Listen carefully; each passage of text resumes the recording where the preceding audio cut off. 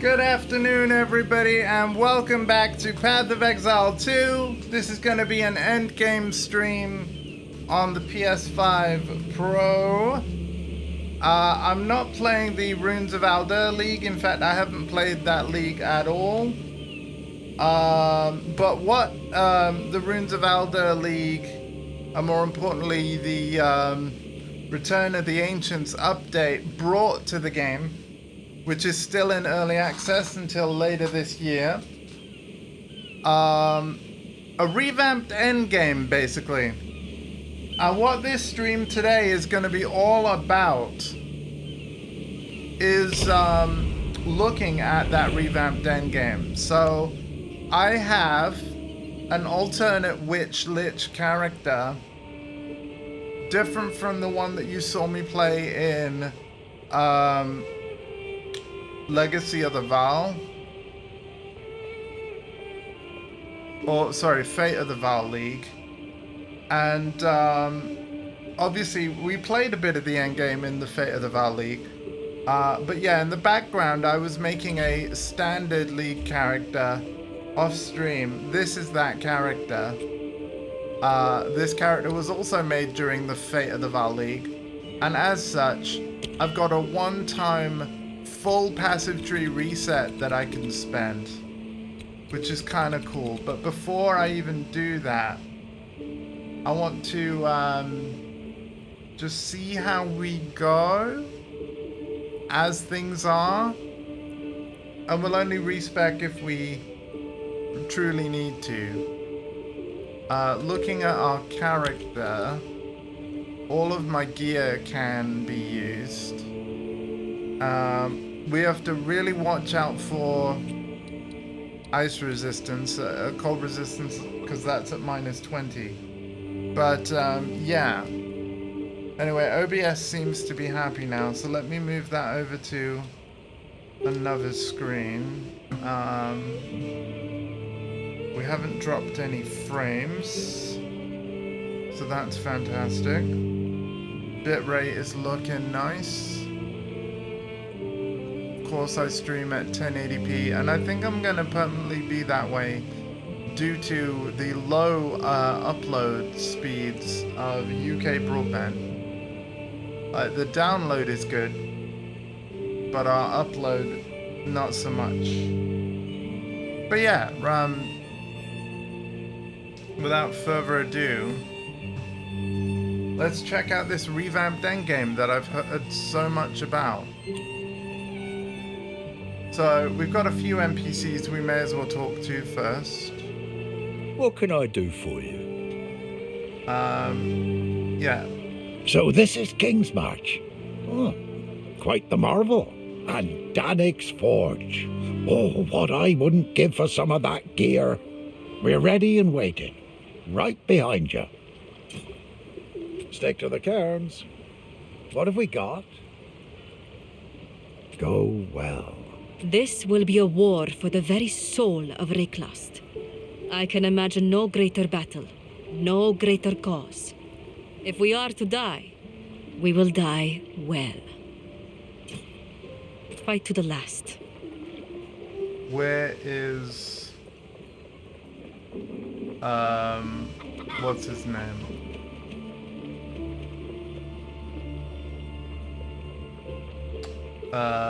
Doriani. Doriani, where are you? Hello? Doriani?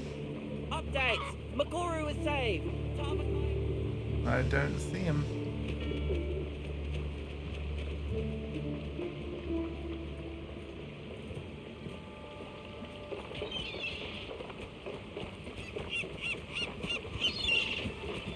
Oh, there's Tavakai. What's up with you? I am ashamed. Somehow, I must live with my actions. The madness I felt, the fervor. We must not let that madness take hold of the world. The Karui will aid you. We shall sail the tides of war. Some lessons are hard to stomach. Yes. I will pay my debt of shame until my last breath. My people stand by me. They see my heart is true. But I shall wait to learn what the ancestors make of me. Perhaps they won't condemn you. They don't appear hateful. I hope you are right. But now, I must redeem my name by the strength of Tukohama, as promised. You have the might of the Kadri alongside you. Show your strength. Oh, hello. Wait, what do you have there? Is that a fin from Vakapanu Island? Yes? Blazing Valakor! I don't believe it!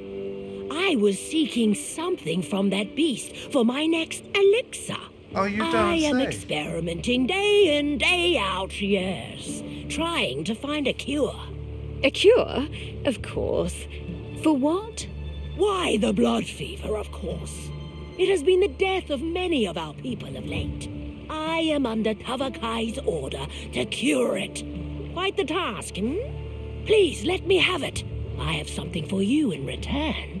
Though you have done me a great deed, perhaps don't stay too long. Tavakai can get a bit upset with unexpected guests.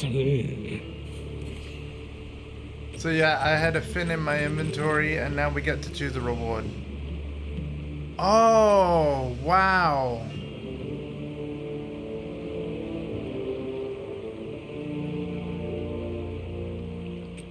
Oh my god, these are really good.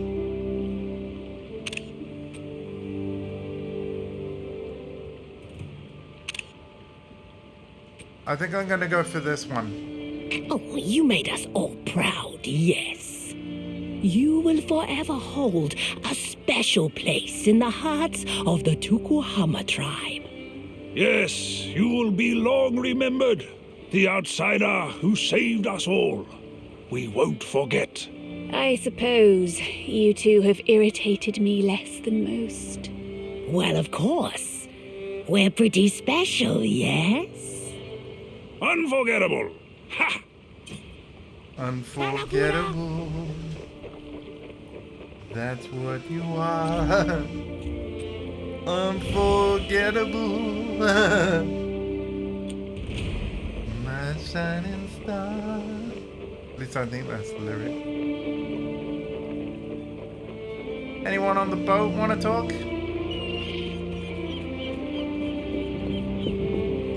No. Oh yeah, Rodri. Hi, hello. Yeah, Makori. Yeah, everybody just chilling. All right. Without further ado, then. It has been thousands of years since I've seen an alliance such as this. Rayclast has finally united the way I always hoped it would. Come, let us plan our assault on Oriath. Yeah, I've been working on a strategy of sorts. Oh, there's That's Doriani. good. For once, I don't think blasting my way in will work. There we go. Time is short. Make haste.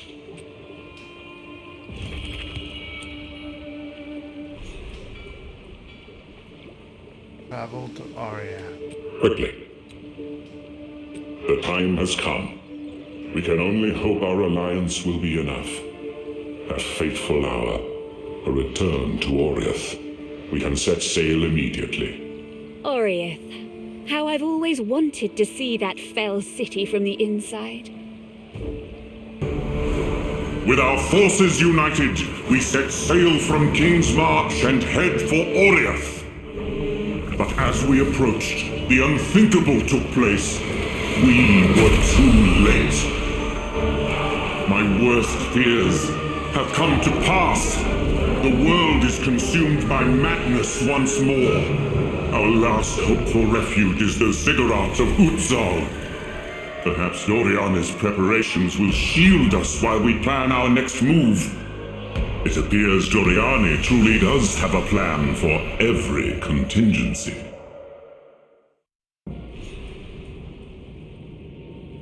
I can't believe this is what happened, man. Really makes me curious about Act 5 and 6. Another thing I'm curious about.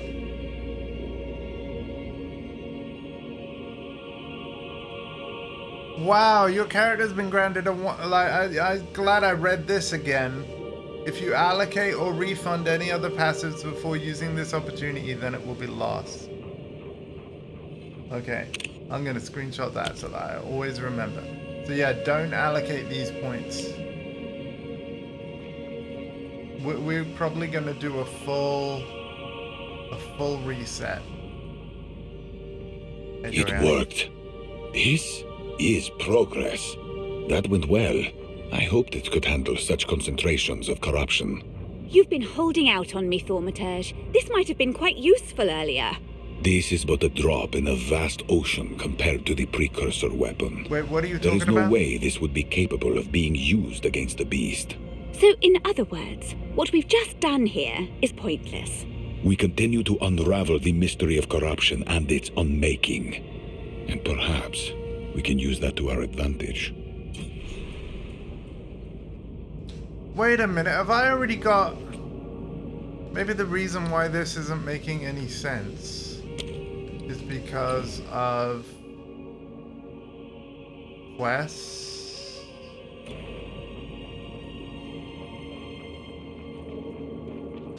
I don't know, we'll check in a minute. Like, is all my endgame quests shared across characters? Don't know. Oh my god, look at this though. He's well and truly out. Maybe the Thaumaturge knows how to wake him. Oh, there we go. Now we speak to Dorian. Okay.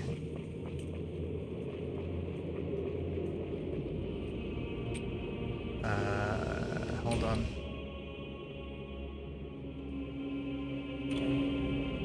We have a new icon. We're alive. That's a small consolation. Reclast has been devastated, and the influence of the beast lingers on. As we feared, the beast's corruption holds the hooded one in thrall. Nothing we do can wake him. Ugh, what a time to take a nap. How are we to wield the weapon then? The situation is grim, but science can be rediscovered. We must seek further knowledge of the ancients for ourselves. Perhaps with it, we can engineer a solution to our situation. That sounds good and all, but you seem to be missing the how part. I have already been working on a plan. This ziggurat was built over what my ancestors called ley lines, ancient underground structures, which I believe may span the entire continent. The machine you see here, I call it a waygate. Using the ley lines, the waygate can take us anywhere they reach.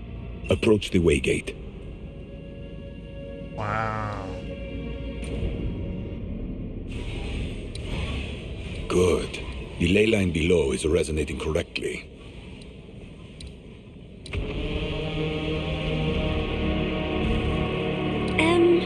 Did we do that? Incredible. That tower, it must have reacted to the waygate's energy. And that's a good thing, I take it? For now, we simply need to reach the tower. But first, we must test the waygate. Take this waystone, mark your desired coordinates on it, place it in the waygate. Let us see what it can do. Already, this is way better. We've actually got proper tutorialization for the endgame. This is what I wanted to see.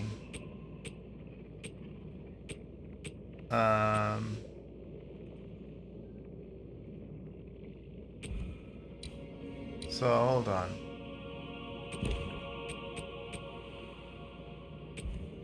Oh, I don't have. Use the map device. Okay, so I need a map. I need a map.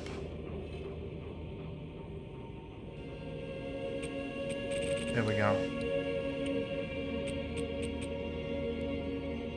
Tier 1.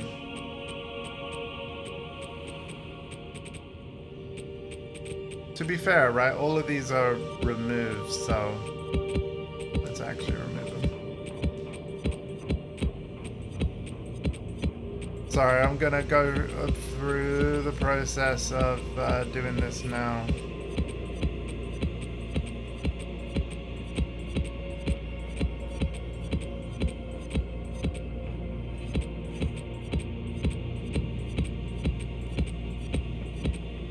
Wow, that's actually Quite a lot of I got a lot of maps. I got a lot of maps, yo. Oh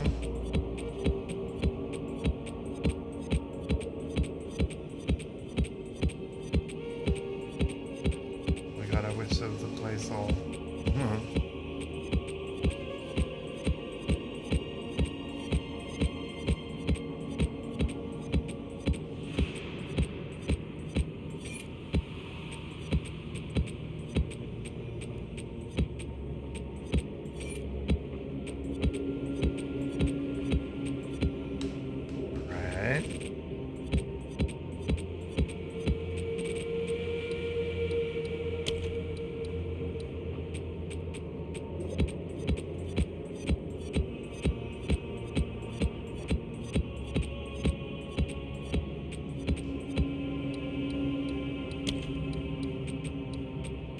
Tier 3s. We're not going to be doing any of these yet.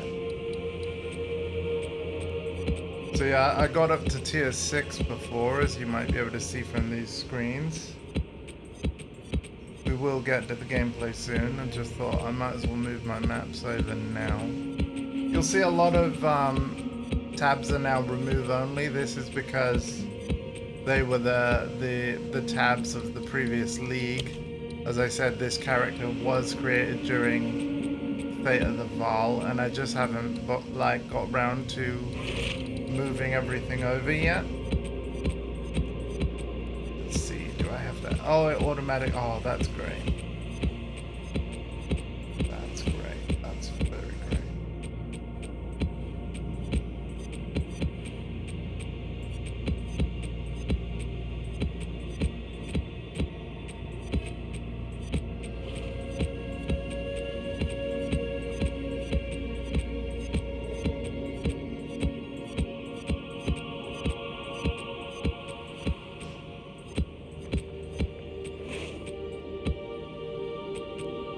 And let's see, we've only got 4 more maps to move.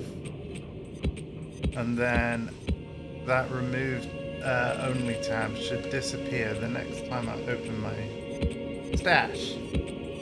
And eventually the same will be true for all the other remove. Yeah, oh wait, no, I think I have to log out and in again for them to actually be gone. Fair enough. Is that everything? Yeah. So, now that we've done that, let's just grab a few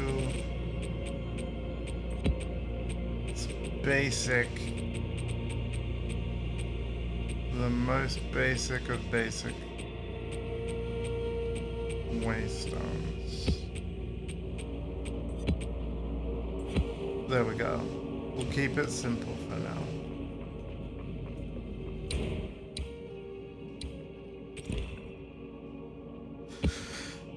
Alright, so it's gonna be, there's 5 revives available.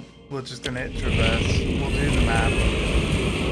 Again, I'm not gonna worry about points at the moment. Let's just play the game, see if we can survive. We've just got the boss and something else. And the goal is to complete, like, the way to complete the map is just kill the boss. Everything else won't help you. Is optional.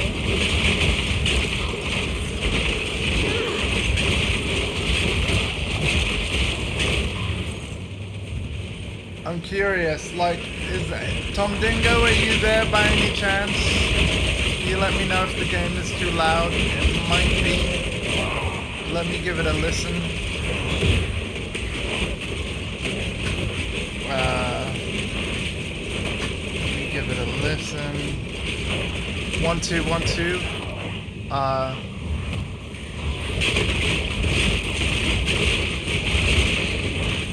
Maybe a little bit. Like, thing is, I adjust this a lot. Wow, I have adjusted this game a lot. Let's try down 1 notch.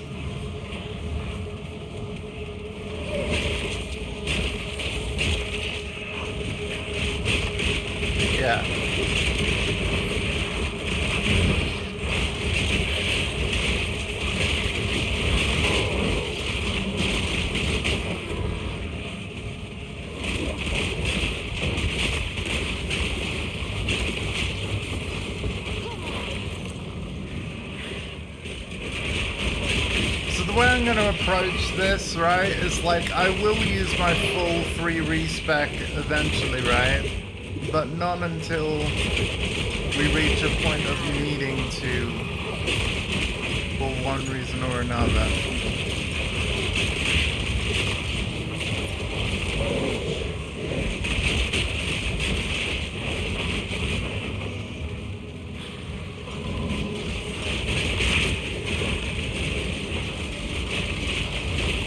But already I'm really liking the improved tutorialization of the end game. I'm pretty sure those dialogue lines from Doriani were either different or non-existent.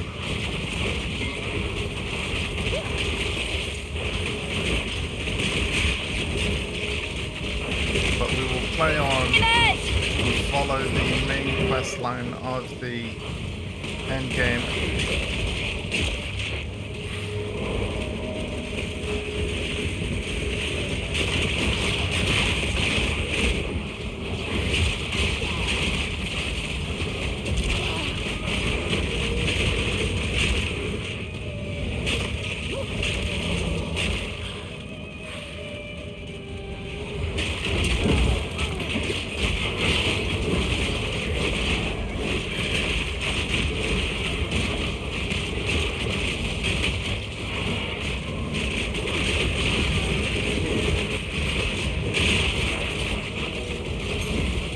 Level 5 support gem, don't mind if I do.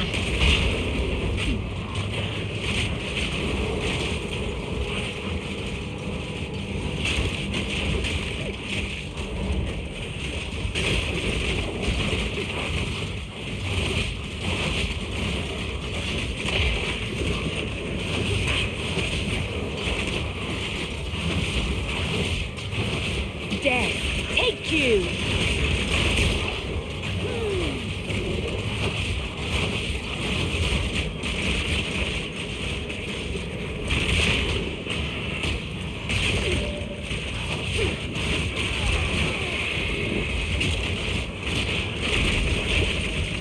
Oh god, I almost died.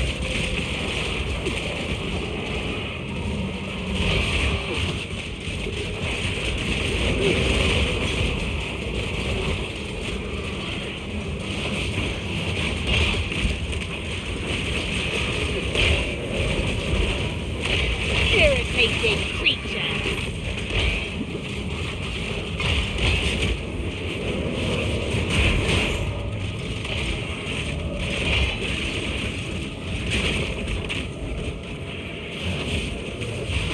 Suffer and die!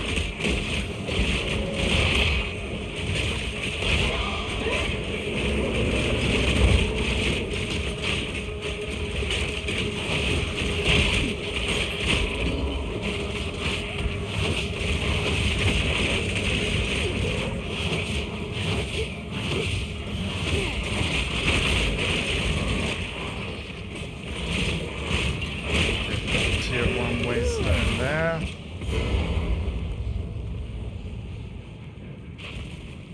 Resurrecting after a map boss will remove all other encounters from the area.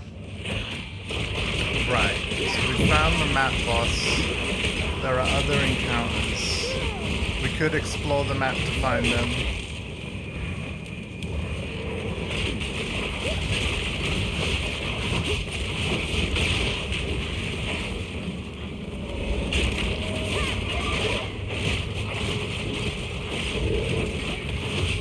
If we manage to kill the boss without dying, I believe we get icons to show where the other encounters on the map are. A bit of risk reward there.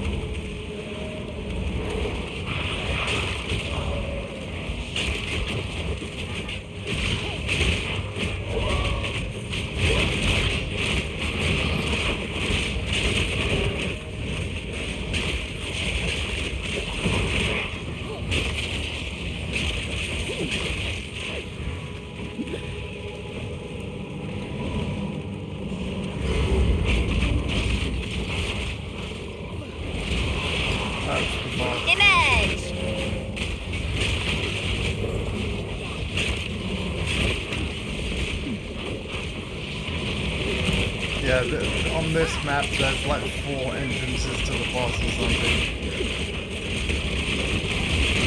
You can tell by the orange color of the checkpoint.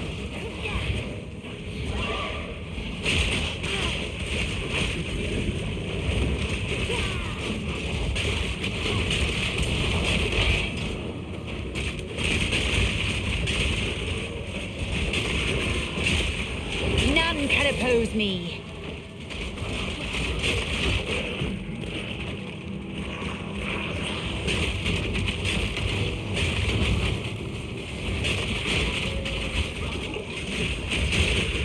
There's ice, I've got to be careful.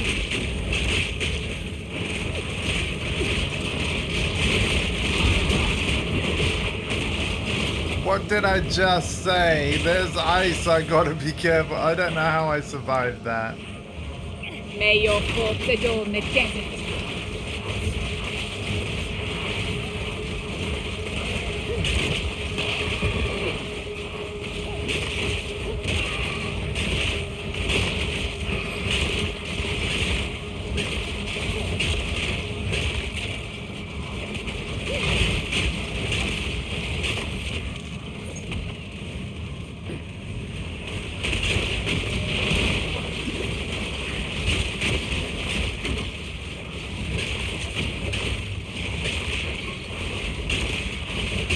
I'm actually glad I waited this long before coming back to Path of Exile 2 at all, because GGG have been cooking.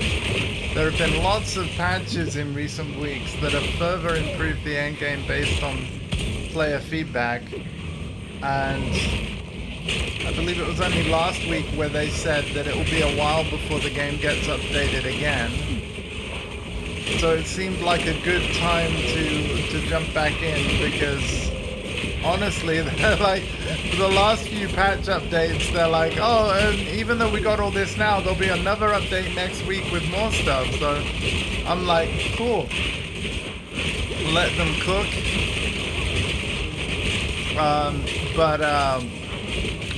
Yeah, the curiosity. I mean, I was always going to check out the endgame. I was very clear about that, even when,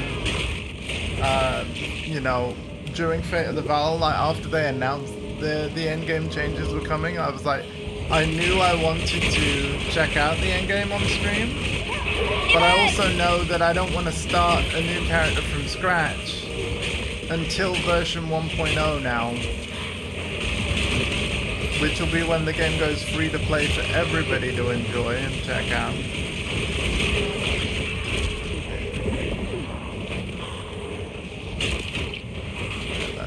That's a mana siphon thing. I don't want that to happen to me.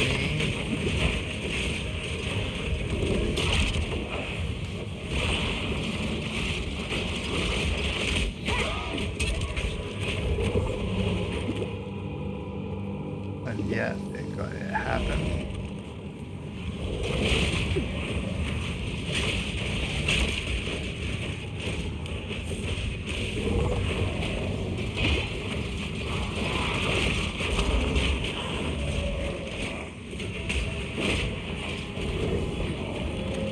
Stop siphoning my mana, damn it.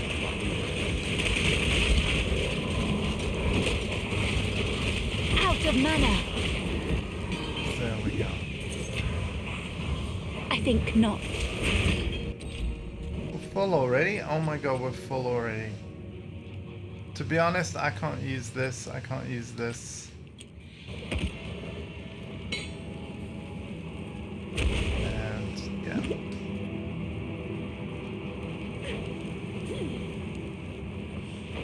Where are the other map encounters? It's gotta be somewhere.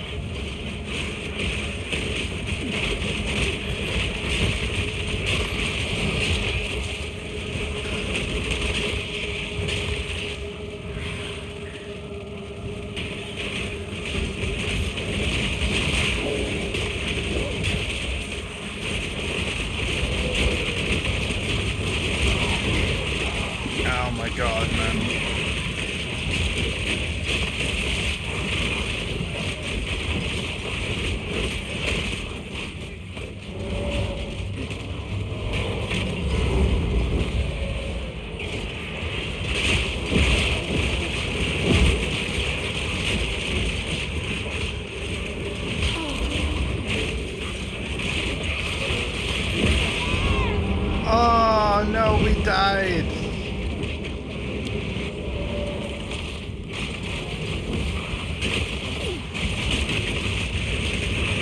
Oh wait, have I finished all the map content now? I am the apex!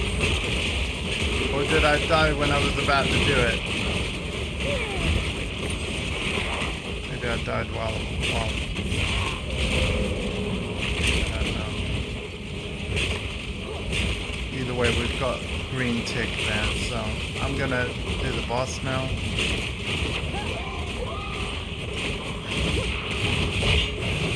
Wither away! No. Oh, that jacket might be good though.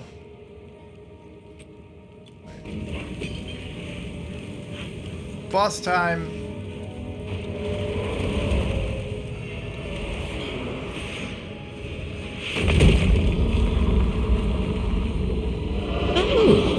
Show me your power, dear sister. Insolence! Bow before me! Rise of the full moon!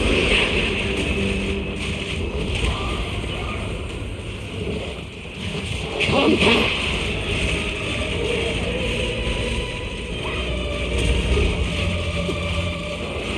Right of the full, my love, I call to you! Wilt and rock intruder!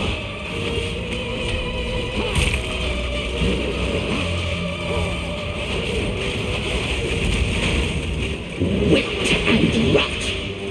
My love, I call to you!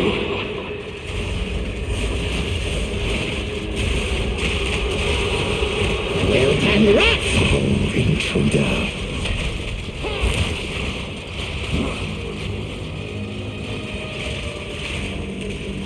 Wilt and rot! Right of the fall! My love, I call to you!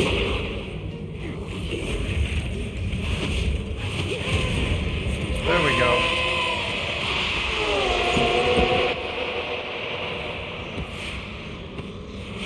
Foul intruder. We win. To be fair, I probably should take that. Whoops. We'll drop this though. And then we'll pick up the rare. Speak with Doriani.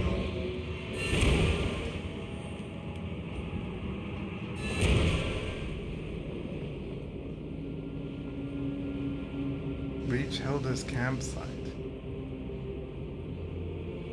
Our first step is a success. The Waygate does indeed work. Wait, you didn't know it would work? Did you just experiment on me? Science is a process. Would you rather we remain here cowering in the dark?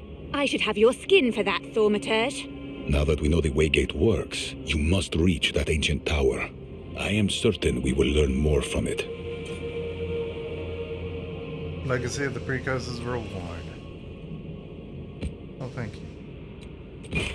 There's no time to waste. Well, tough, because I want to go through mines. Make it quick. Quickly.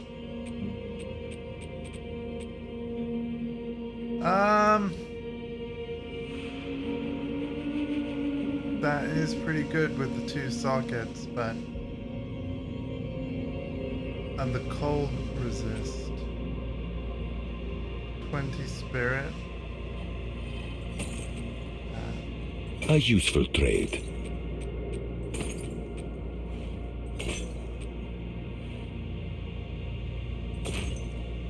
Okay.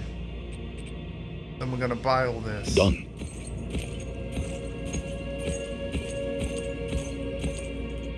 There we go. We have work to do. We certainly do.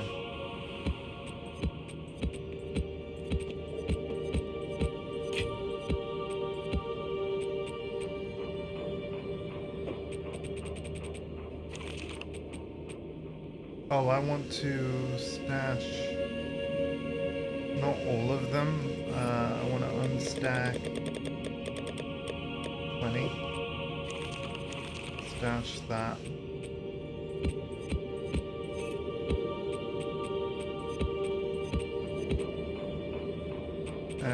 to be fair, like, I'm just gonna put this here for now. Okay. Let's reach that tower, shall we? Wait, I don't... Oh my god. Don't stash all your frickin' maps. Waystones.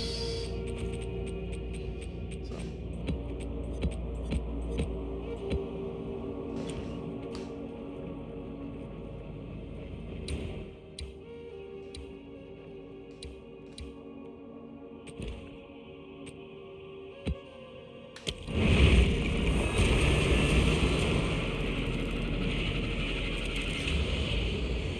Hello everybody. Welcome to the revamped endgame of Path of Exile 2. What is that icon? Is that ritual? I feel like that's ritual.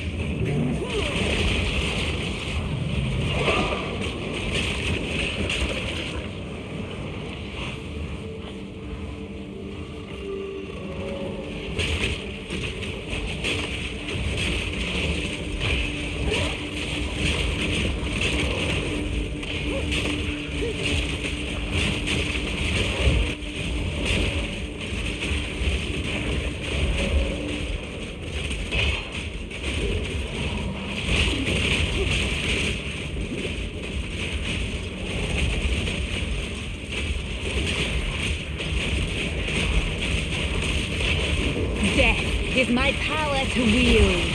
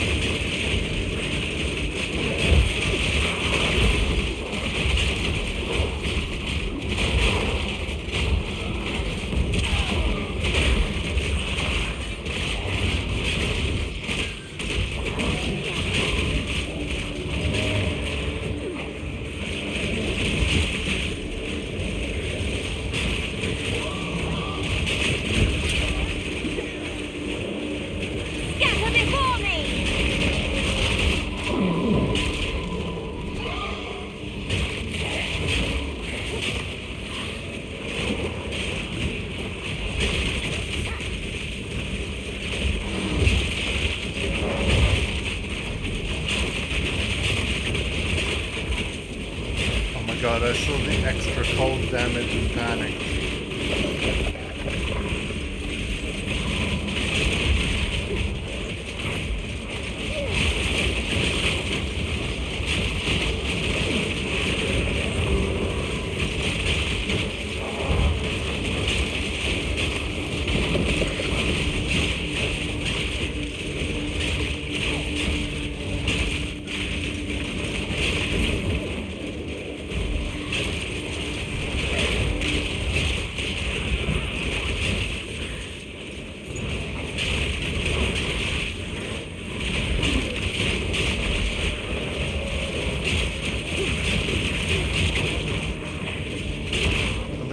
Found our mark.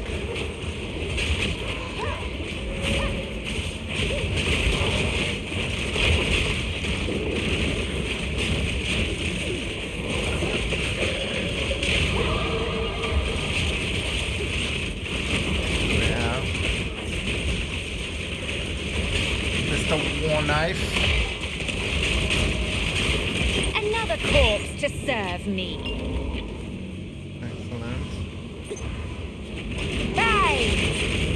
Yep, we have ritual here.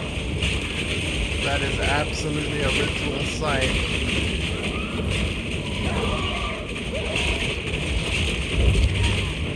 Here we go.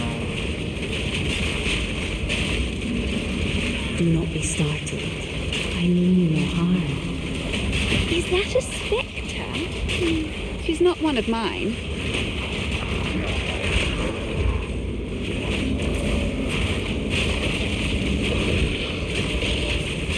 Well, this is new.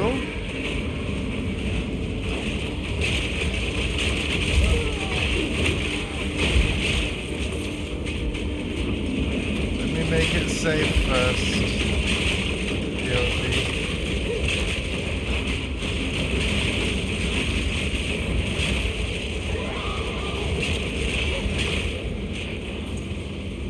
Speak. Greetings, translucent one. Who might you be? I am Aoife, but my name is of little importance now. I assume you are dead, Aoife? Yes, I am. Killed by the King of the Nameless, the King in the Mists. Oh. You'll be pleased to know he's dead as well. Killed him myself while I was in Ogham. You killed him in your domain, but now he returns from his. Ah, I should have known. These effigies are his connection to your world. They weaken my resolve even as we speak. Please rid this place of his presence, then we must speak further. Oh, all right then. Go well. Okay.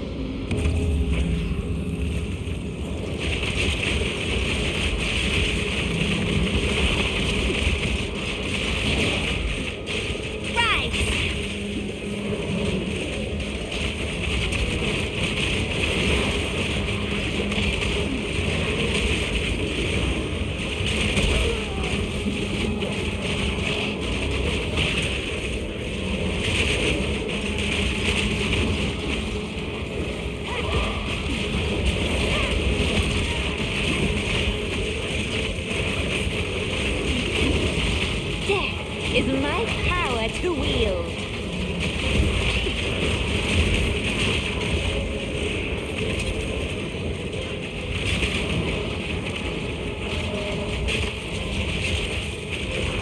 They're not very good at this, are they?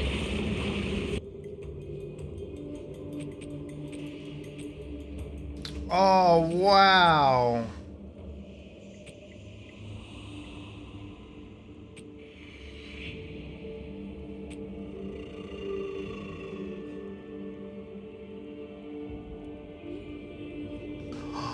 Oh my god, there's some great stuff here.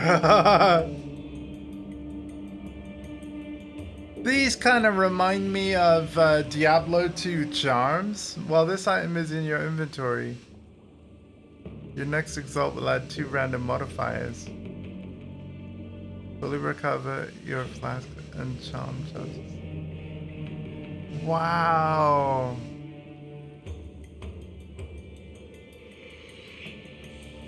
Only one element can be triggered in combat.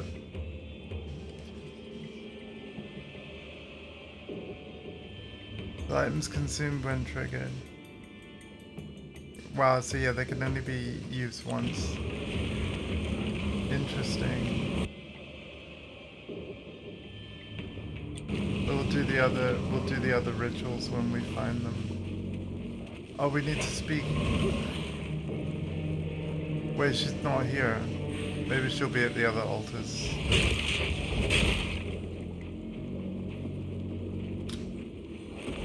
Insolent wretch!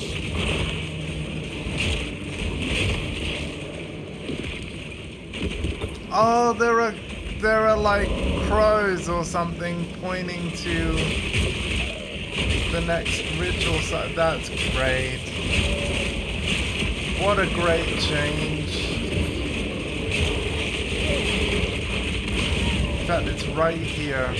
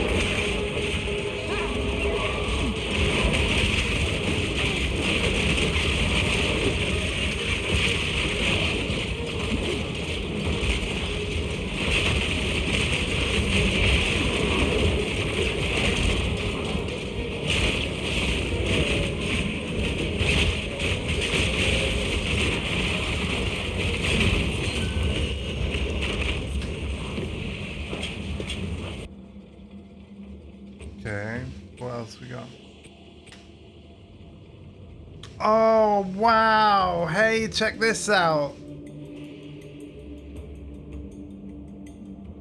More mana regen. Gain 5% damage as chaos per undead minion. I think I want that. I think I want that. Rare is the necromancer who leads his undead armies from the front. I think I want that a lot. And the thing is, we now know exactly where to go to get more tribute because we could just follow the... Wait, they're not crows, they're like locusts. Oh my god, the boss is there.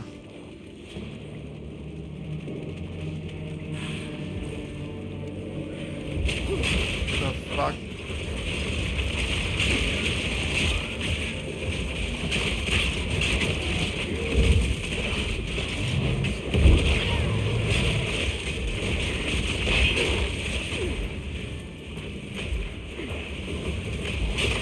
We're gonna see if we can go around this area to find the last ritual site. Unless the boss is the last ritual site. We're gonna check. Ultimate mana.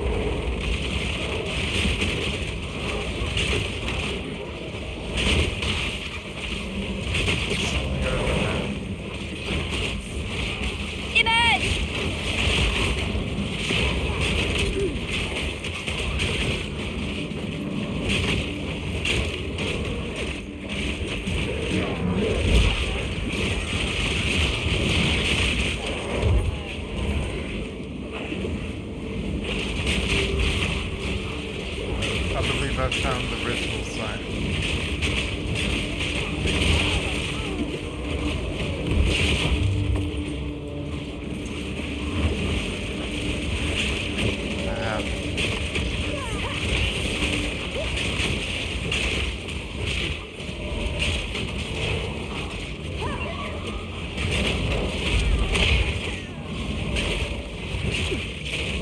I will feast on your soul. Death, take you!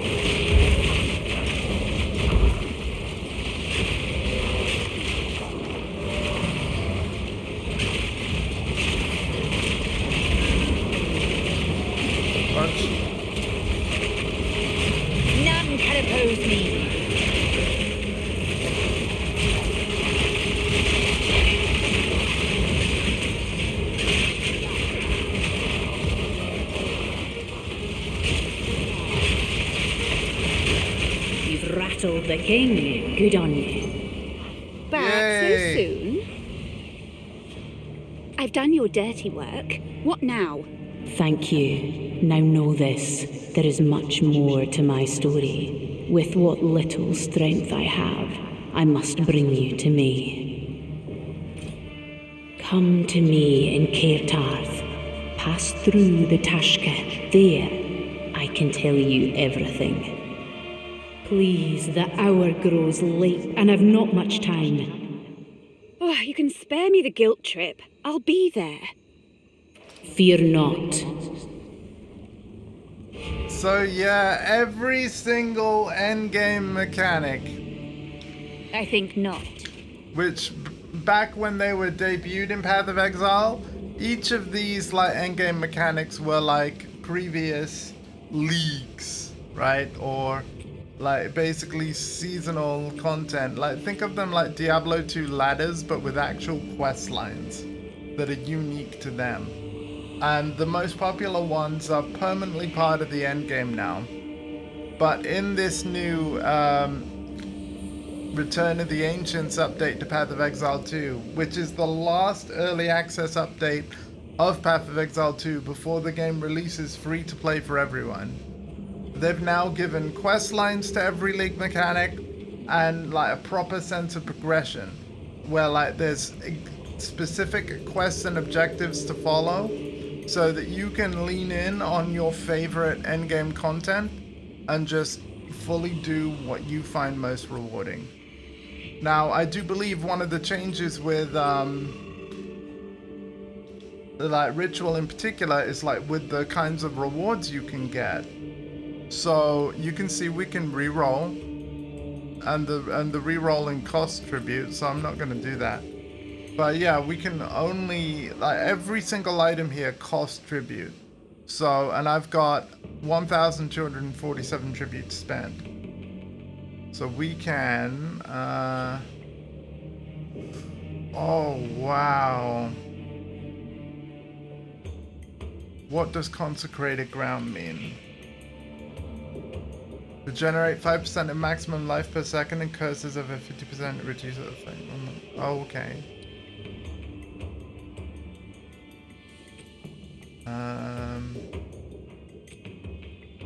I think we're gonna go for the scepter, right? But let's compare it to mine. Level 12. We are gonna lose a bunch of we're gonna lose 48 spirit. But we might get way more damage per minion. Right? Also level 14.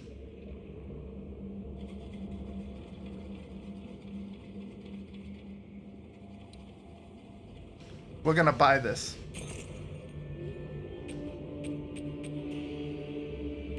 Oh, I don't have room for it. We gotta have room for it first.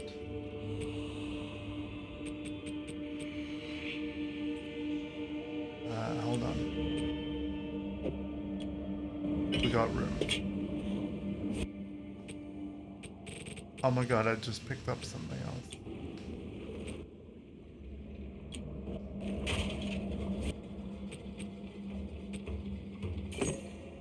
Pleasure doing business, and we'll offer the rest of the tribute to the king! And then basically, before we can get an audience with the king, we have to fill up that purple bar by offering tribute. So rather than claiming loot, if we wanted an audience with the king, basically, if we wanted access to the boss fight, yeah, we basically gotta give up that stuff. Which, like, boo, you know? Right.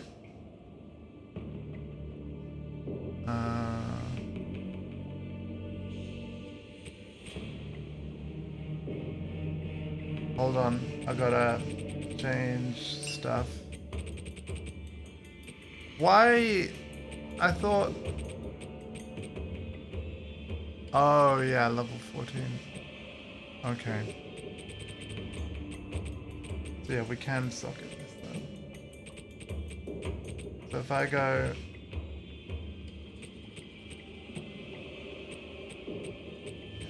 We'll go blue, red, red in terms of socketing. Blue, red, red.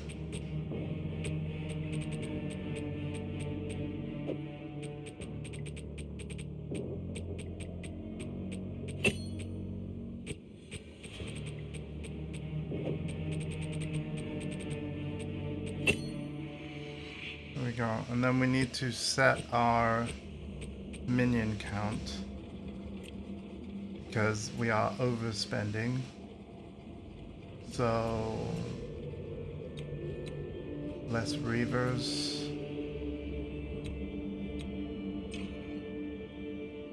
Okay. So we can have 3 skeletal warriors, or I'm thinking I want a second cleric actually. Yeah. So my army is smaller, but now they're doing chaos damage, which is cool. Do I have any... Oh, I do have skills that aren't level 14. Right, let's do...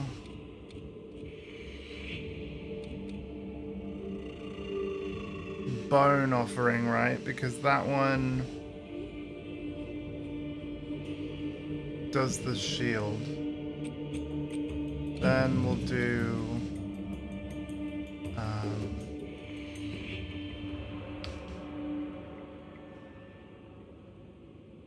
we'll do pain offering as well. What does soul offering do? Spell damage buff. Yeah, no, we'll do pain offering.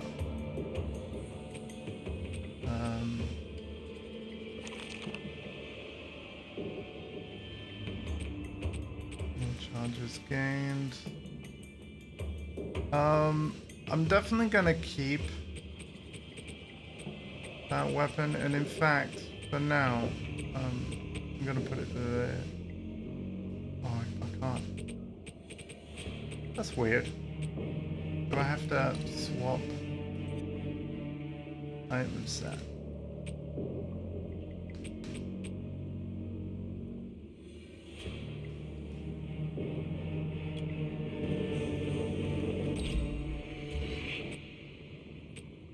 Yeah, that's very weird.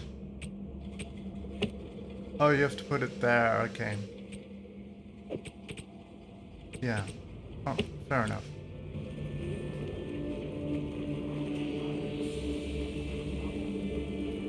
Right, we're gonna go back to the boss.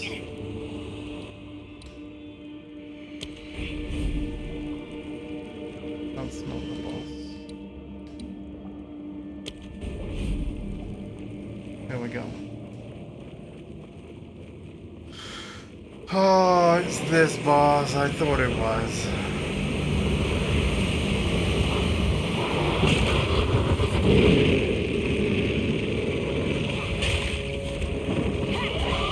You are already doomed.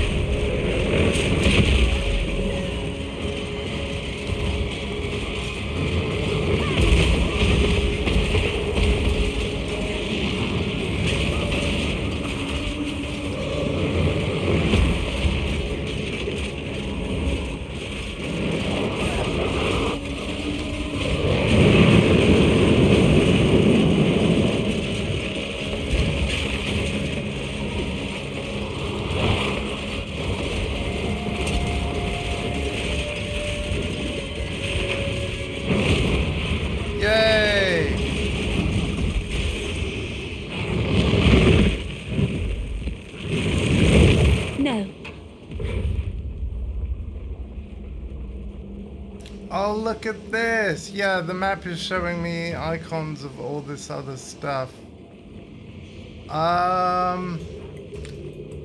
There's an essence there. There's lock boxes. There's rare enemies. An essence isn't really a league mechanic though. It's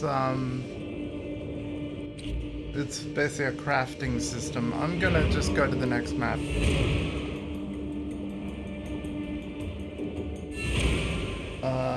Yeah. Speak.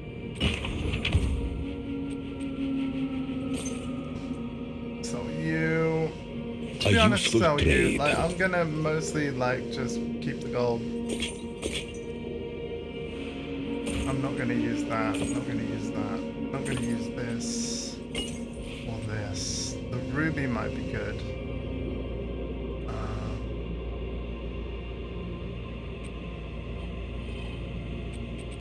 Oh, because we leveled up, he's That got may more, be a difficult more battle. maps. Every time we level up, he gets new stock. So let's buy all that. You know what to do. And we'll just go straight in. Let me fully empty my thing first. The ruby can just go there.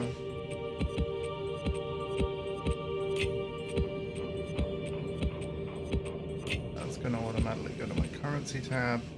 I only need one waystone with me right now.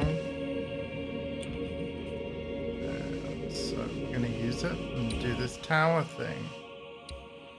So yeah, there's the goal for the ritual quest, which is really cool. And if we go open side panel, whoa! Atlas Masters. Percent increase effectiveness in instant monsters back. Whoa. Your maps have an additional revival? Oh my god, that's amazing! Did you think I would let a simple thing like dying interfere with our work? I'm allocating that. That's new. Open the Atlas tree. Oh my god. Do I have any points? I don't think I do. Oh, but it's a thing of beauty. The new Atlas tree. So every piece of endgame content, right, has a tree of its own. So let's say you really love running breaches. This is the tree for that. Or actually, let me give you an example for what we've already seen with ritual, right? Let's find the ritual tree. Here you go. So this is all about ritual altars. Monsters sacrificed at ritual altars give you 5% increased tribute. That basically means that we can buy more items. So we have to keep doing ritual encounters. Look, complete maps near Kertaf to earn points in this tree. Additionally, gain 6 points each time you defeat the ritual pinnacle boss. And you are the area owner. So you have to be the host of the multiplayer game. But yeah, that's amazing.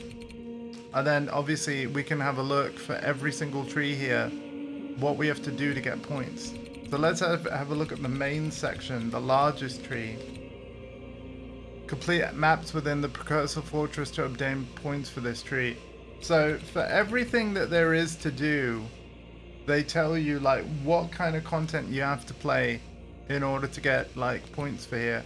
And you can obviously, even without having the points, you can see the kind of bonuses and things you will get. Sometimes you have to make a choice. Like, so you can only pick one of these 4 things. And you may not know what all of them mean right away, but that's fine. But through the quest lines of each endgame form of content, obviously through the NPCs that talk to you, that's where your tutorialization will come in.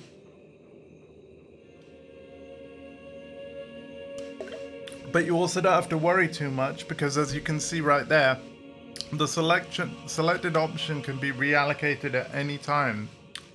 So you truly are encouraged to experiment and find out what rewards are best for you. This is amazing.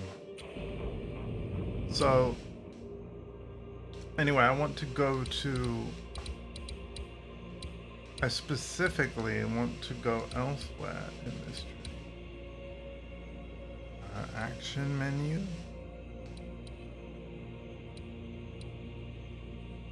Return to player location.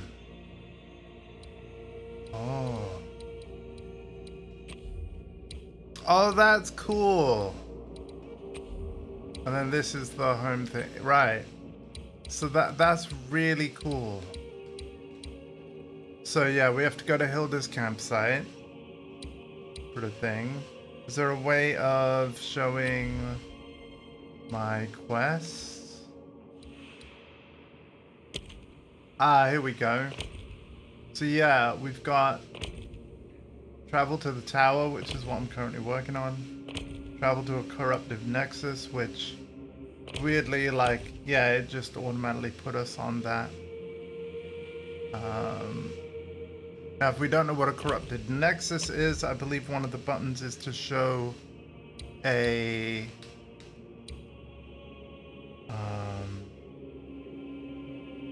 how do I show a, like, that pin thing? Edit search? No. Action menu. Map legend, here we go. So you can now see that a map with that corrupted nexus symbol up here, that's where we go. We need to find something with that icon in order to complete that quest. That was what I was trying to show you guys. There we go. So now though, we can reach the precursor tower. So that's actually what I'm going to do right now.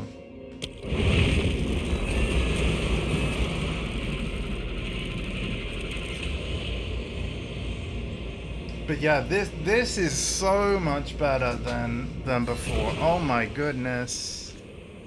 GG.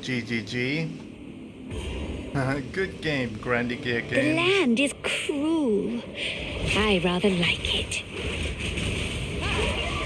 Right. So now we have 6 chances to complete a map instead of 5 because of that Doriani point that I allocated.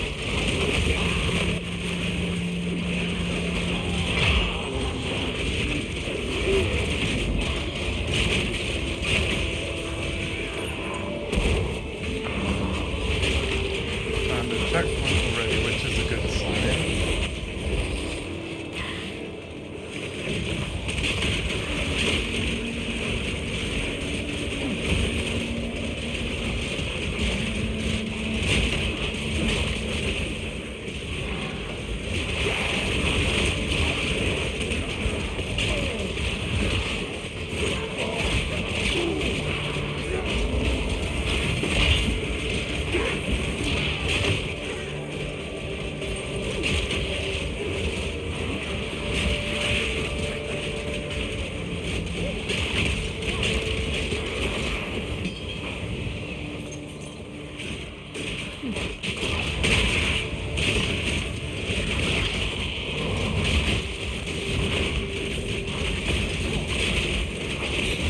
Your swamp fiends won't help you.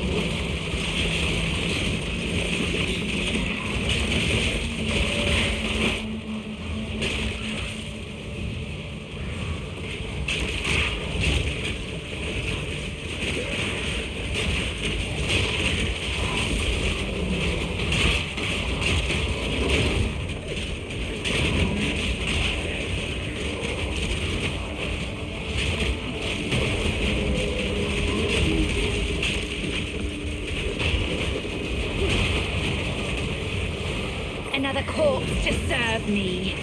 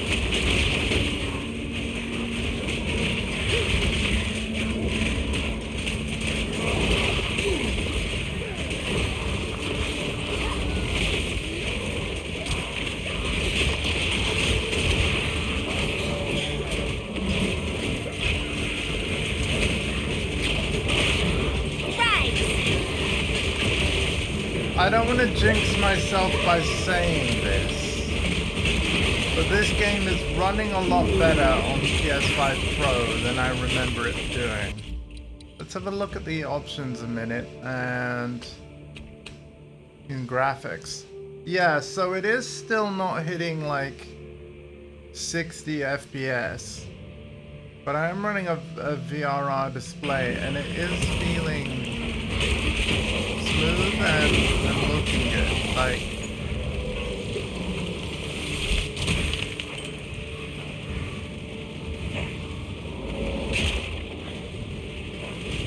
unless of course the FPS readout is lying.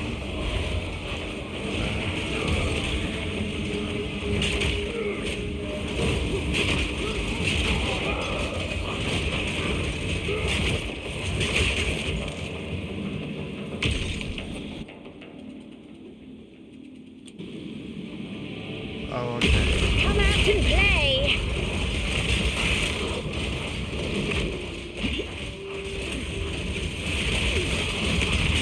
Stood in the center.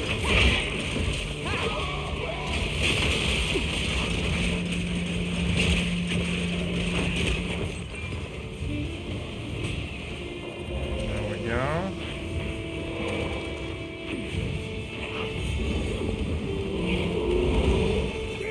Scatter before me!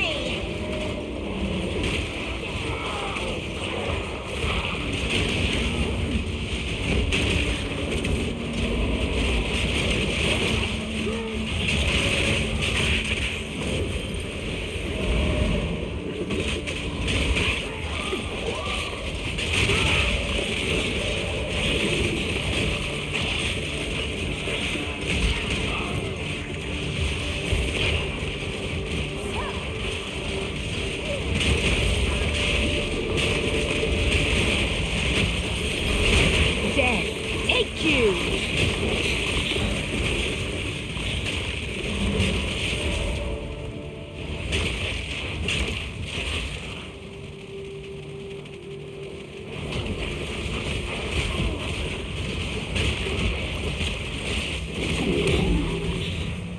There we go.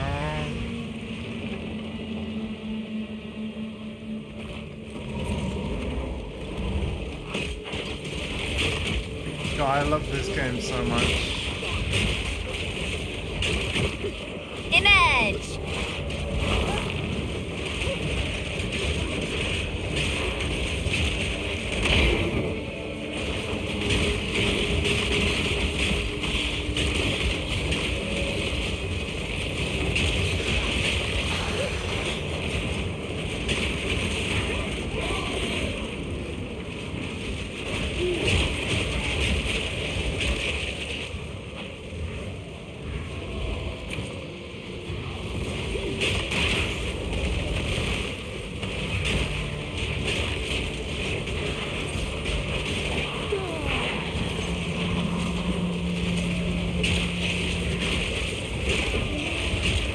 Alright.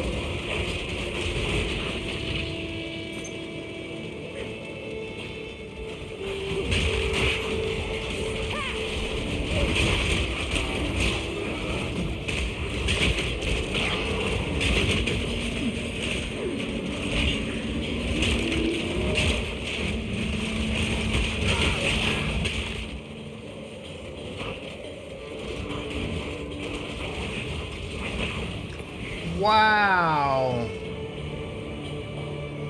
Oh man, like, that's one area of the game where I haven't utilized very much, is like the socketables. Just read what this does.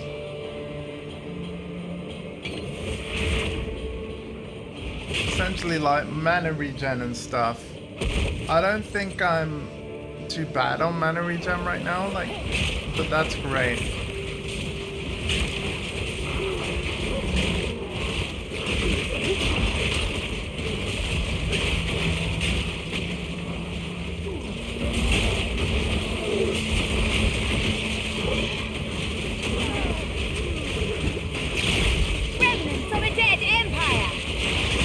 I don't know how I'm surviving in these situations where I'm pretty sure I should die, but probably got some item on me that is keeping me alive that I do not want to take off.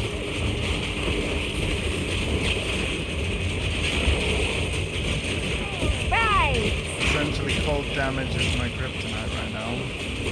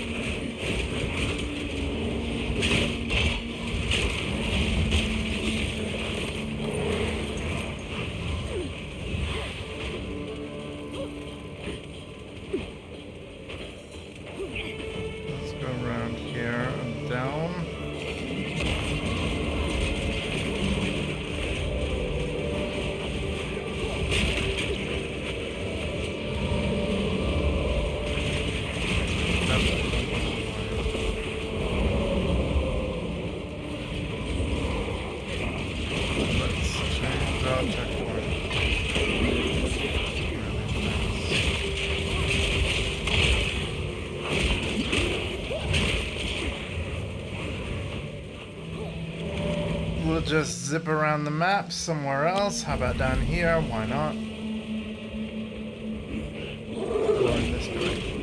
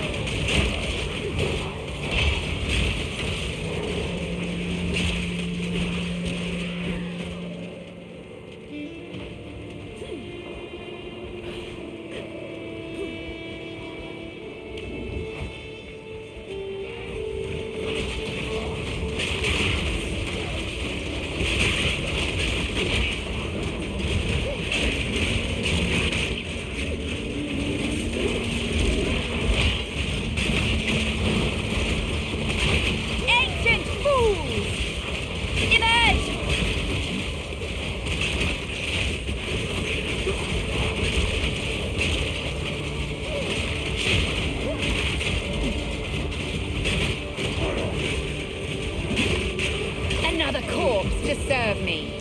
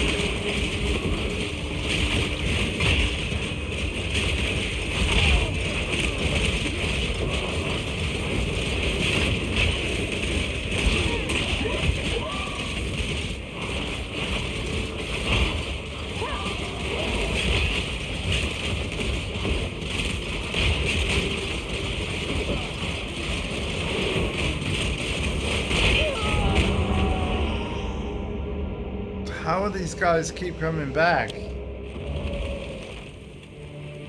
Oh god, everybody in the map is now respawned, by the way. Yeah. We're running.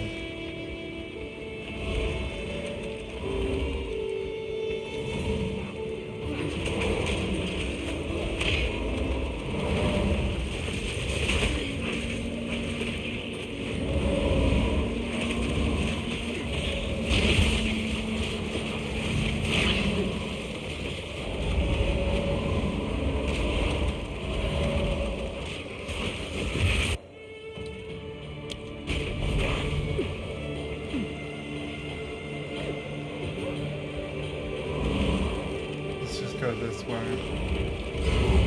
There we go. It's hyena guy, isn't it? No, it is the scorpion.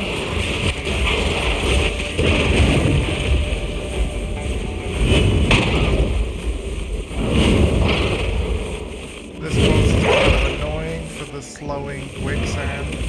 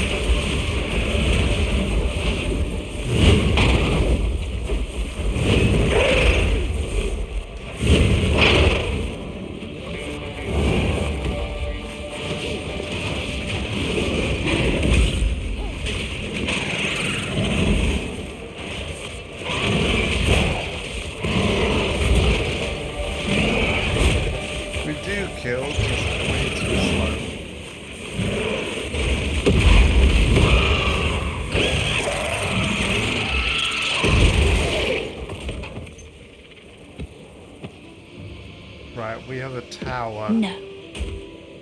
We need to interact with before we leave? No.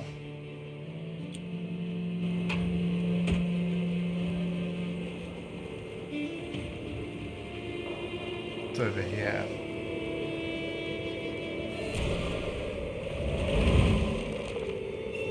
This tower is indeed precursor. We should activate it and study the results. Are we really just going to blindly meddle with everything we find? I'm making a judgment call. Do it. Now, the first time I interacted with one of these, it actually ended up being off stream. So I'm glad that I'm actually putting this on stream and therefore on a YouTube VOD as well. Radiated tablet.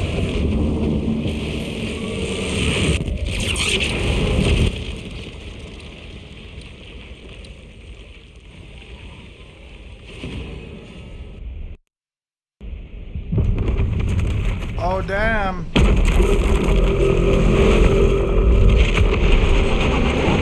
Yo, cutscene.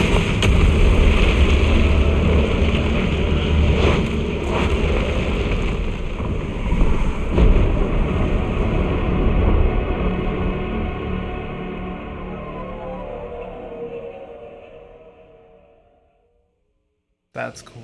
This is beyond my wildest expectations.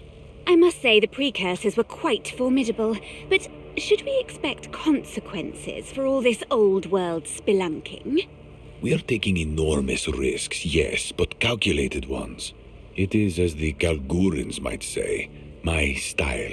Just imagine the knowledge that fortress contains. Who am I to say no to a bit of forbidden knowledge? Find your way over there as soon as you can. Make haste. Nice. Let's have a look at this irradiated tablet now. +1 to monster level. Oh, cool. Okay.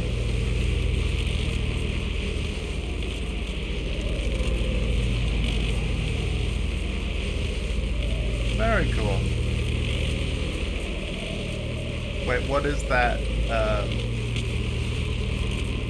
Buff or debuff? Temporal interference pausing is disabled. Ah, so it is.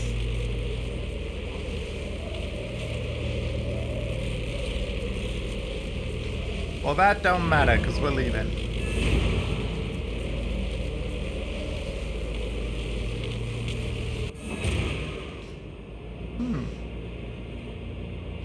So yeah, now we can pause, right?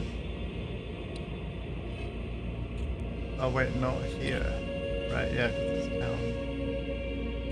Other players will be here. Yes? Identify my items, and that's gonna go... As expected.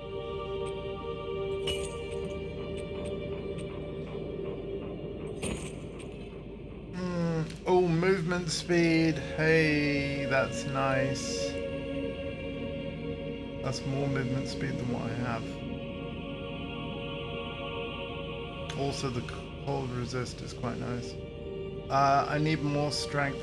Right, I think it's finally time to do that respecking, folks. So I need 47 strength for sure. So this is gonna, I'm gonna warn you now, this is gonna take me a while. But I think we're gonna do that respec. Right? So I need 47 strength. Reset all passives. Yes. Oh my god. And now, when you look at our inventory, you can see exactly what we're meant for. So, wow, I can equip most of my gear already. We just need 47 strength before we run out of points. And in terms of our skills, let's see, 82 int, 103, 82, 103, 103, 103, 103. Is everything 103? Right.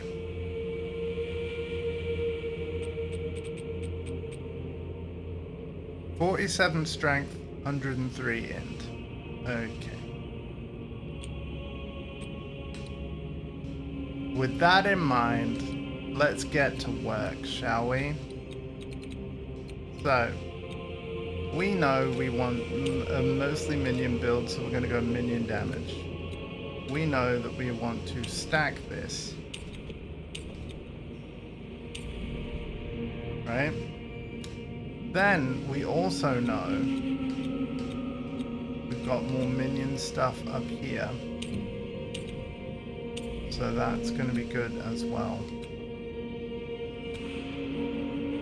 Physical damage also good.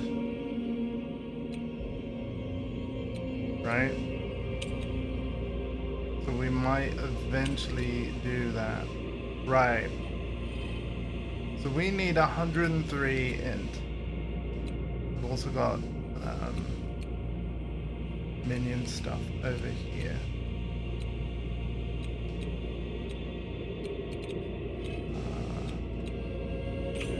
So we're gonna go int,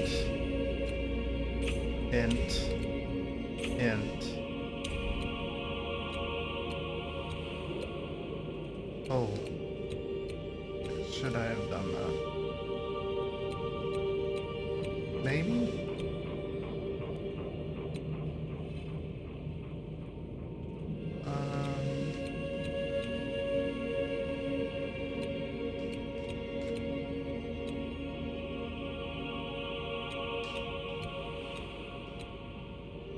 We've also got that thing about the chaos damage, right? But I might leave that for now. Int, int, int. Minion stuff over here.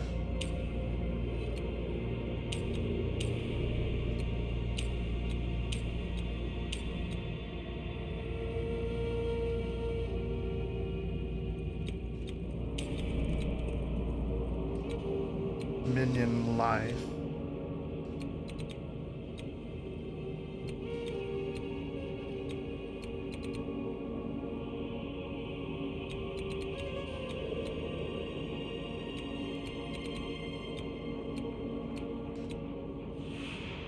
Int. Increase damage. Damage.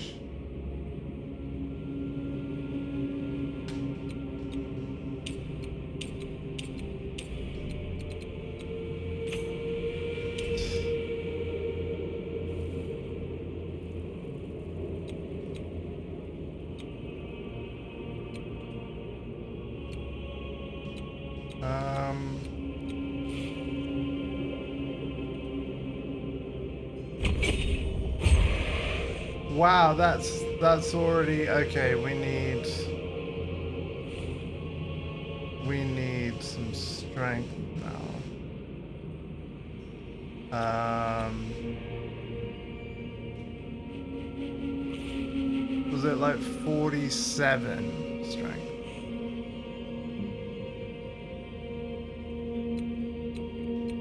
Yeah. I think it was.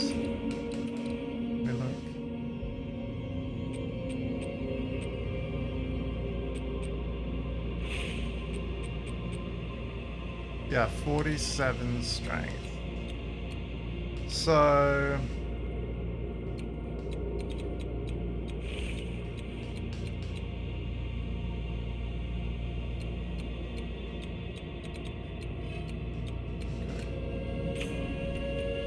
strength. Strength.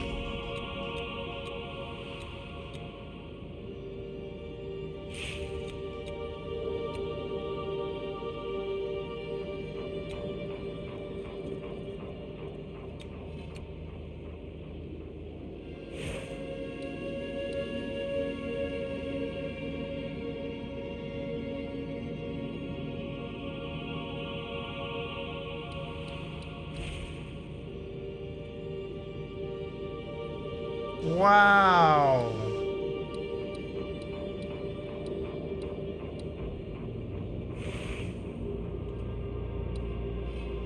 Oh my god.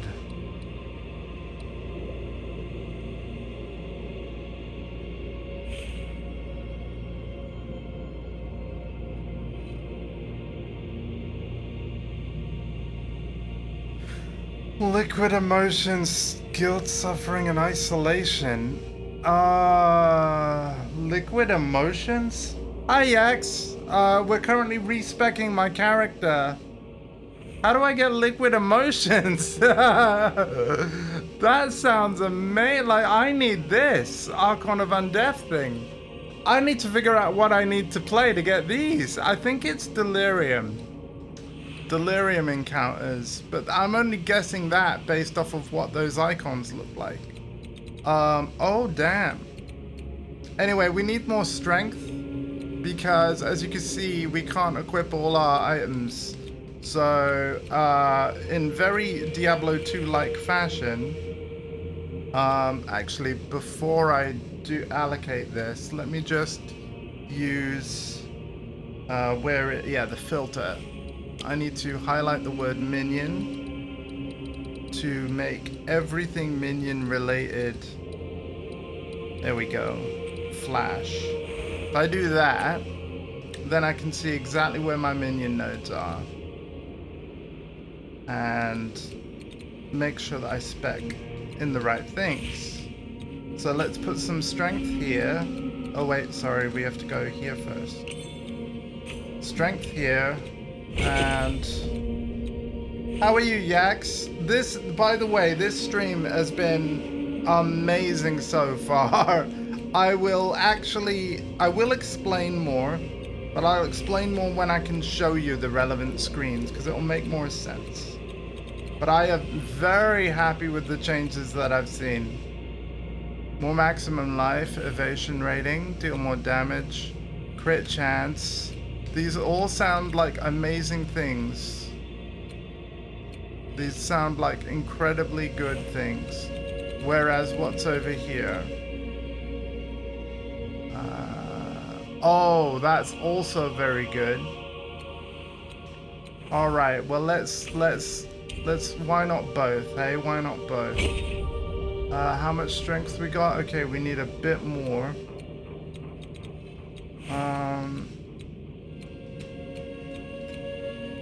I'm gonna focus on spending my points on the attributes I need, right? So we needed actually 47 strength. That's 46. Here we go. Now we should be able to equip everything that we wanted to. Let's have a look. So I wanted to equip these boots because movement speed is king. Attack's lower bad but upper body. Strong upper body for once. Nice, nice. So yeah, we just completed another map because of course this is an endgame stream. And maps, think of maps like rifts in Diablo 3 or 4. Well, they're not called rifts in Diablo 4, but you get my meaning.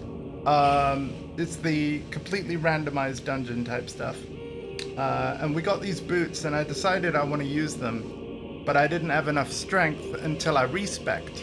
And what was really nice about coming back to Path of Exile when there's a new ladder going on, I'll use Diablo 2 terminology for you, but yeah, for the PoE terminology, like there's a new league going on, and therefore any of your characters that were ladder characters that are now in standard, you get one free respec for the passive tree. So you literally tuned in while I was mid doing that. And in fact, we also have a respec on our ascendancy points. So just give me a moment while I choose. Yeah, I want this. When you're not on low mana, allies in your presence have Unholy Might. Now you might be wondering, what the frick is Unholy Might? I'm glad you asked. We can click the right stick and press X here, and it explains. Holy Might is a buff that grants 30% of all damage as extra chaos damage. Note the word extra, meaning that It's not converting some of my damage to chaos. It's literally looking at my entire damage total and then working out what 30% of that number is, and then literally adding that on. So it's literally extra damage, which is beautiful. Anyway, I know that this is what I want because it's what I had before I respect. So yeah, we are going to therefore spend our point over here and over here. And that's all the ascendancy points that I have. And we need to do more trials to get more. Trials are incredibly hard. And no, I'm not going to be attempting another trial right now. Okay, we still have 46 more points to spend. So let's buff up our minions, shall we? Minion damage, minion damage, minion damage, minion damage. Reservation efficiency. So what this is going to do is basically make it that I can summon more minions at once, because now each minion is 12% cheaper.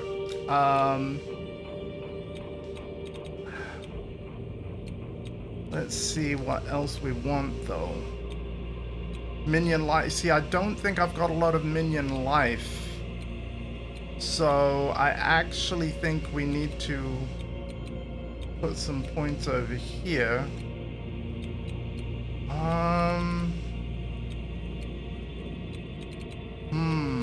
But then again, we've also got here critical hit chance. Max life and evasion rating. We should probably get this. And heck, we'll get the crit chance as well. The big nodes are big for a reason. Because they're literally big. Like, what they do is big. You know what? A bit of crit damage bonus, it wouldn't hurt, would it? That's another 30% on those two nodes. What we got here? Cooldown recovery rate for command skills. Tell me about cooldown recovery. Speed at which your skill cooldowns are restored. Oh, so hang on a minute. They're on about for the command skills, right? So this will be things like, if we go to my skills page here, if we look at, let's say, the skeletal sniper, they've got a command called gas arrow, which we can look at over here. So what they're saying is, yeah, look, this has got a cooldown of 6 seconds. So if I were to spec points into this over here, then we would reduce that by 8%. Do I want to do that? I mean, we do also get more damage, but I'm wondering whether we'd get even more damage elsewhere. Yeah, I'm thinking maximum life would be better. Oh, the reduced efficiency is not great. Tell me about gigantic.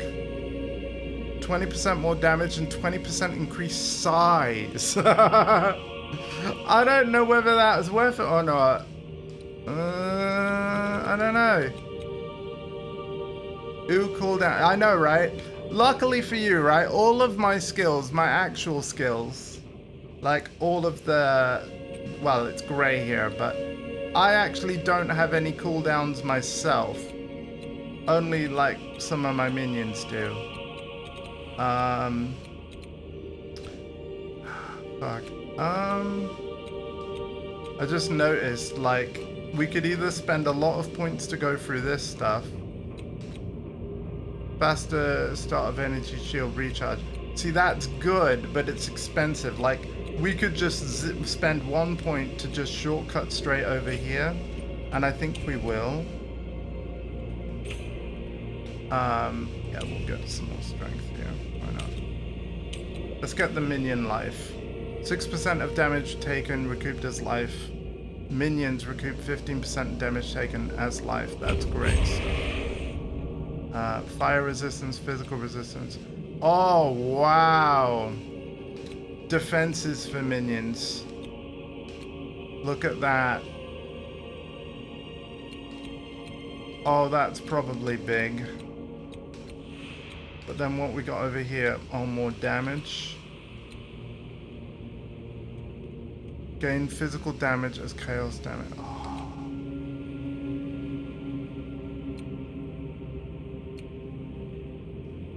Volatility. Oh no, this isn't good. Yeah, no, I think I can die through volatility, can't I? Like, either way, I'm not gonna risk that one. I think I'm gonna go all in on the damage, guys. And what is this? Ooh, chaos resistance.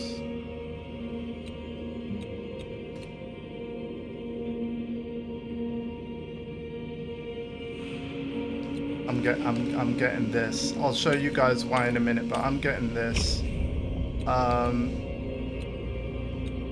And let's see. We might end up respecking a lot of this. Again, we've got the gold to do so. Right, we've got 17 points left. Let's get the minion defenses up. Yeah. Oh, there's lightning resistance there. Fire, okay. Yeah, we'll get all of that. What are you? All bonuses from equip amulet and apply to your minions instead of you. Whoa. What's all this too? Area of effect, area of effect, area of effect. Chance to inflict withered on hit. Increased chaos damage can be inflicted up to 10 times. Fuck, there's too many good nodes, man. Give me it all. Give me it all and I'll regret it later. Because I'll be like, oh man, I wanted points for this and I don't have it. Yeah. Okay, we have 1 point left. Fuck. That happened quickly, didn't it? I need to check if I'm bleeding mana. Hello. How are you? I'm alright. What do you want tonight? I don't know. Getting some stuff for dinner, birthday. Sweet, man. The good news is we're not bleeding mana, so I don't have to worry about speccing into regen right now. Which is good. I honestly don't know where my 1 point left should go, though.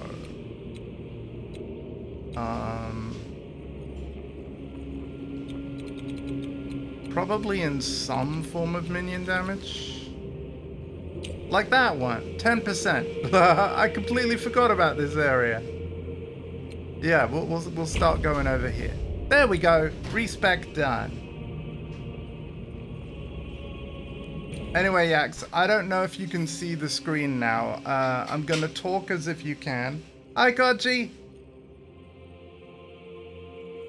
No, I'm not playing in the season. As I will have mentioned when Fate of the Val was still a thing, I said I was going to return to this game, but when I do, I'm going to play just Standard League, just to check out the end game changes. And, Hi, oh, and Yak's mum says hi, but also, I know that my mum doesn't really know you, Kochi, but I'm assuming she'd say hi. hello, hi. Yeah, there you go. There you go, son. Thank you. Right, do you need anything else? No, I'm good, You thank don't know what you want, because I was doing about a bolognese. Okay, well, in that case, I'll just have something else. Okay, you don't want bolognese. No, you guys have it, and I'll just... Okay, have it's something just like- I've got some mince to use up. Yeah, that's fine. You folks use it. Or I can do potatoes and mince and gravy. No, use the bolognese. Okay. Thanks, Kachi. I have a feeling you were talking to my mum there, but yeah, no, she's really been enjoying Dead Island 2, which is probably what you're going to see on stream at the weekends. And also Dave has been enjoying it as well. I picked up that game at like 90% off. I want to show the quick access buttons. What? I want to show the side panel. And now I want to show no. What am I wanting here?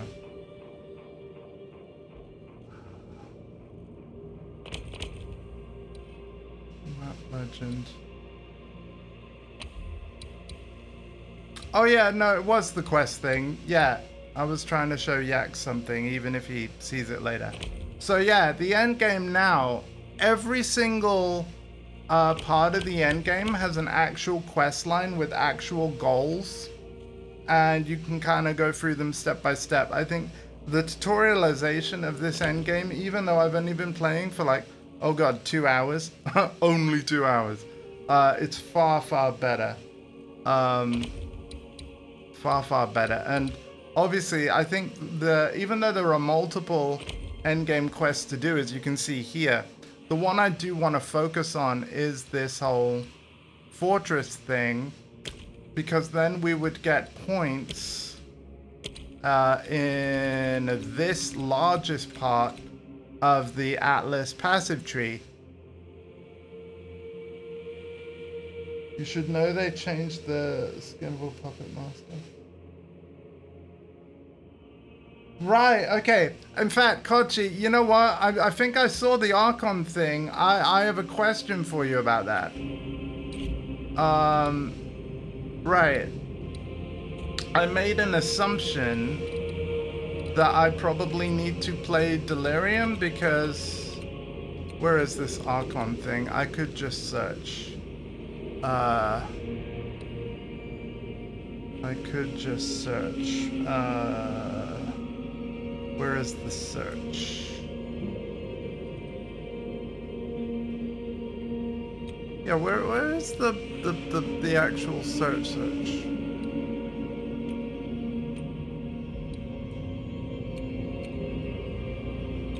Filter search. Oh, here we go.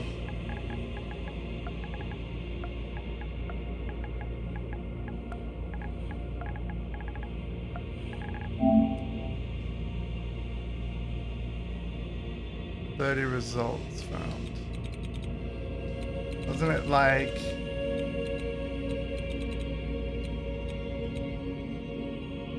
Yeah. So there's like weird icons here at the top. I need liquid emotions, guilt, suffering, and isolation.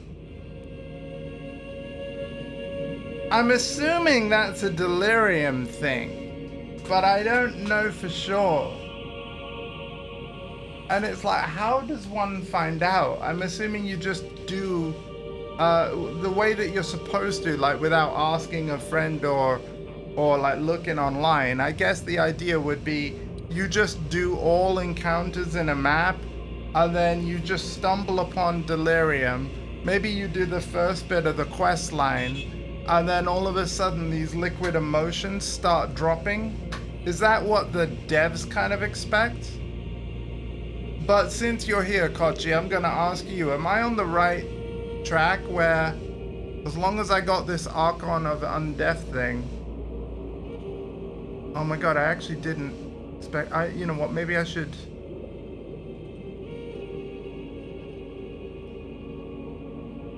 You know what, I think I should respec to get over there, right? Because I don't understand the liquid emotion thing.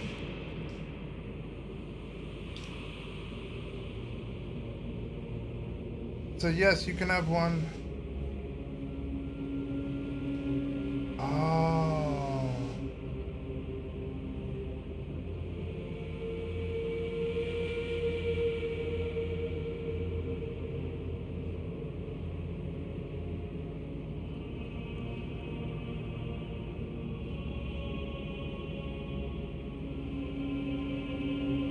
Oh, so what you're saying is the anointing thing would be a way of getting it without having the path over there? So, as another example, Lord of Horrors, if you wanted it without having the path over there, you would need isolation, and iron. Oh, that is... wow, okay. So, because I've noticed I have actually done this a bit wrong. Right? I have actually spent too much.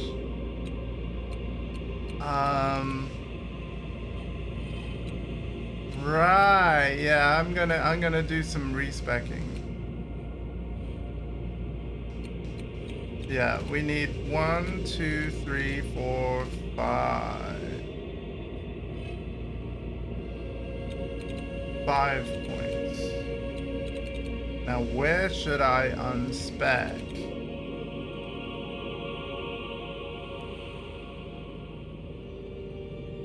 Archon recovery here.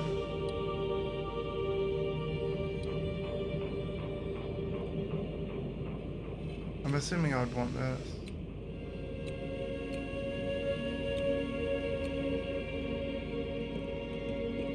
Archon buffed the wow, yeah, you know what, Kochi? Yeah. I'm picking up what you're putting down, man. I'm picking up what you're putting down. Time Let's to try change this plans. out. So, refund. Refund, refund, refund, refund.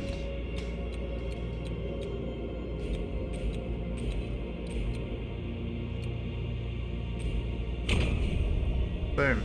And then potentially, like, because I've done that, should I already unspec and do some duration work, or should we just go with that for now? As you can see, I'm still doing minion stuff. I've still got the Unholy Might necromantic conduit thing. I guess what we'll do is we'll just run a map and try it.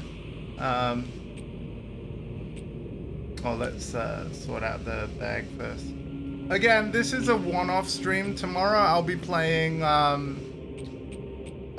Avatar Legends fighting game beta.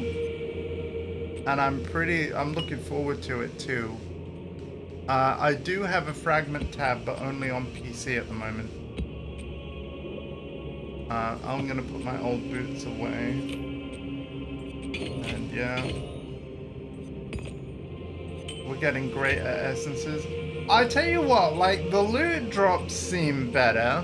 I'm getting a lot more greater stuff already than I seem to remember. Like, the drops seem pretty good. I don't know whether you have any comment on that, Kochi, but like, I've been fairly impressed. I find it interesting how we can still go around here, but because of the black, we can't. Oh wait, I stand corrected. We can go anywhere. How do I know which way?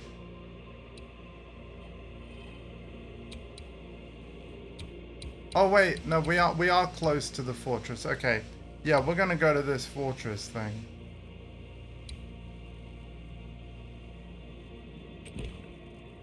Oh, would help if I got a couple of waystones. So hold on, how many do I need? 1, 2, 3, 4. I'm just gonna keep them basic for now because I don't trust my skills. 1, 2, 3, 4.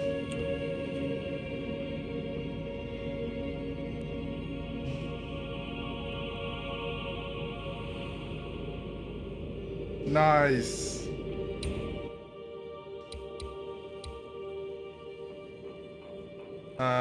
Yeah, let's go here. Honestly, this stream has just made me more excited for the full release later this year. Like, I've had a blast this stream, but of course there's lots of other games that I want to play through. Watch out! Obviously, last week I was talking about we're going to start some Ace Combat games in preparation for Ace Combat 8. That is still going to happen. I said it was going to happen like this week. And then I remembered about the Avatar fighting game beta. So, Ace Combat will be soon, and I think we're going to start with Ace Combat 5, The Unsung War.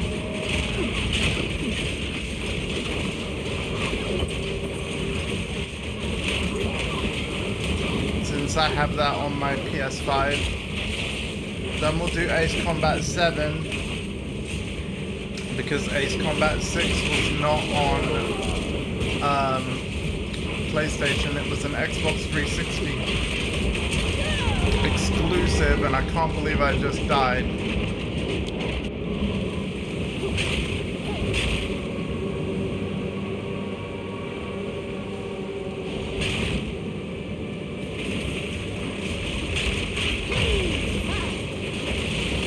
None can oppose me.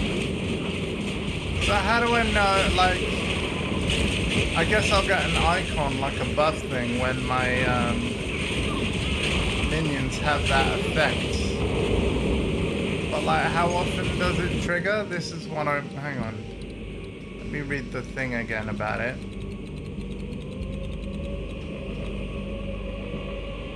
When you use a command skill.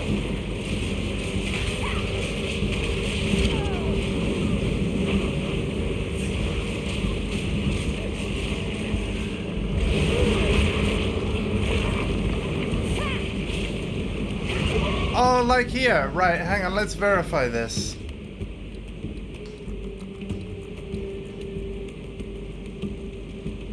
Oh no, that's the Tempest Shrine. Ah, here we go.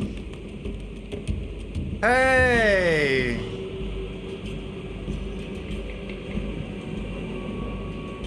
There's a black aura. Oh, a black aura on your minions. Oh, okay. So I do. At least I, yeah. Either way, I can see the.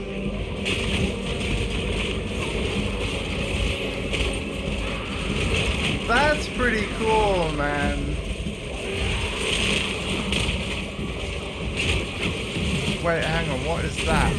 Oh, now. Wait, why? Can you not pause? Oh wait, game pause. Thank you. Right. Oh, what's this? Oh, you cannot gain Archon buffs, so that's why the passives of like... Oh. Gotcha.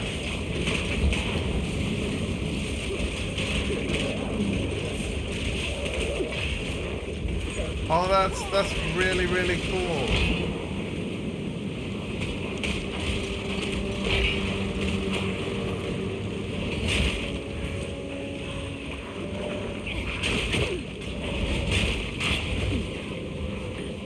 Oh, I'll have an aura on me.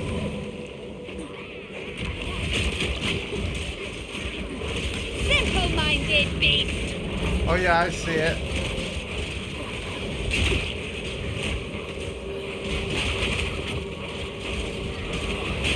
Dude, this is cool, man. Now I want to spec in the duration thing.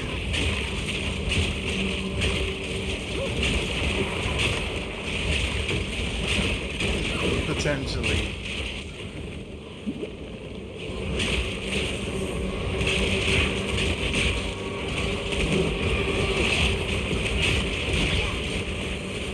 Kochi, because I can't easily flick up on my iPad to scroll your first message, what was the other node you mentioned? There was Archon of Undead and then another thing. Would you mind typing that bit again? By the way, I told you you can unlock it.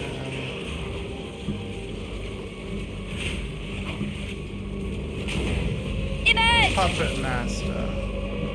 Right, I'm not sure if I have that. Let's have a look. Oops. Puppet Master. Puppet Master. Puppet.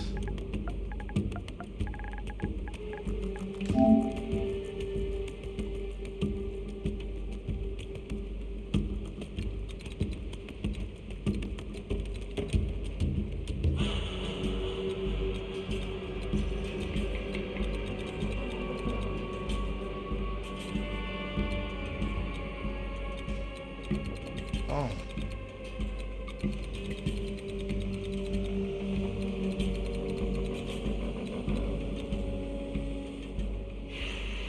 Oh, okay, so Puppet Master, okay.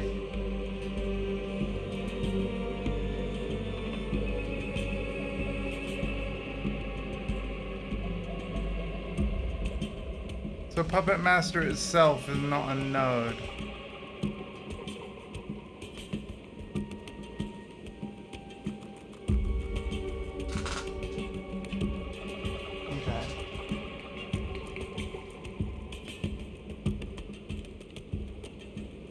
Do you have to spec into something to initially get Puppet Master? Can it be any of these Puppet Master things? +1 maximum stat. Or is there a prerequisite other than specking into these points to get Puppet Master?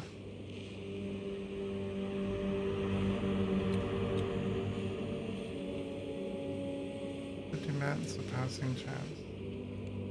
Oh, whenever you use a command skill.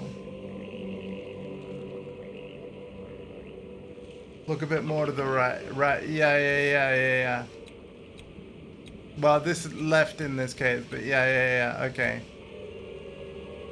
Right, okay, so when you spec into this stuff, you're just gonna get it. Okay. Alright. So yeah, it's like when you use command skills. Sweet, okay, man. Interesting. Man. There's so many good choices now.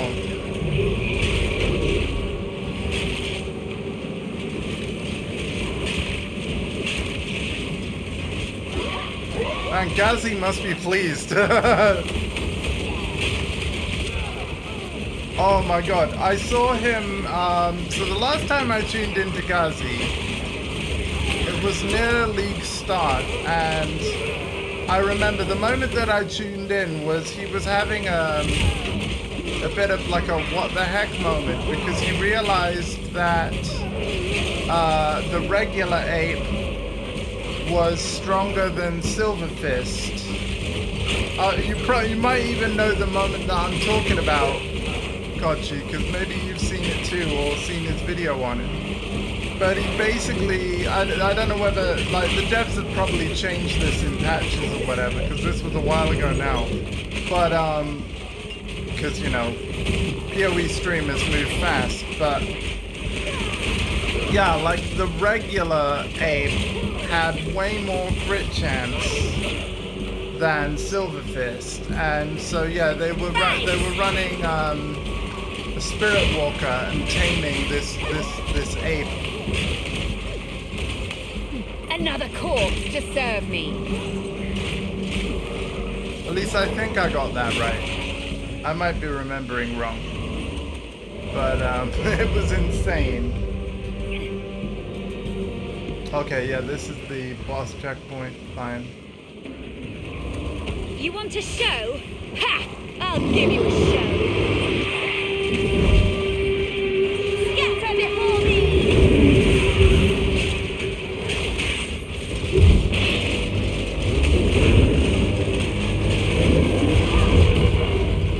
Dude, I love this Archon thing.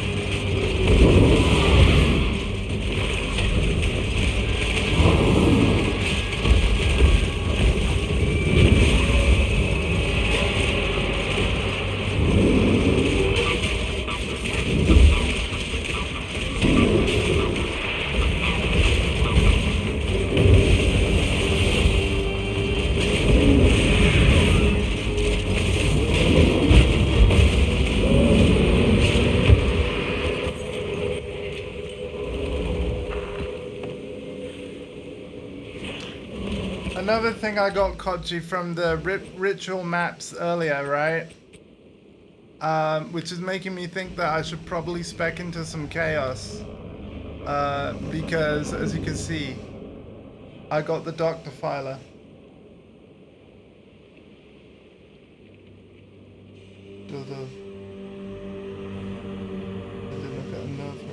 Oh, nice, nice. You're on about the ape there, right? That's awesome. But yeah, I got the Doctor Filer. I've still got my old scepter. I haven't chucked it away. It was this.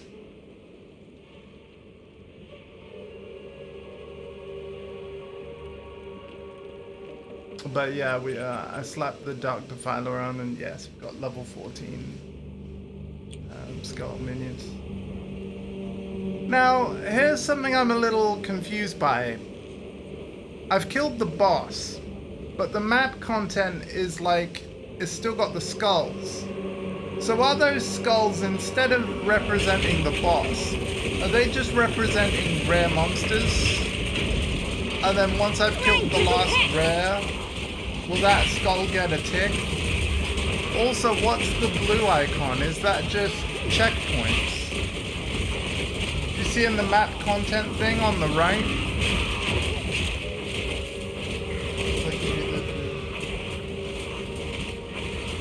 Right!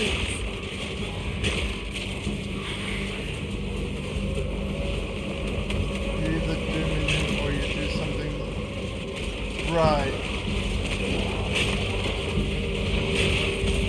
Okay. Well, so with that then, would you recommend that I go back down to my level 12, like this scepter instead? And then just hope for something better? I mean, we've got this. What's this? We could slap some currency on this, maybe. See if we get lucky.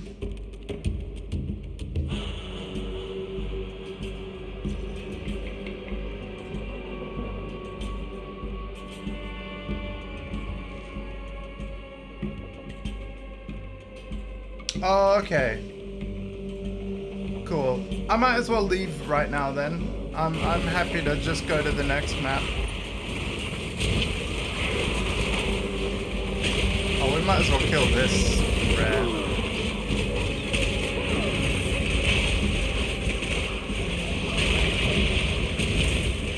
Death, take you! Death take you.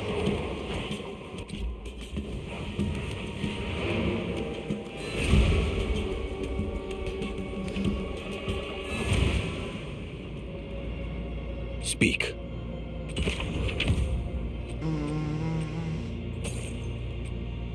As expected.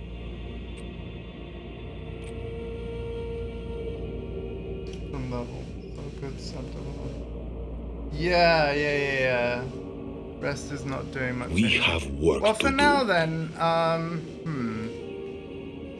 let's see. So I have, as you can see, no greater currencies. So maybe I should just play on and see if I can get lucky with some of that. Well, we do have a greater transmute, but this is already a magic item.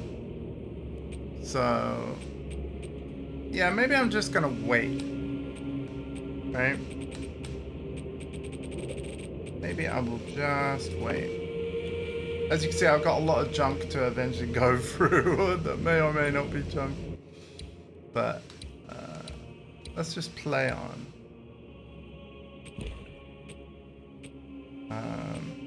Oh wow. What am I doing? Hold on.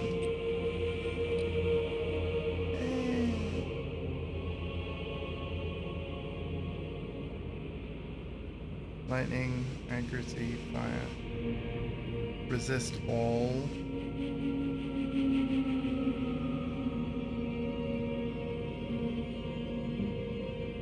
Ah. Yeah, yeah. Oh, physical damage to attacks, though. Oh, if I... Hang on. If I equip this...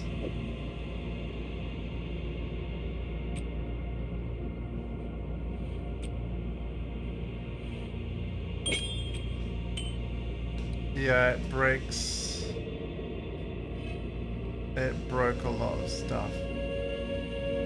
And it broke a lot of stuff due to the intelligence. Yeah. Damn it! I guess we won't be doing that.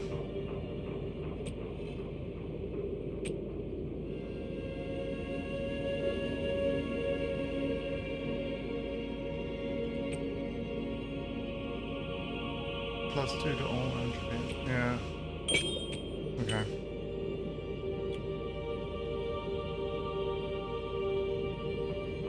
Sure, but here's the thing. I'm probably not gonna know the answer, but ask away. Like, I feel like I'm the worst person to ask. But by all means, ask away. I'll try to help you. I just can't promise that I can. Yeah, go for it.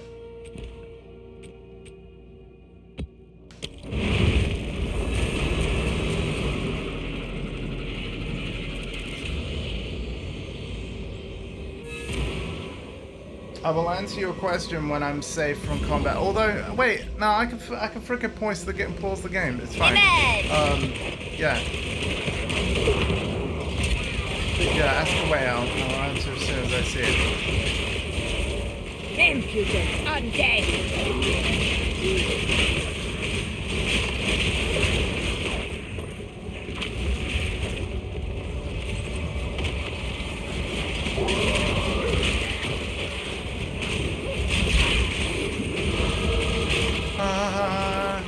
Oh no!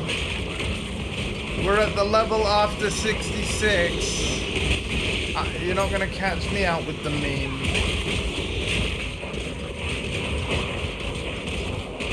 Again, this is not the character that you saw me stream last with PoE. During Fate of the Val. This is a alt character that I played exclusively off stream during Fate of the Val. And the reason why I chose this character today is because they didn't touch any of the endgame until the start of this stream. Because the thing is, we already knew for quite a long time that the endgame was going to get revamped.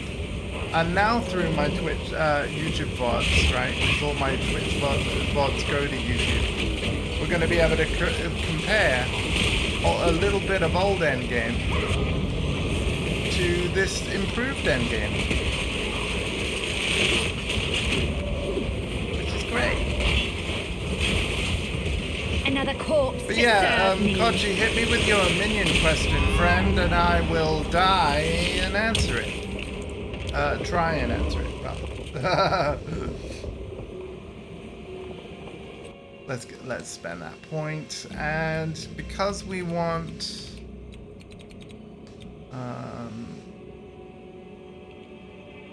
hold on, I gotta, let's go Archon again, right? Archon. So this stuff, we need this stuff.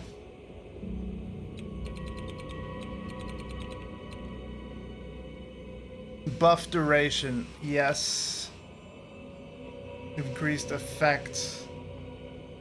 Recovery period. Yeah, here we go. Give me that buff duration. That I can ask whenever I...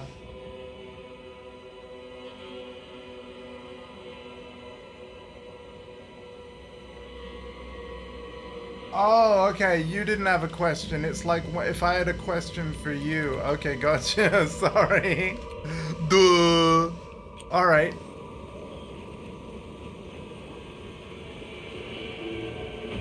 Minion gang, rise up! I don't know what it is, man, but I've always enjoyed minion builds in ARPGs. Right! But it's funny because my first ARPG was actually Diablo 3.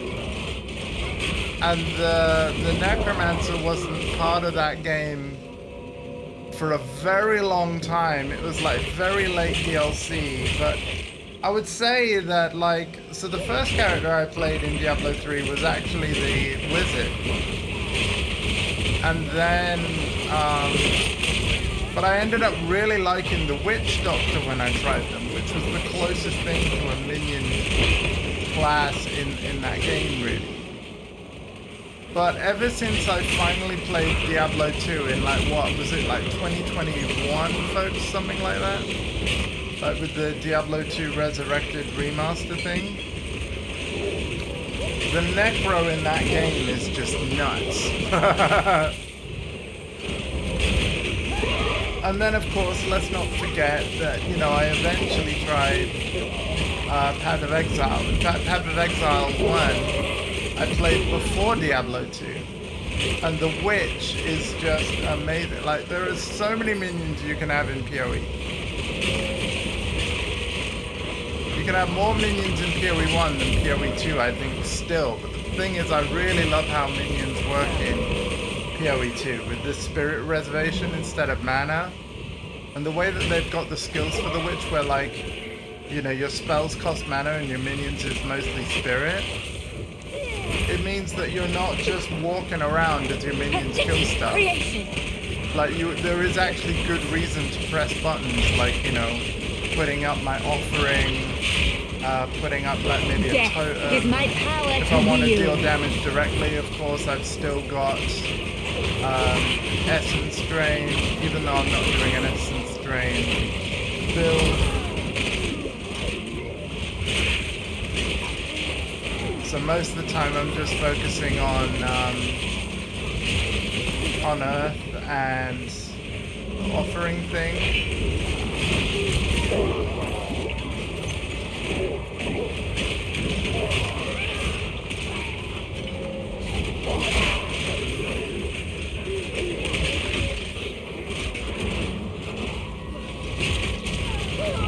Oh my god!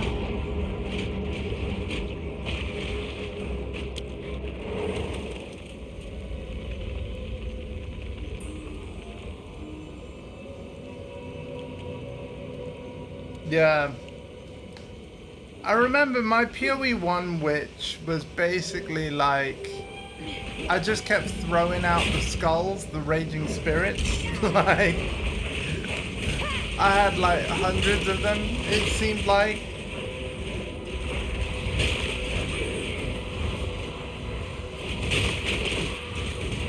Also, I'm kind of embarrassed with like how I'm playing this, because again, these are like what, still tier 1 stuff. Can't believe I'm dying. And also, my damage is probably still way too low, right?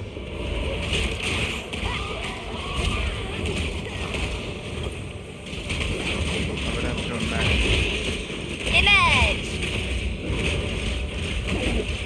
Like, there's probably a lot wrong with my build. I have not followed a build guide. And even though the whole build thing should be in the console version now, like, let's see, is it in the game settings or something?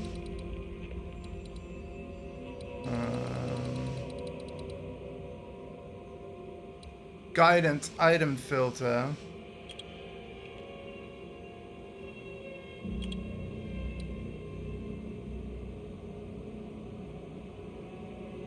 Okay, so I'm not seeing the build guide option, but I'm assuming it would be here.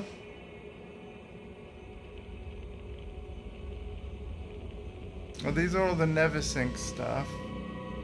Kochi, which one should I be using, actually?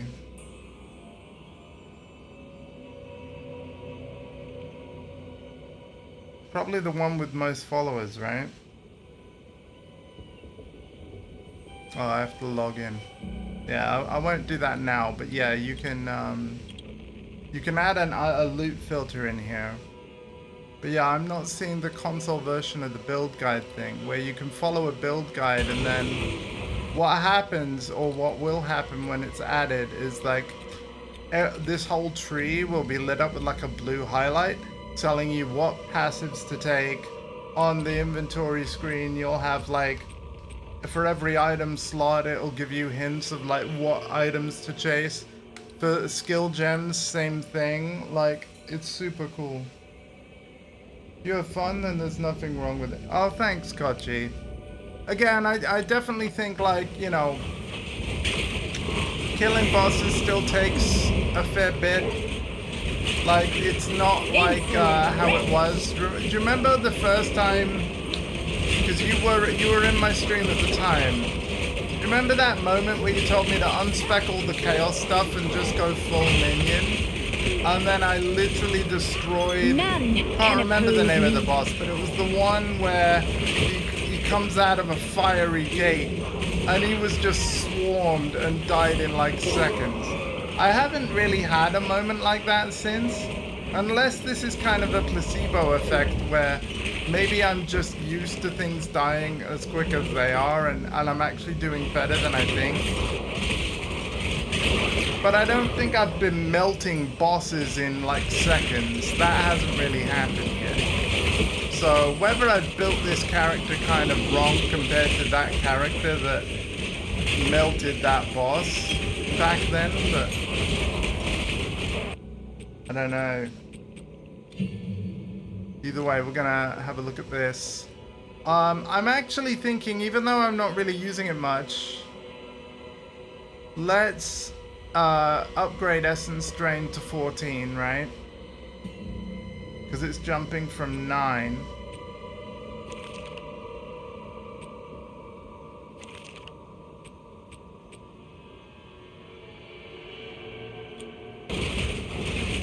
And then we'll just check that. Wither away! That out a bit. Because yeah, like, there we go. That's a bit of melting. There we go. We're getting some melt on. So I think maybe the reason why I'm not doing as much damage as I could is that I'm literally forgetting to use a lot of my abilities.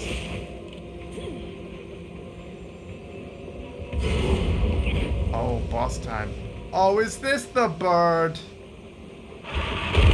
Oh, I hate this bird. Fuck this bird.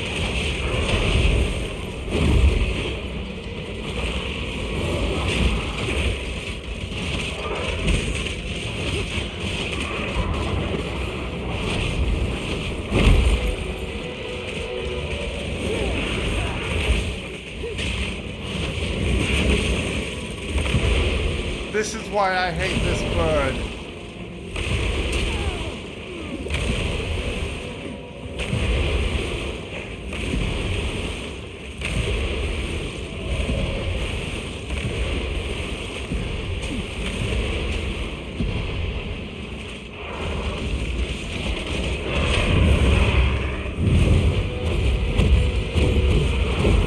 Oh god, yeah, and that's why I hate that bird as well.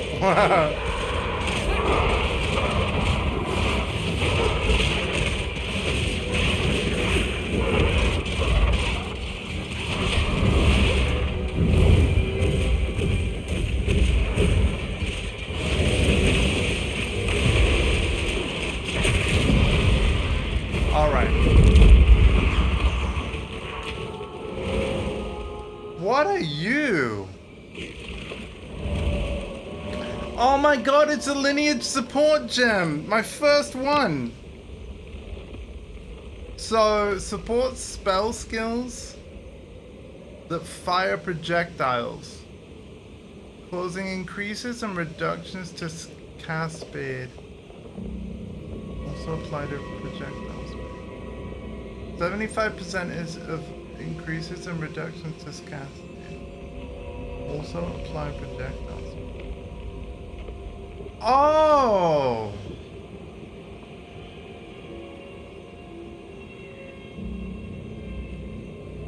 Yoink?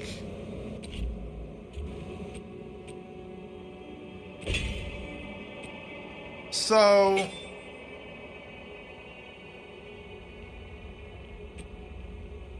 what I'd need to do is I'd need to change support gem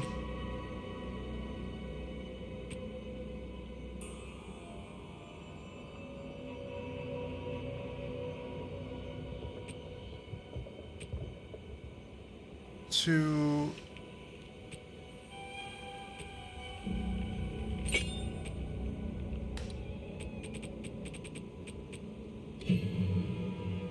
we need like speed,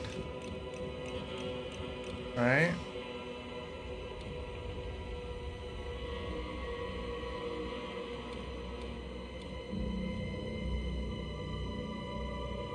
So, hang on, is it the...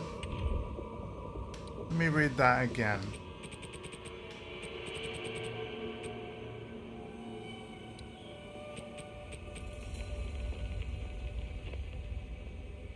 So if so we need more cast speed. I just want to see this working. So cast speed on essence drain. If I go show all and then go into the search.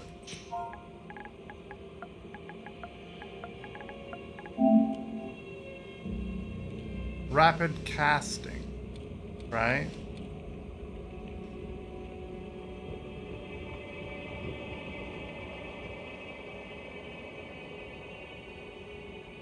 Wait, hold on. No, we need 2, right? We specifically need number 2. Otherwise, we're only gonna get...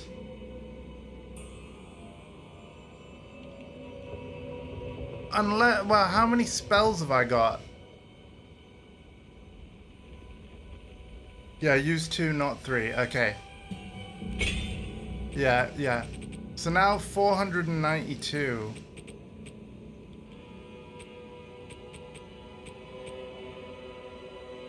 Interesting, man.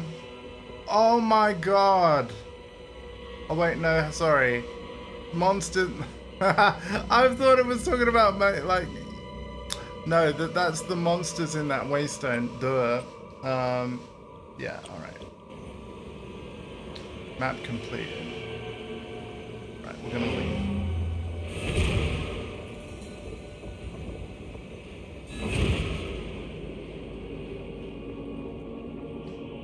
Time is of the essence. Oh, you've got more of this? A good priority.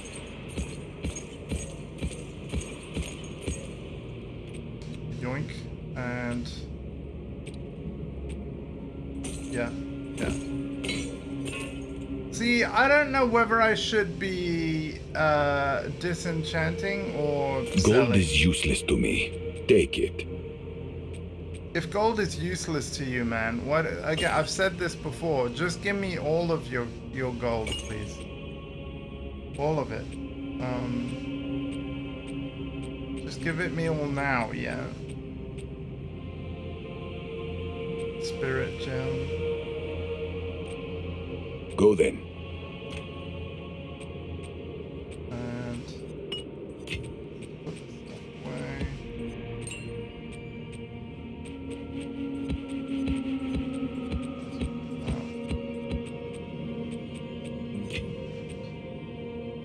Cool.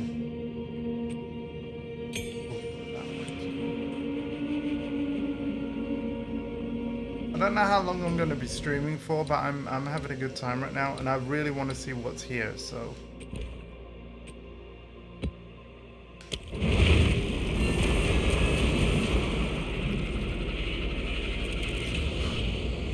I am too nervous to add things to my waystones, man. What false power do they worship here? Defend! Right now.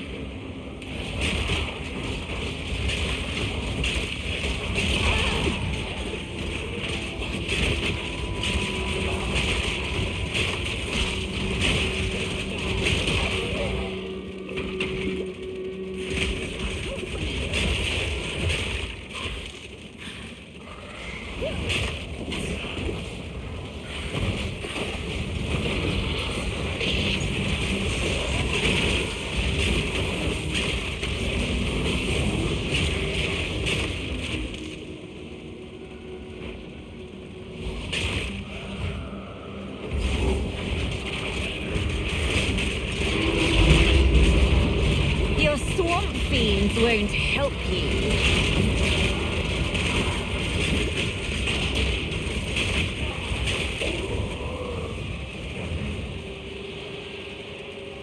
Wait a minute, is that temple stuff? I'm also sad I never did actually get to kill EXILE like I wanted to. Well, but I'm assuming she's still in the game. Another corpse to serve me.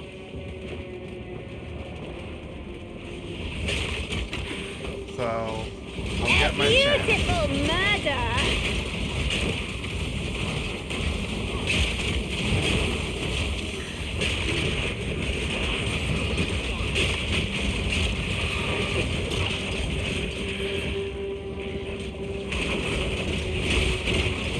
By the way, I think there's only a few days left, but there is a 35% discount on gift subs at the moment. I believe until the 3rd. Then for 24 hours, it's going to return on the 6th. Why? Because the 6th of July is my 6-year affiliate anniversary. And it's my gift to you that yeah, you guys are just gonna have gift sub discounts on the channel that day. Of course, I don't expect anybody to give any gift subs that day, but if you choose to, I just want it to be cheaper, like it is right now. But Twitch are doing it right now because of an actual promotion on Twitch. Image! Whereas I'll be doing it on the 6th as a result of oh, that's Kochi, I think, just online. Nice.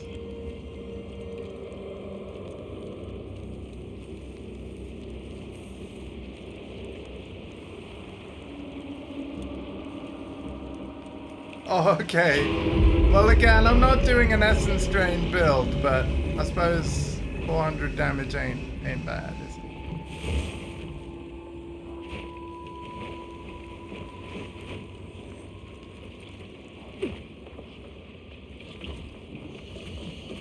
Oh, I see. We have to open up the wall.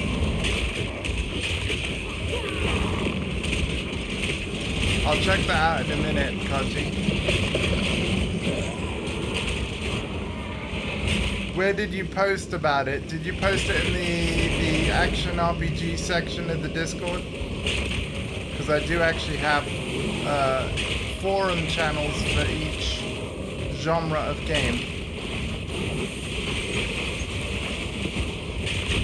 General chat? Ah, fair enough. I do actually want more of my channels to be used more, like, you know, for the specific things that the descriptors are for. So if ever you want to talk ARPGs, like Path of Exile, like Diablo, you can make a thread inside that forum. And there's basically a different forum for every genre of games, so that basically we can all start discussions on specific things, and it all stays organized rather than just being one long scroll of text. It's fine and manageable now because of course my server is so quiet, but this is an example, Kochi, where I was trying to think ahead of, like, if for whatever reason my channel or server blows up, I wanted it to be possible for people to be able to follow conversations easily. And as such, that's why it's organized the way that it is. Alright, I'm having a look at this though.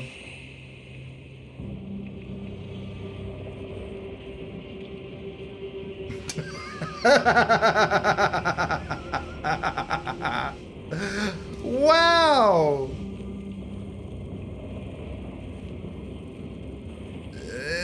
Is that not broken? I like GGG. Are we cool with this? Is that as God intended? I don't know. I don't know, man.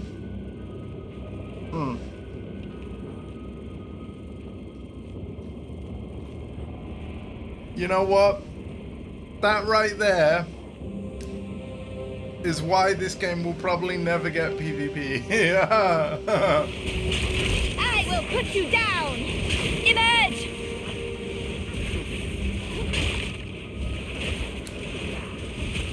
I mean, that's the thing, like, you only need as much DPS to easily kill the toughest monster, right?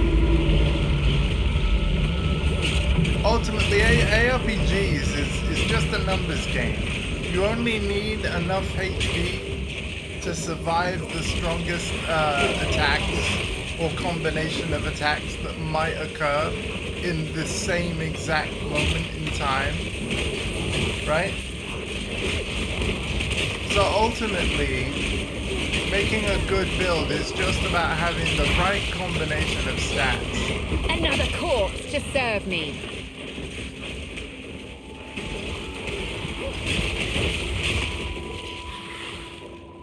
So you reducing the damage for more magic fight might actually have been like a good thing, because like while having even more damage than that, you know, I'm sure it was great.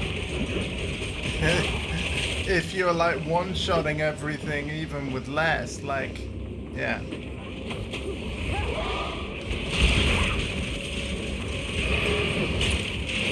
See, my TTK with these minions now, I'd say it feels pretty good.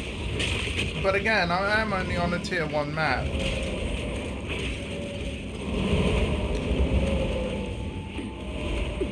But, oh,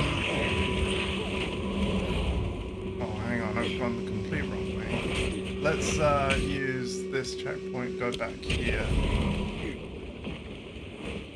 Wait, no, that door's locked, isn't it? What is it? Let's check again. Oh, it's not now, okay.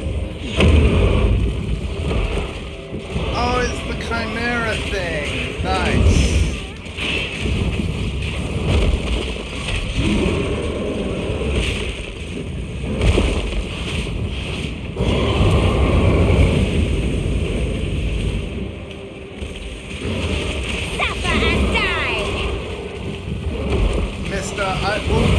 Oh god! Damn it. I was about to taunt him and he knew, and yeah. Mister, I don't care what your resistance is, I've got attacks for everything.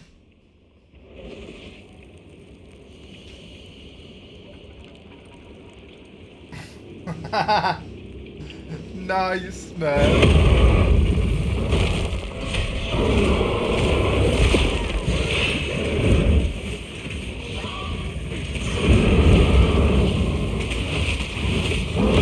This is a really small thing, but you want to know one of the things I love about this game, Kochi? Look at that skill bar, and how when the boss breathes fire, you get like an orange glow. I love how the game UI reacts to the environment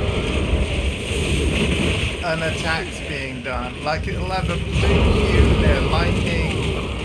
Like it is so cool.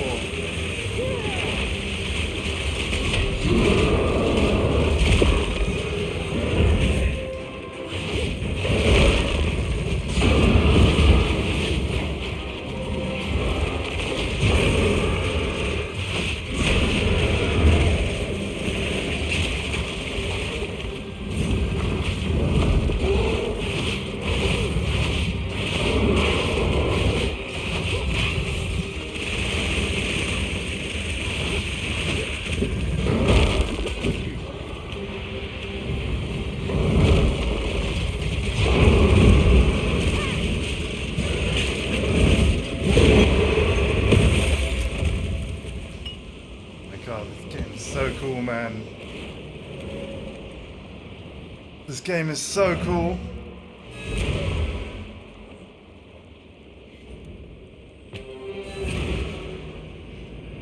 I literally could play this game every day. I'm not going to. Certainly not yet anyway. I literally want 1.0 now. So like I only wanted to check out Endgame today. And the next time I do it again probably isn't going to be until we reach endgame in the 1.0 release. Now, if I was making a mercenary, this crossbow, and this is exactly why the game has given me this item. It wants me to make all the characters, but no. I want minion.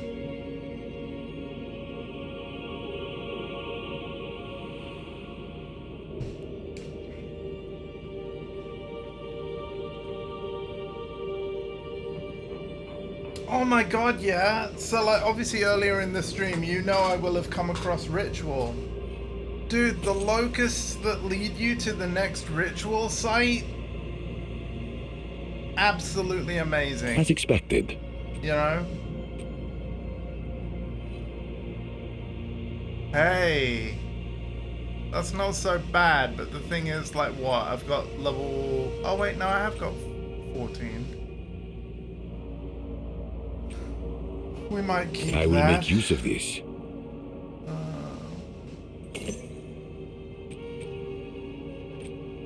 Yeah. There's no time to waste. I know.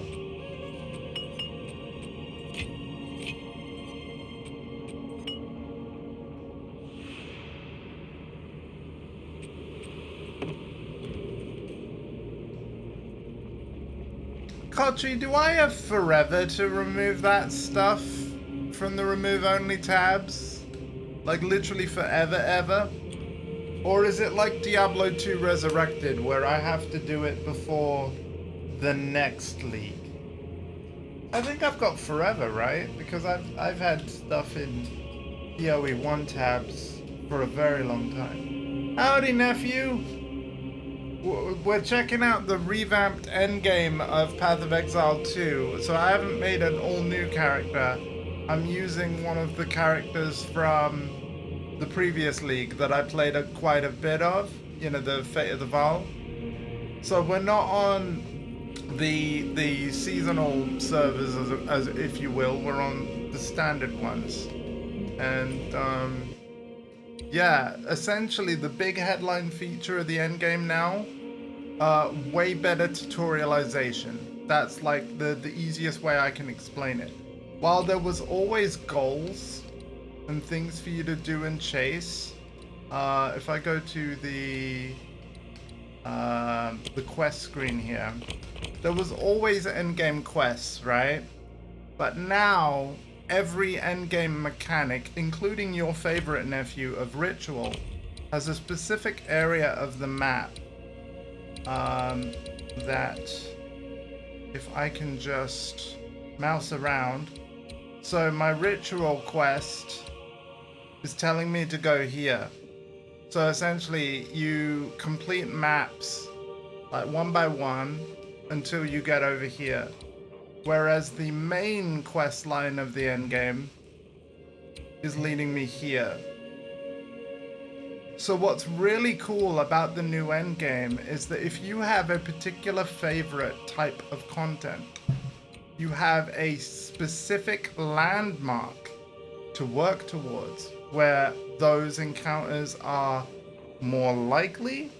And like obviously going through the quest line specifically for Ritual as an example, which we may get around to, but obviously that's quite a few maps away and I've already been live for nearly 3 hours.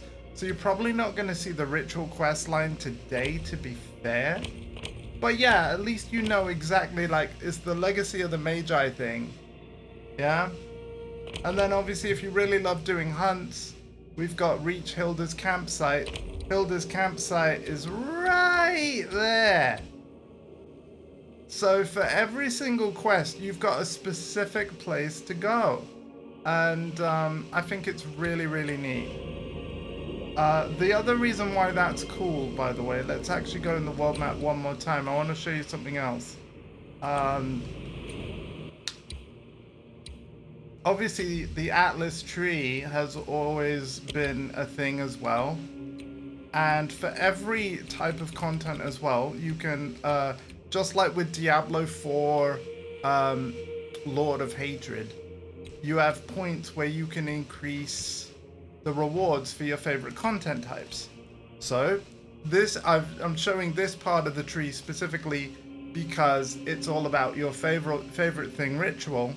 And you can see that there's 34 points you can allocate in this tree.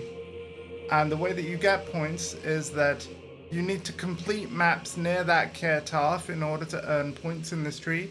So remember how I was saying you have to play maps to go to that specific location? Once you're around there, you're going to be earning points specifically for here. And look at the kind of things you get. Monsters sacrificed at ritual altars give you 5% more tribute. And you might remember from playing ritual before that the tribute is how you were able to buy the items that were on sale at the altars. Revived monsters from the altars have increased chance to be magic or rare. So again, tougher fight, but more reward. And there's just all kinds of things like that. But what's cool about this new Atlas tree is that you actually, like, if you played enough endgame, you actually can put points into everything. Like, the whole thing. It would take a freaking long time, but you can do it. But what's cool is what you'll notice is that even if you were to put points into everything, you'll actually never be able to get every bonus. Because if you look at, like, this big node here, it's a multi-choice thing where you can, like, as soon as you get here, they're like, pick between 6 different options.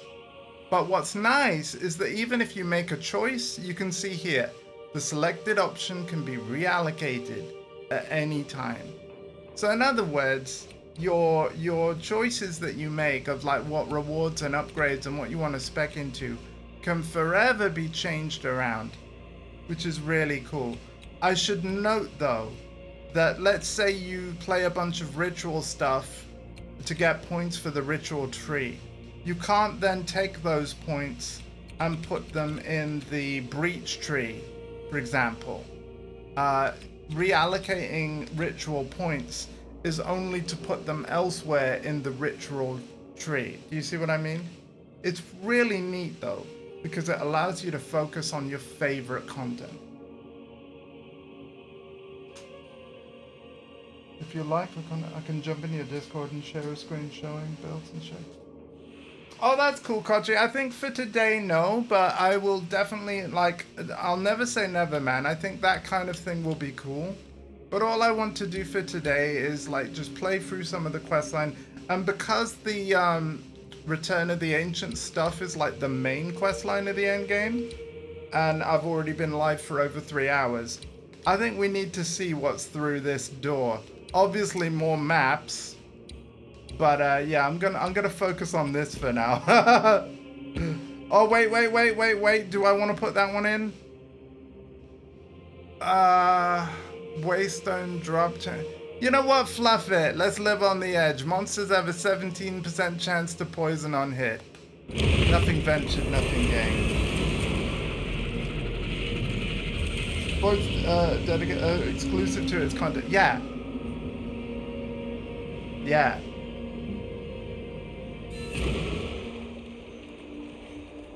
So this had better not be a fool's errand.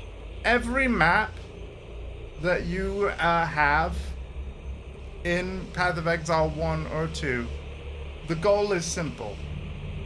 Beat the boss, and then the map is complete. You don't have to kill every enemy, and you don't have to do all the map content, because you see how there's 2 icons there right now? One is for finding all the waypoints, and the skull is for killing all rare monsters. So, neither of those icons are about the boss. But yeah, we have to find and activate the precursor beacon, because that will lead us to the boss and, you know, through the door and all that stuff. Ascend.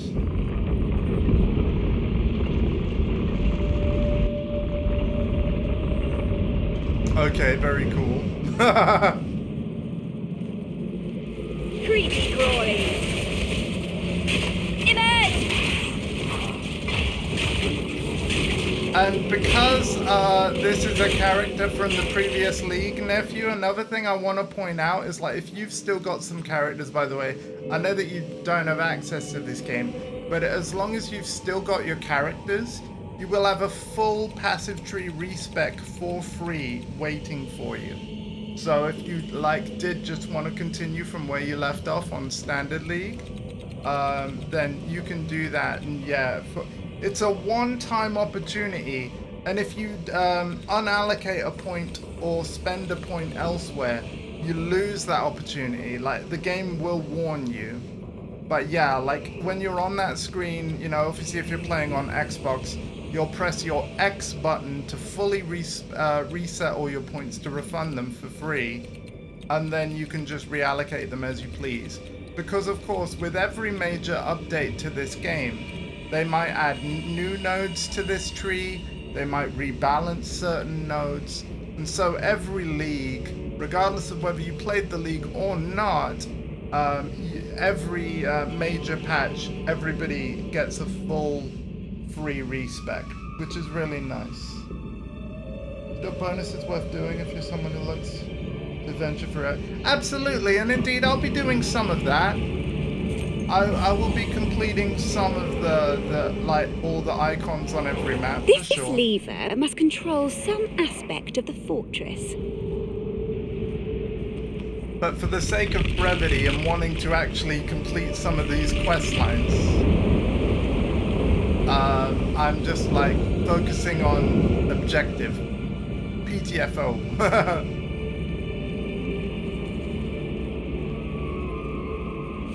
Indeed, I didn't even use my full free respec, by the way, initially on this stream. A pair of boots dropped that I didn't have enough strength for, and it was only then that I spent my free respec.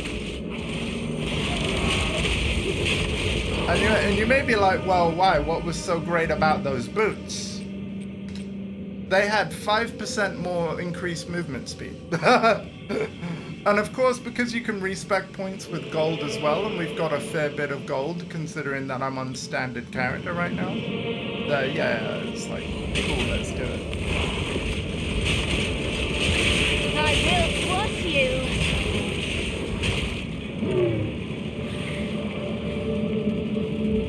We've got a wonderful new thing on our build, actually. And again, thank you, Kochi, for pointing this out. Yes, I'm going to the passive tree again. Check this out, right? 15% chance to gain Archon of Undeath when you use a command skill.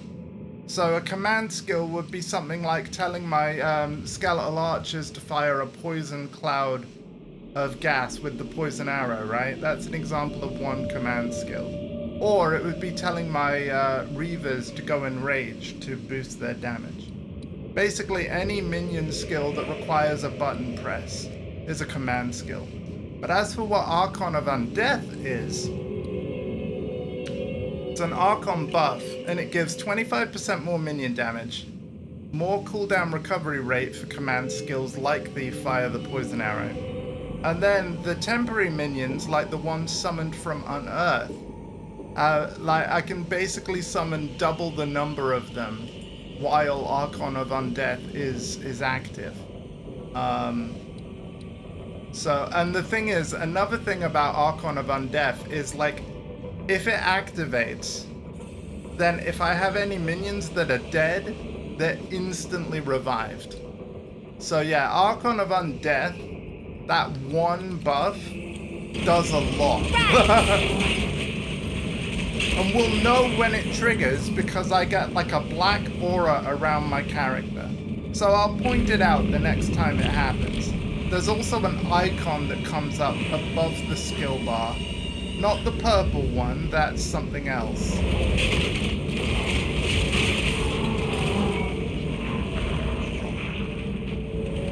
And again, thank you, Kochi, for telling me about it. So again, I've just used a command skill there. It didn't trigger, because again, 15% chance for this, right? It did not trigger, so we're gonna just keep playing. Which leg shall I pluck first?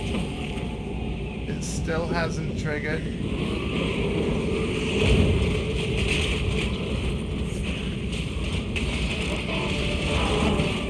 Still not triggered. We've got got very unlucky on it.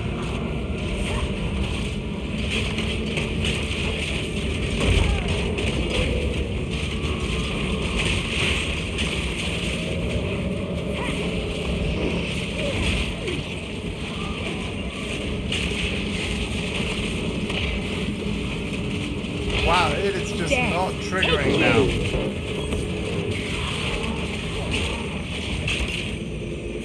Again, it's a 15% chance, which isn't high.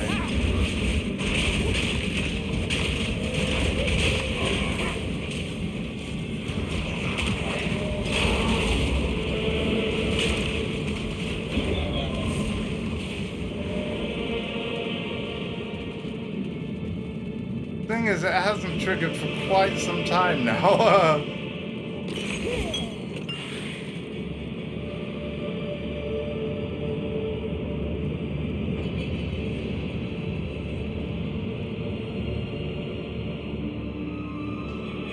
Hello, Sky. Actually, you got a mechanic that you get 1 out of 5 overall points in the Atlas finding keys. Okay. Oh, that's cool. Welcome back to Path of Exile 2, Sky. I was checking out the improved endgame today. It is a one-off stream of this, because over the next few days, we're going to be streaming the Avatar Fighting Legends beta, which is a cross-play beta. How you get access, and it starts in under 22 hours time. It is a beta where, like, you have to pre-order the game to access this beta. Marcus has. I have. I would like Marcus to play me on stream, which might mean I have to wait quite a while before I can start my stream. Because, obviously, like me, he's got care routines. Unlike me, he tends to eat, like, sort of midday. Like, he is a lunch guy. Little beastie. Whereas I'm a breakfast and dinner guy. And yeah, Marcus is known for his rather elaborate lunches, so, but fair play to him. So I might be waiting around a bit to have him join me. Or it might be that we could, like, friends can't play each other on the beta. I don't know. If friends can't play each other on the beta, then I'll just get stomped online by randos and stream it for your amusement. But either way, I'll be streaming the beta tomorrow. How is Sky? It's very good to see you. And I'm really enjoying this game to the point where, like, I probably should play it more often, but honestly, with the exception of today, I wanted to wait until, like, the 1.0 release.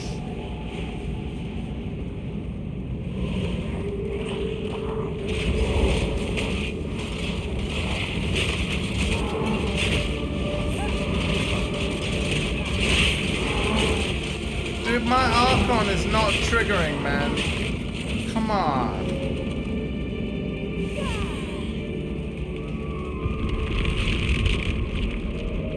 Okay, we've found all of the checkpoints. Interestingly.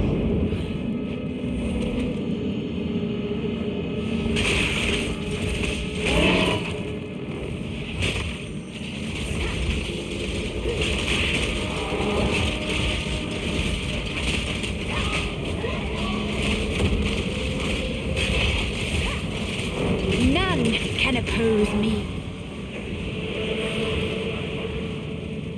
I'm just getting mega unlucky with this thing now.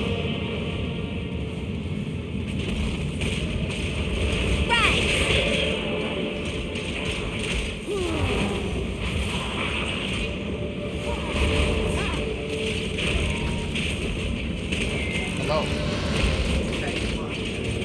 I have no idea. We didn't decide on anything. So, what do we have?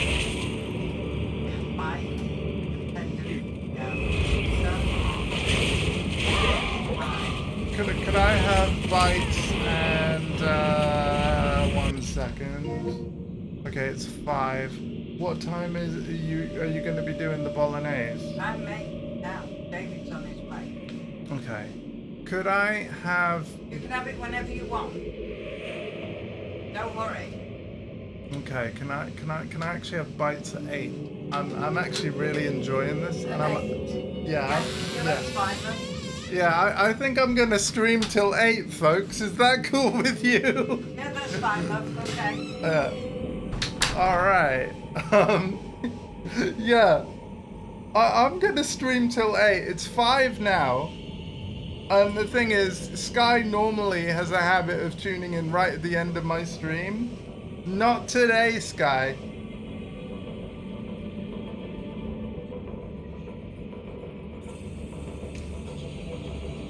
I want to do like 3 more hours of PoE 2. Why I told you that, Puppet Master. Oh, okay. So basically I'm just getting like consistently unlucky. It's not that the skill is broken, but it only really becomes game changing. Like it gives you a game changing buff, but 15% of the chance is just too low a chance for it to proc often enough to be the game changing thing that it can be. Got you. Okay.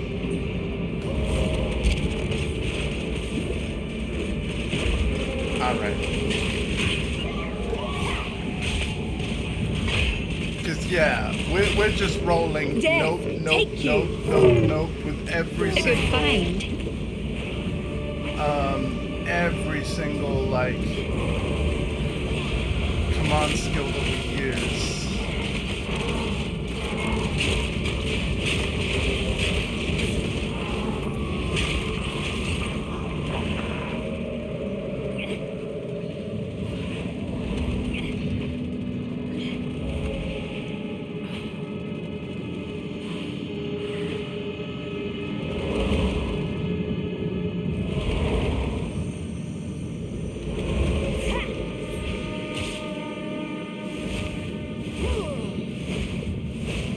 Oh wait, is that one already in position or something?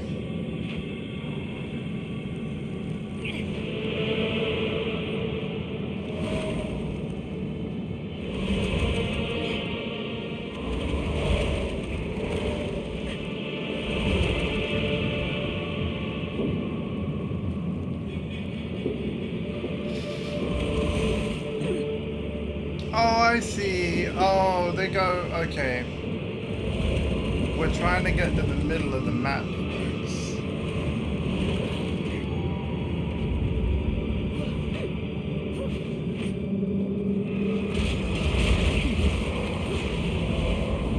Thank God for sprint.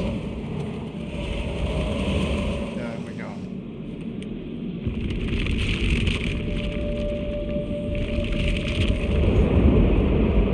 There we go.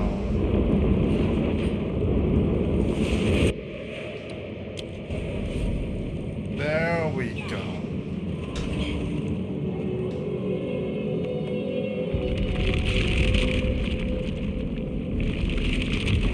I suppose that was the last one.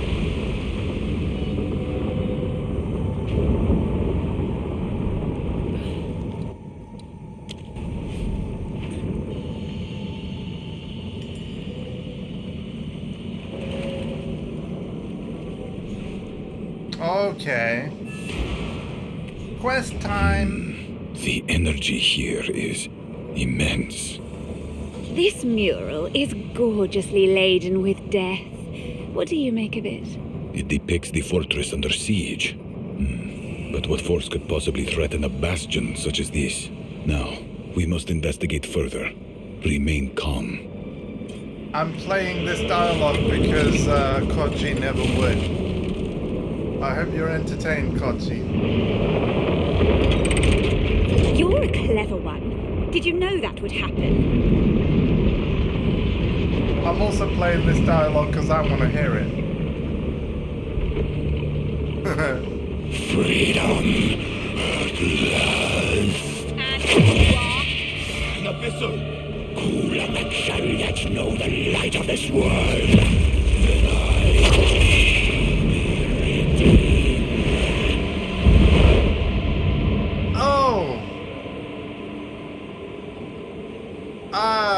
I'm pretty sure we shouldn't have done that.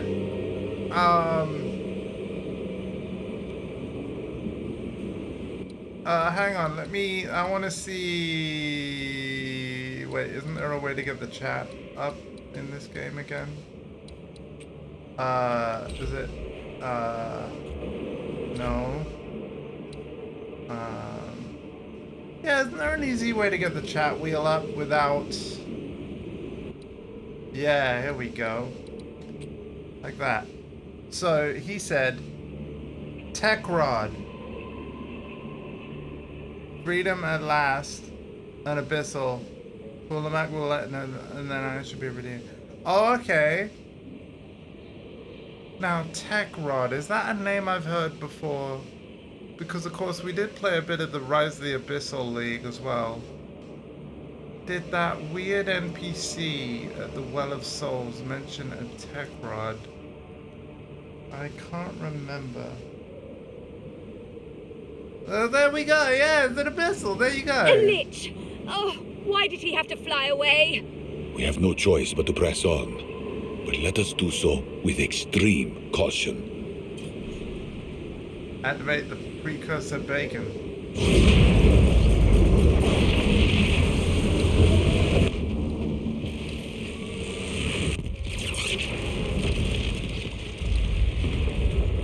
Oh, buddy. The gate is open, and it seems the ley lines within the fortress are even more powerful than the ones outside. I will calibrate the way gate to these resonances. Perhaps we can use this new power to our advantage. A great flame awakes. How ominous. That flame, that tower, they must be what this mural depicts. I have a bad feeling about this. Excellent, let's You push all must the reach that buttons on the monolith way as there. soon as possible. I doubt whatever is about to happen will be good for us. Be calm. We're not dead yet.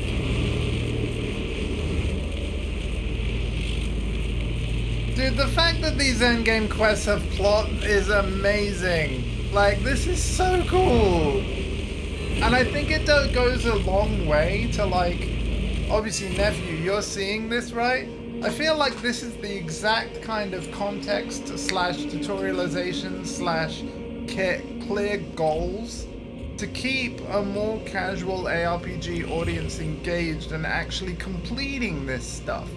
Rather than it just feeling like, oh, killing monsters just to tick a check mark and then do it again, do it again, do it again. Actually wrapping it around a set of objectives and a plot, I think goes a long way to make it more engaging for people. I know, like, again, because I like the gameplay loop, even if it was just gameplay and checkmark, I would be okay because I like this game. But for the people that, like, you know, would see more of the gameplay as samey, then having clear objectives and a plot and a reason to do whatever the quests say is super important. A useful trade. Thanks to the Destiny play, exactly, right?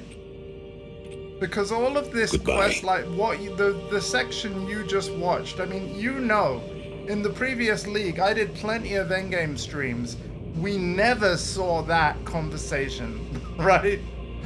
We like that is all new. That's why I'm here streaming this today. I have reports of a powerful foe here. Not exactly the welcome into the fortress I was hoping for. Even that. But we must not let this stop us exploring the fortress further. Take them down. Yeah, like even what we just heard just there, that was new in this big Return of the Ancients update. And of course, because the game is still in paid early access until later this year, everything you're seeing now is going to be part of the 1.0 launch of the game. So, yeah, I think what they've done has been fantastic changes that the game needed to get it ready for full release. You know?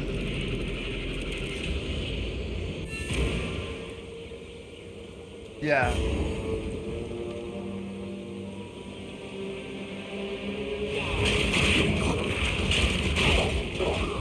will say though, to all of you, not just my nephew really, it's like look at this map, right? Look at how different it looks to the previous area we were just fighting in. I feel like this game has enough like randomization and variety in their biomes and stuff that even without the plot and objectives, I've got to be honest, like, because you're not just going through the same areas over and over, even after like dozens if not hundreds of hours of play, like, I mean, well, I can't really speak to hundreds of hours.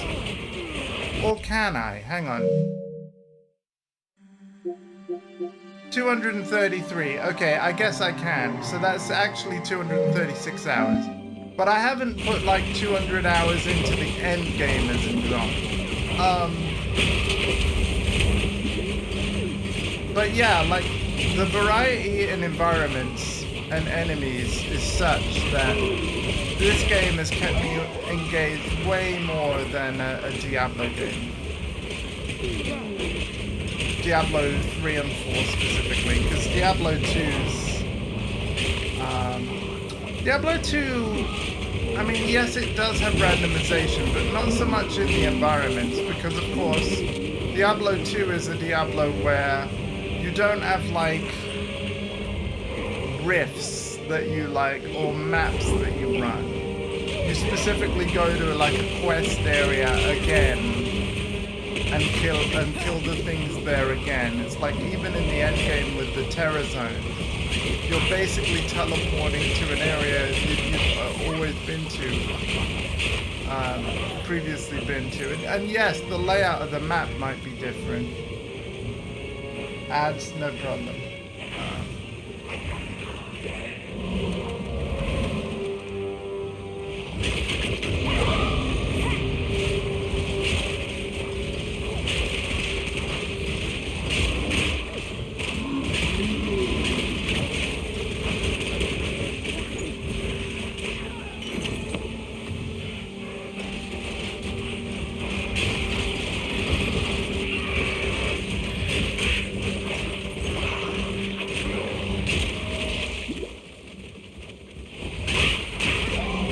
Yeah, how is everybody? And I will repeat that when the ads end, actually. Yeah. I want to know. And actually, like, hang on. Where's my...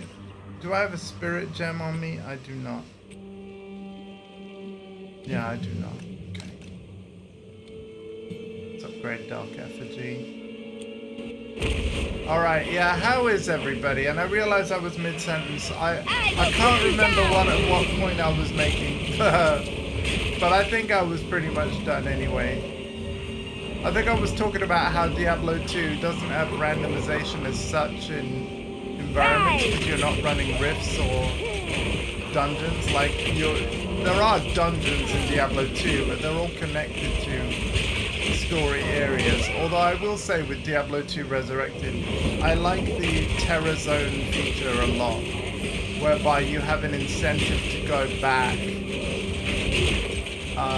to a specific waypoint and then just kill stuff in there. Here's a unique, which unlike modern Diablo 4, the uniques are genuine uniques that are always going to have the same unique set of attributes every time.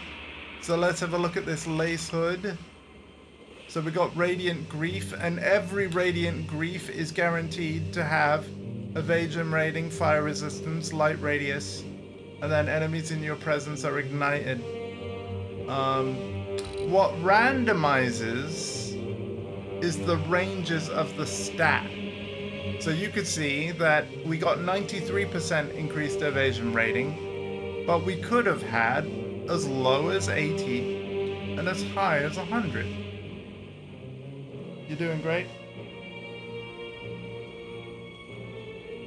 Oh my god. Sorry, I didn't check. I mean, it's totally fine. I actually had 3 of those yesterday because your nan bought me some. So it's alright. I gotta say as well, nephew, right? There is an open beta happening soon for Marvel ToeCon. I would love you to play it, but I also know you. I think that Halo's Deluxe Edition might release at the same time. So I'm obviously still going to be streaming the Marvel Open Beta. If you want to join me even for one stream, that's cool. But even if you don't, I'm going to be honest with you about something. You know how I've been saying for ages how I'd love to plan a visit with you at some point? I'm actually deliberately waiting for a little bit. And the reason is so that we have more that we can do. And what I'm waiting for, I'll just be transparent with you now. I'm waiting for this to come out, which it will, very soon. Again, I'm going to be streaming the pre-order beta tomorrow. But I'm waiting for this game to come out. And I'm also waiting for, I'll be honest with you,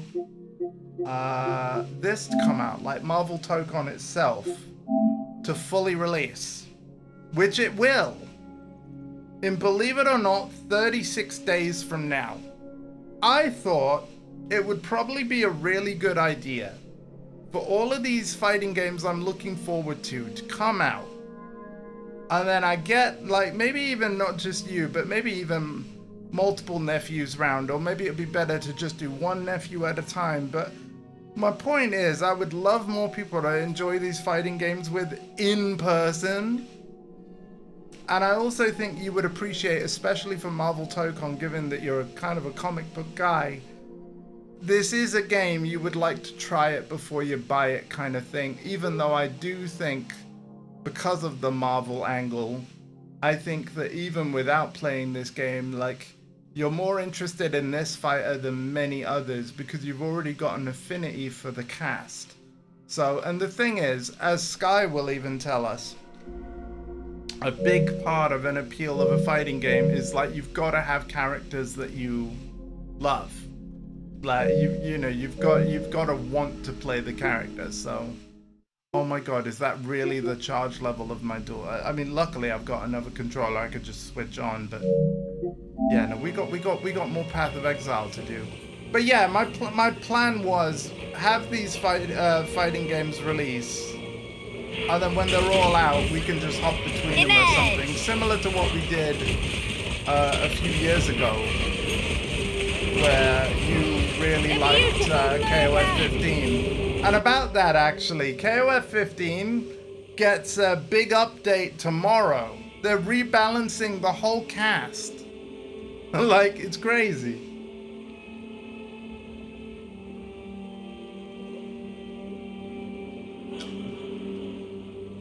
Oh, okay, Kochi. Thank you for the collection. The collection? Correction.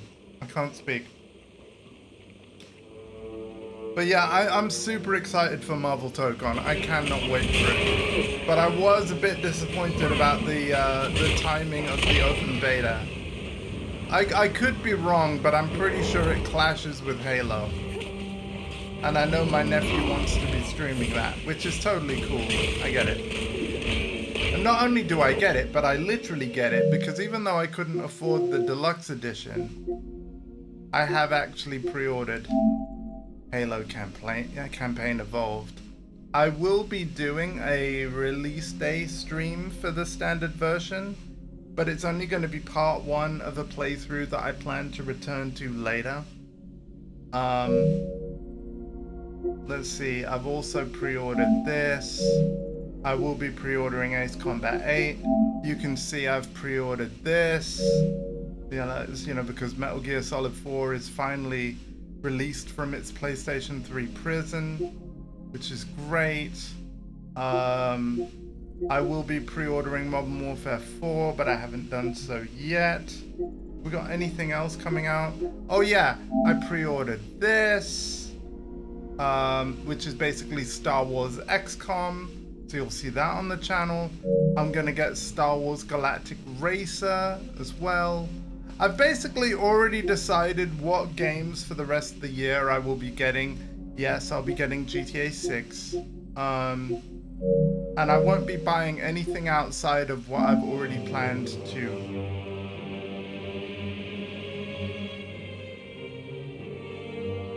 You'll have to Google the date, but basically there is a Your swamp fiends won't help you. there is a open beta for Tokon. Check when it is. And again, I'd love you to check it out with me at least once. But if we can't wangle it even just for a couple of hours, then I suppose fair enough.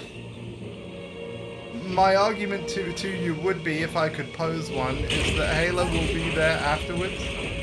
This open beta will not. But yeah, either way, like, you can come around and check out the full game, because obviously the benefit of the full game is like all the modes, all the roster. And by the way, I don't know whether you've looked into this, but the full roster, like, because they recently revealed the last characters at EVO, I think the full roster's fantastic. We've got Blade, we've got Loki, and we've got oh god, who else is in that final team? It's Ghost Rider, Loki, Blade, and Deadpool. How could I forget Deadpool? Yeah. Right!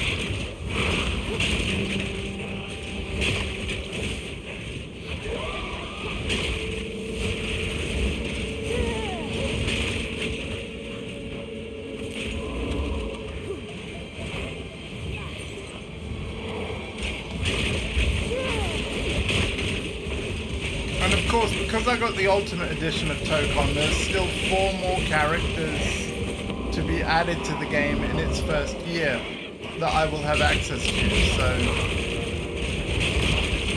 Although I believe those characters are also present in the deluxe version.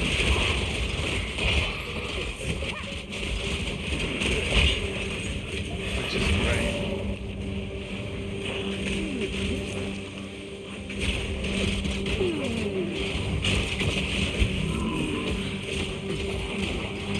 But yeah, I'm going to be prioritizing any and all video game betas over full release things. Just because the full release things will be there waiting for me when betas end.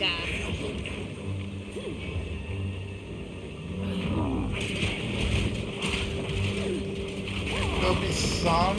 Okay. Well, ultimately it's your call whether you want to join me or not, but I certainly would love you to try it. But again, even if it's not during the open beta, I'd love you to come around and try the full game regardless. So either you're going to try it at some point.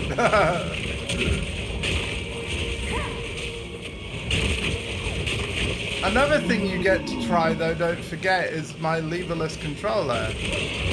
Which I'm not going to lie to you. It's going to feel very weird at first. And maybe not even weird good. But, you know, just see how it goes. But I personally have found it, like, even though I don't think I'm very good with it yet, playing fighting games is just way more comfortable with it, so I'm sticking with it for good.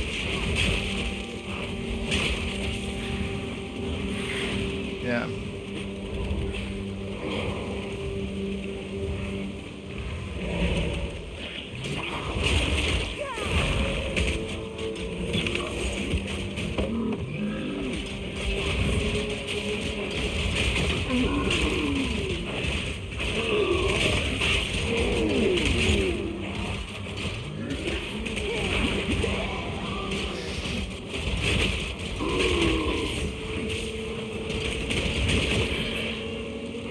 I'm glad that Tokon's actually doing an open beta though.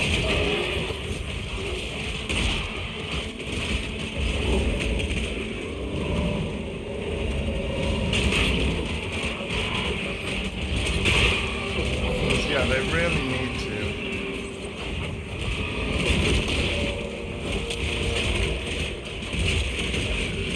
And I suppose it is a good thing that the open beta is so late in development, because the game has actually changed quite a lot mechanically since the last closed beta that they had. based on player feedback, by the way. So they actually did a proper beta rather than a marketing beta.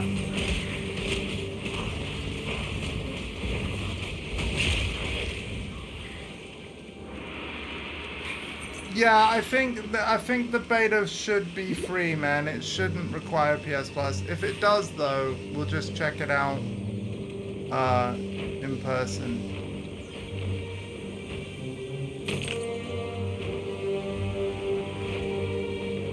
We'll find out at the time of said beta, I suppose.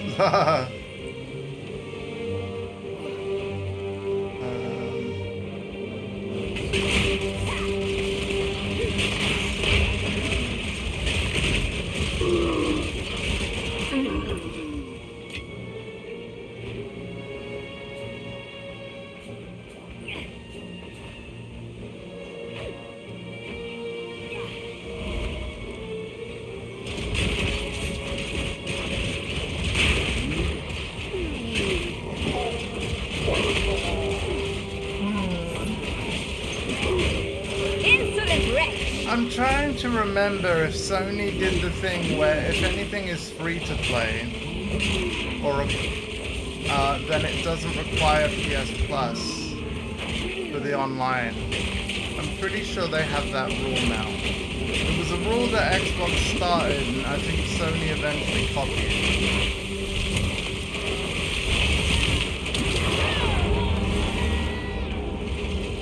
There might be exceptions though.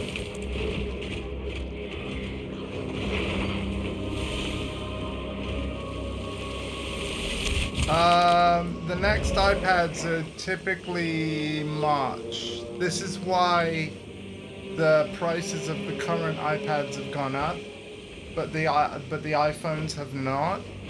I think the reason is there's no new iPads planned until the next wave. So they've raised the prices of iPads now, knowing that it's going to be a while before new ones anyway. But because iPhones are typically every September, the prices are the same on iPhones right now. So they're probably waiting to launch the next models before they raise that product line. Image! Now there are exceptions to this. Apple can launch a new model of an iPad whenever they want.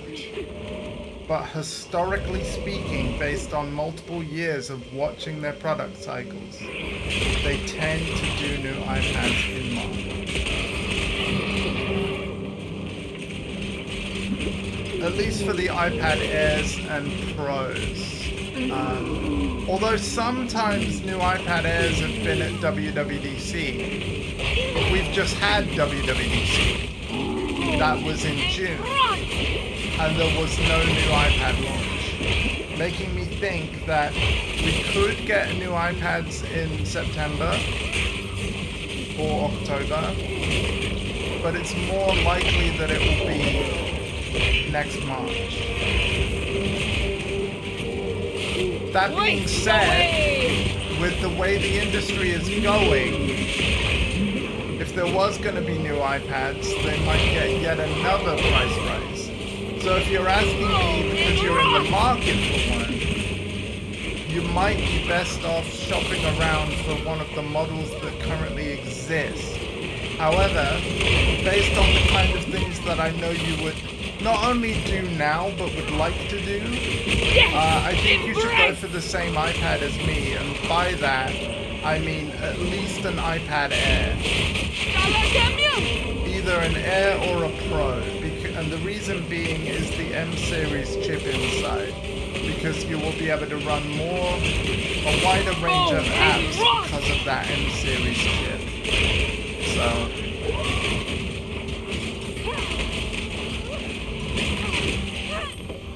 oh my god, 2 uniques!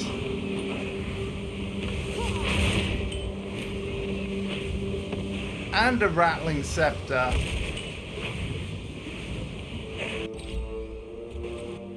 Merry Christmas, ladies and gentlemen.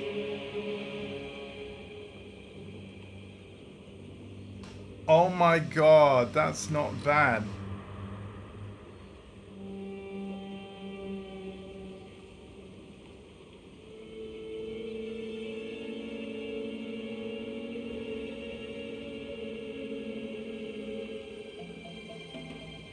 Wow.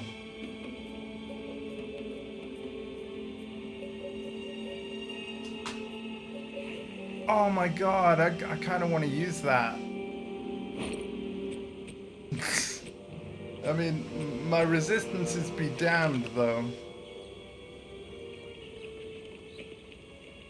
Leeches life when you cast a spell. See, I don't think I'm doing a lot of spell casting, so I don't think I'll use that. Int. Peculiar, Yeah, but powerful.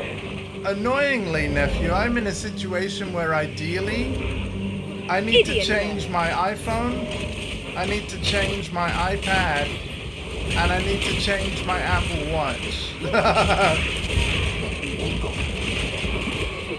My iPhone I need to change because the battery is just not what it was. Watch out! And even one of my microphones is a bit dodgy. Whenever I'm answering calls on my phone, I'm usually moving the call to another device and then using the mic on another device. Then in terms of the Apple Watch and the iPad, my devices are so old that they don't run the newest updates.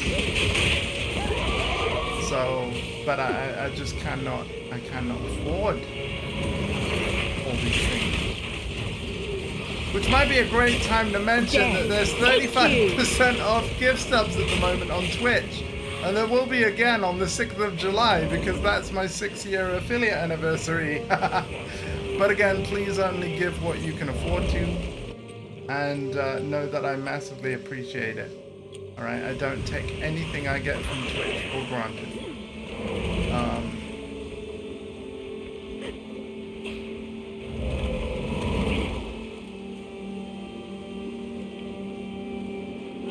Yeah, and you know what, nephew? When you're shopping for one, like, what's the capacity of your iPad right now? Is it like 32 gigs? What you should do, right, because of the situation you're into, and the fact that if you had more storage, you're probably going to use more storage, right? You're looking at the A16. Right, but you should probably buy a model with plenty of storage so that, like, even when you start filling it, you're not in a situation where you can't install an update. In other words, basically I'm saying maybe don't go for the smallest capacity, but go for the next one up at least. Because otherwise you're just going to repeat a vicious cycle of, yeah. You could go for an iPad mini, to be fair. Like, that is the cheapest one.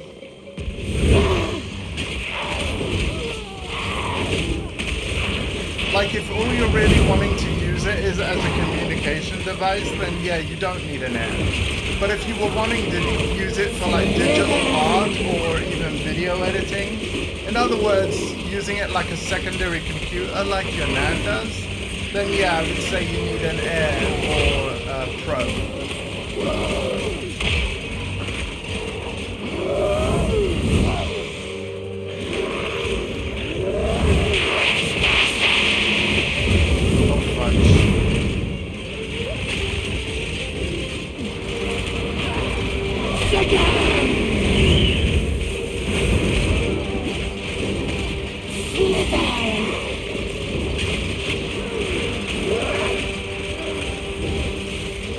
Oh damn it, my you know that thing that I was waiting to proc but never did? It actually did.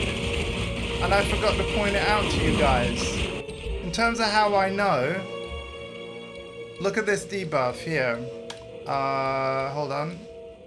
Archon recovery, you cannot gain Archon buffs, and that's for 9 seconds. Now! So let's have that wind down. I use a command skill. Okay, it hasn't proc. Use a command skill again. Punch. Command skill.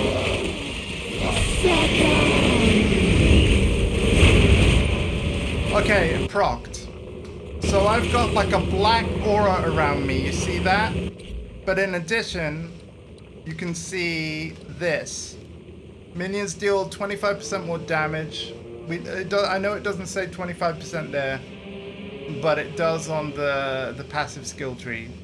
More cooldown rate and more limit for temporary minions. So the unearth skill, I would be able to summon double the number of minions for the 7 seconds that this is active. And again, if I show you the tree again with this menu, and we go all the way over here, as you can see, 25% more minion damage, 200% more recovery rate, the 100% limit on the summoned minion thing, and then if there were any dead minions, they also fully revive. It's really cool. What your idea was. Right, yeah, no, thank you for asking. Again, Apple can do whatever the hell they want, is the honest answer. So there's always a chance they might suddenly spring a new iPad model on you. But it's more likely in March for iPads. But here's the thing with tech, right? Because tech is always marching forward. And my advice is kind of like, if you're in need of it, then it's not a bad time to buy, right? 18% movement speed, evasion rating. Physical damage is pinning. Wow, wait, hang on a minute. Is that all physical damage?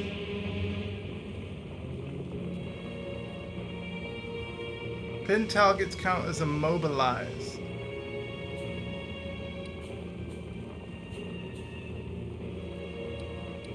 I'm gonna try these boots, yo. Like, I'm missing out on so many, like, good stats because, you know, we've taken off the old boots and those boots gave me, like, resistances and stuff. But the uniques give such cool, interesting effects. Ancient power. Wait, what is this? Oh, wait, was that the points for the tree? It was, look. Oh my god, it was. Look, look, look, look. We've now got Strongbolt's chance, Shrine chance, Asmiri Spirit, Essences, Summoning Circles. Cause a boss to be spawned? Oh god, no. No, I think I want Essences, please. Ba-boom. Yeah. And just like that, we've customized our endgame. Yay! We're gonna go there next, then there next, then there, and then, yeah, we're just gonna beeline it to the objective. But this is what I'm loving about this, guys. It's like, oh god, inventory Tetris. Let's get rid of these.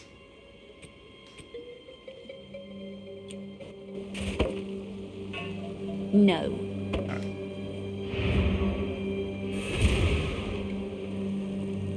Too, what a nerd. Hey, no worries. I mean, thank you. Also, did you just cheer? Did you just diss me and then cheer bits? Thank you so much if you did. Or is that emote trolling me? I'm actually gonna check.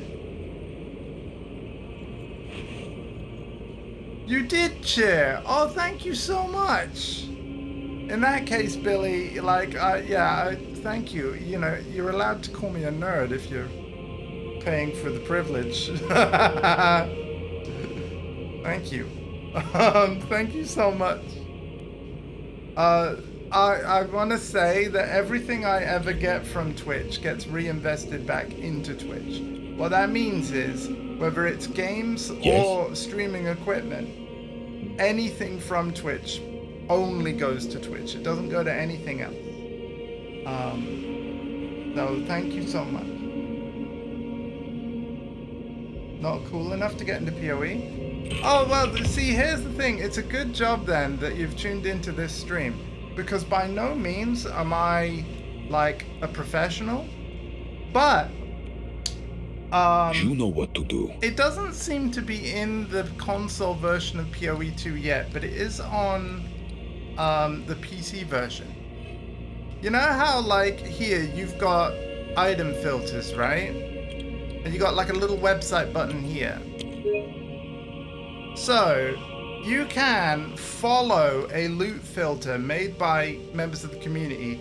And by the way, this Neversink dude, probably the best person like for like loot filters, arguably. Like, so if you were gonna follow like anybody's loot filter, you should pick one of these. What a loot filter will do is, like, rather than just showing you every item on the ground, it will strategically hide stuff and only show you what you quote unquote need if you're a little overwhelmed by too many things on the ground, right? But the reason why I'm pointing out these games options is, like, under the guidance section of game options, there's going to be a new option here eventually, whereby you will be able to follow a build literally in the game. And what that's going to do is, once you've followed a build, all of your item slots will have tips of like what kind of item to have in each slot, what kind of stats on your items you should prioritize. And then the passive tree, which a lot of players get overwhelmed by. You see how a bunch of these nodes are flashing white right now because I've searched for the word Archon in the top left? Well, once you've followed a build guide in Path of Exile 2, once it gets properly added to the console version, you will get a blue line across any node, like, of these lines around the outside, and you'll get like a blue outline around any nodes that your build guide recommends you should assign. So if you've been overwhelmed by Path of Exile 2 and you want to follow a build guide, but you want to follow it directly in the game, rather than having to constantly read a website and keep checking it and blah, blah, blah, blah, that is what they are adding to Path of Exile 2. So because of that, I think that this game is about to get a lot more newbie friendly. And if you're playing on PC, it already is. So anyway, I'm just going to, all I'm doing here is banking a bunch of items that I like, the ones I want to keep, but I don't want to like deal with quite yet, you know.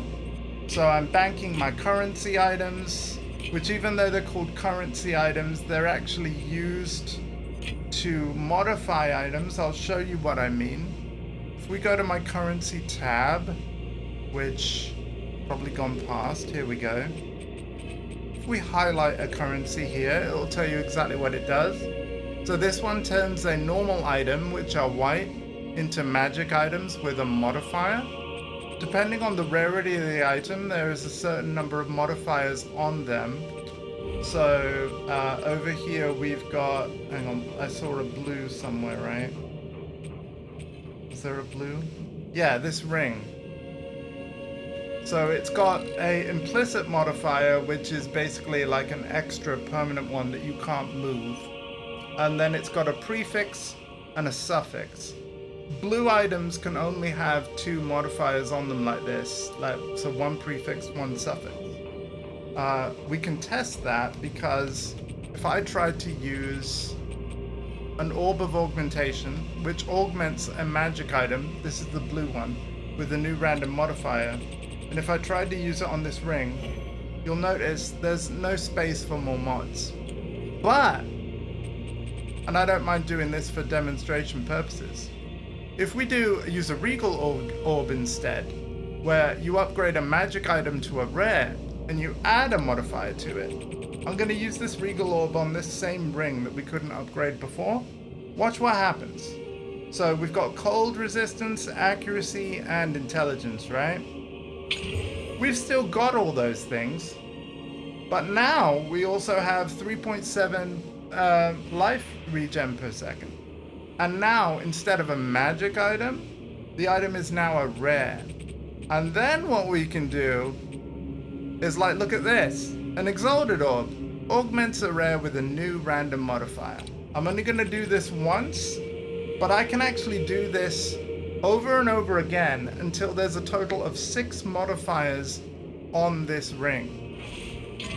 So as you can see, it's kept all of the mods that was already there, and it's added 12% to all elemental resistances.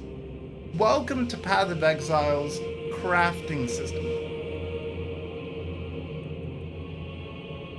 2 in PoE1. That's how I know you're out of your league.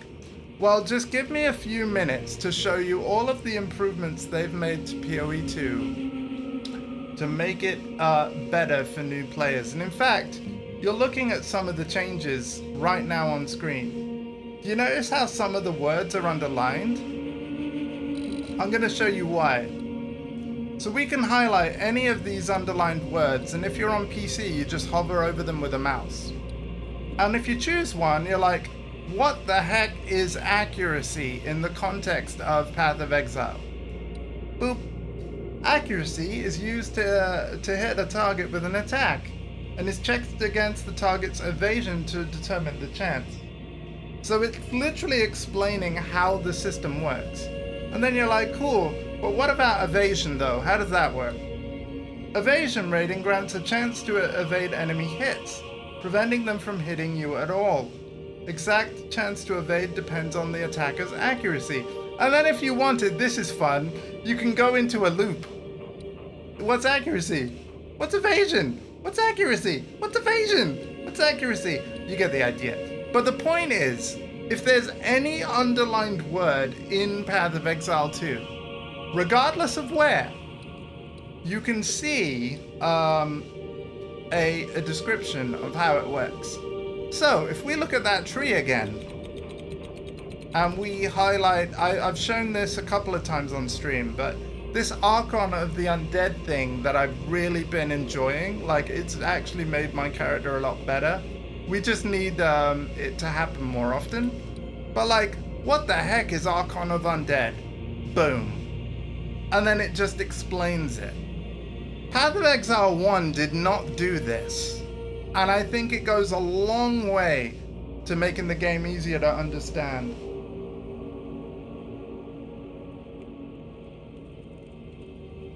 Oh, right, yeah, for like Civ 7? Yeah. Yeah, oh, good times, man. So tomorrow I'll be playing the Avatar Legends fighting game beta. And actually, just give me a second, because it's quite hot in here. I'm just going to turn on my fan, but hopefully it won't be annoying for you guys on the mic. And yes, I'm using my phone to do it, because I can. Like, the fan is physically out of my reach, but this fan can be controlled by Siri on an iPhone, so... It's pretty cool. Oh, that's better. That's good stuff. Hopefully that's not annoying for you in the mic. But yeah, I'm going to be streaming this for another 2 more hours, so get comfy. But another reason why this game is easier than it was... Hold on, just give me a second. I'm just going to sell some stuff. Sell you, not you. A useful trade. Okay. Yeah. I will actually sell that ring that I invested in a little. Some people will call that wasteful, some people will call it sacrilege. But all in the name of like helping people get into this game, this amazing game, I'm okay with it. Right. So, we're actually in the end game now. So a lot of game has gone by. You know, we've gone through the story that's available in the early access as it stands. Act 5 and 6 are still to be added. But you can see very clearly that even in the end game, there are quests to do. And each of these quests have objectives. And if we look at the one that we're doing right now is this one, reach the burning monolith. As you might be able to see, that's the burning monolith, and there's our little quest marker.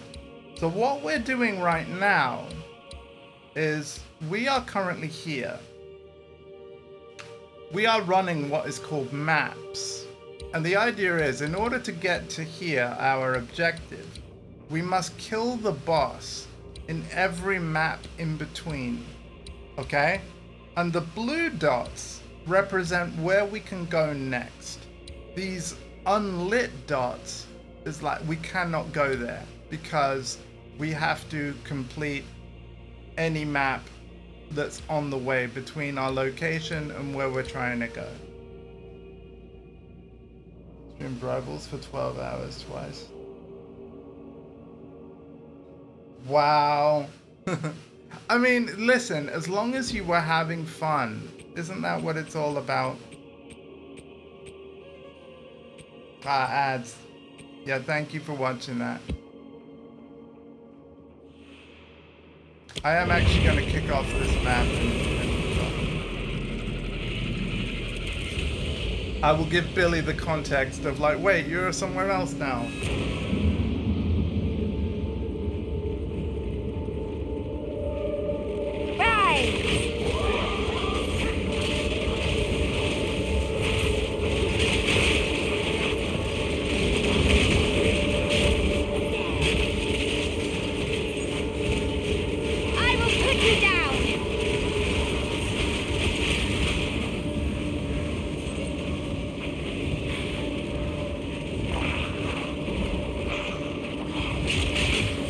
Oh no!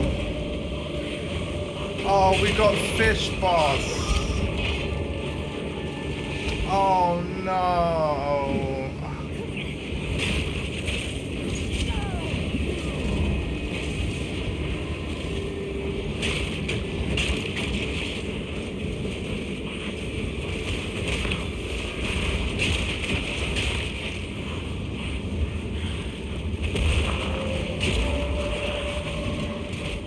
Do you know what, guys? I'm gonna do something real quick. Not that. If I go to my skills and I'm going to change my binding. Yeah, we're gonna do.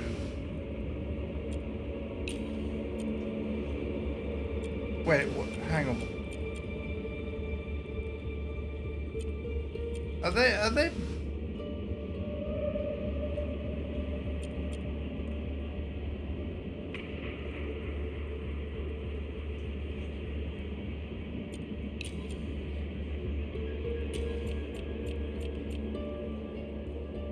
Remove. There we go. That's what I want. Yeah. Alright, so Billy, you'll notice that I'm now fighting in an area and all that stuff now, right? So, you know how I was saying that in order to get to our objective, we need to kill the bosses in all the maps between where we were and where we want to go? All you've missed during the ad is that I've loaded into another one of these maps. And, what I've just put on the screen now is like the little, what's called the overlay map, where as we explore this dungeon, the map gets drawn. So as you can see, as I get to a blue edge, it's drawing the corridor and stuff like that. And our goal is to literally find the boss of this area and then kill them. And then the map is complete. Right!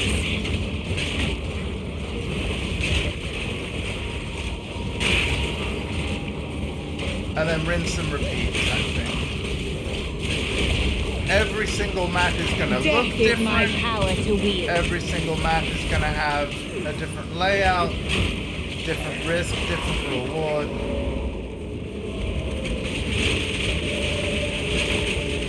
Also, now's a really good time to also mention that if you're free and available on the 6th of July,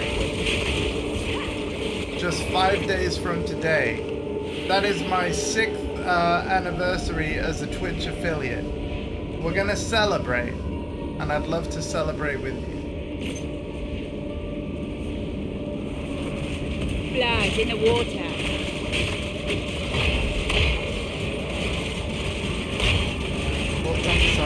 However you want to be, like, I apologize for the non-answer, but it's your stream. And certainly if you're going for cozy, then yeah, like, just double down on the coziness, right?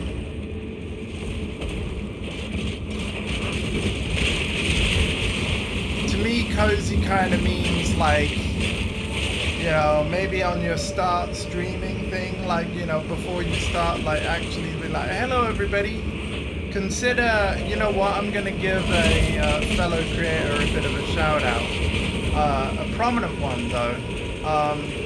Have you ever heard of Harris Heller, aka Senpai Gaming? One of the things Harris does is a thing called Stream Beats, which is totally copyright free. Feel free to use it, music for streams. And obviously, like, they've got stream beats in multiple genres. But if you're going cozy, like, I honestly think like a little bit of lo-fi playing in the background as you do your cozy streams, that could be nice. Some stream beats lo-fi.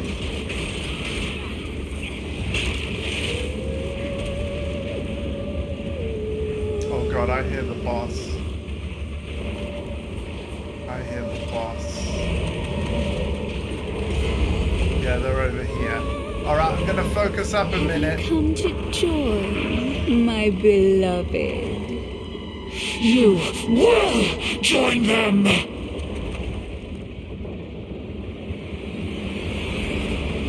Boobs. Alright. Suffer together!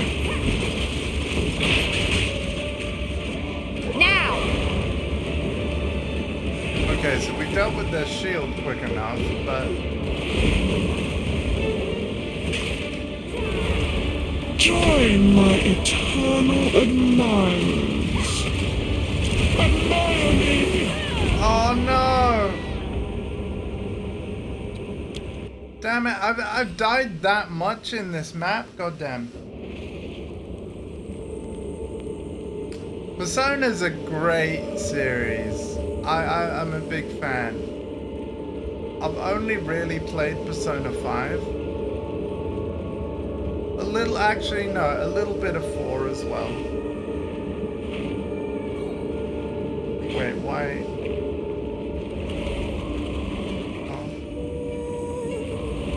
Have you wow, come to join, my beloved? You will join them!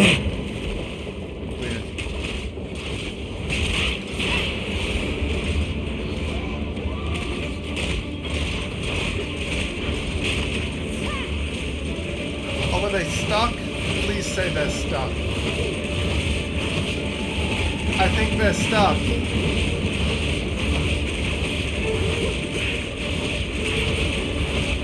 I think the boss is stuck.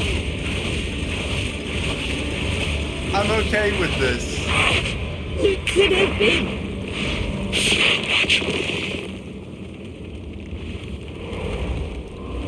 Wow.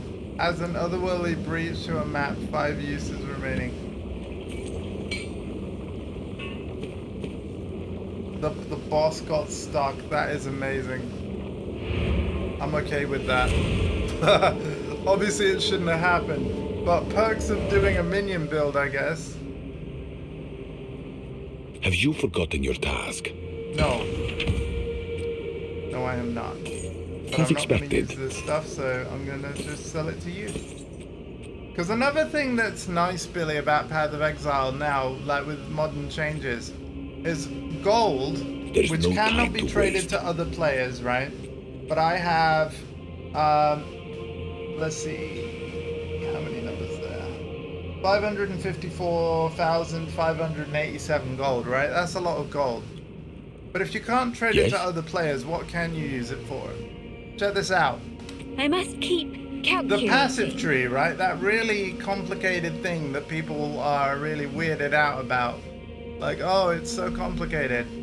I can spend gold to unspec points and put them elsewhere. And I can do this as much as I like. So you're not stuck in Path of Exile like you used to be. Like, if you feel like you made a wrong choice later, as long as you got the gold, and obviously you get gold by killing monsters, you can actually respec stuff freely as often as you want, which is really, really good. So I really do feel like the devs are trying to make this game smoother for people, and I think that's really good. Hello, Kachi. The boss got stuck, which I'm really happy about. Why can I not... Hold on, why can I not go this way?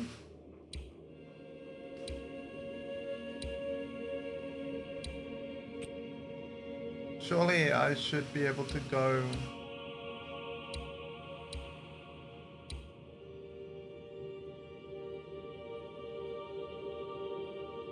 Huh?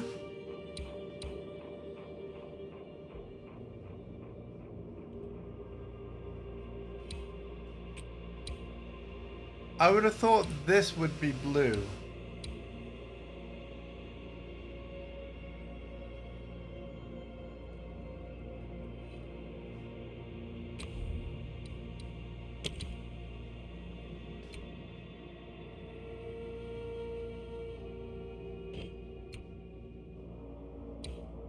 But it's not. I didn't finish the map. What do you mean I didn't finish the map?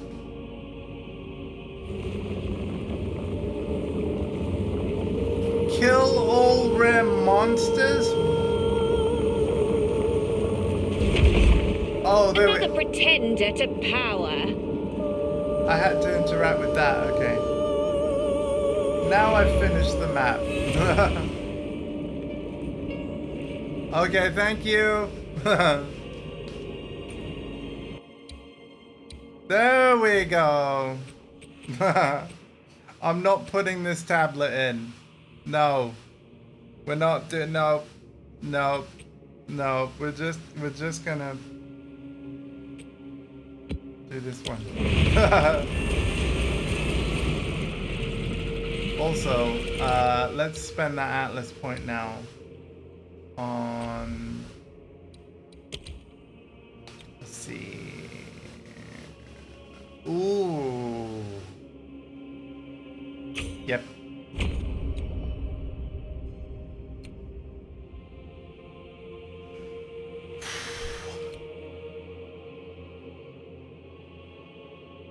I like this. I like this a lot.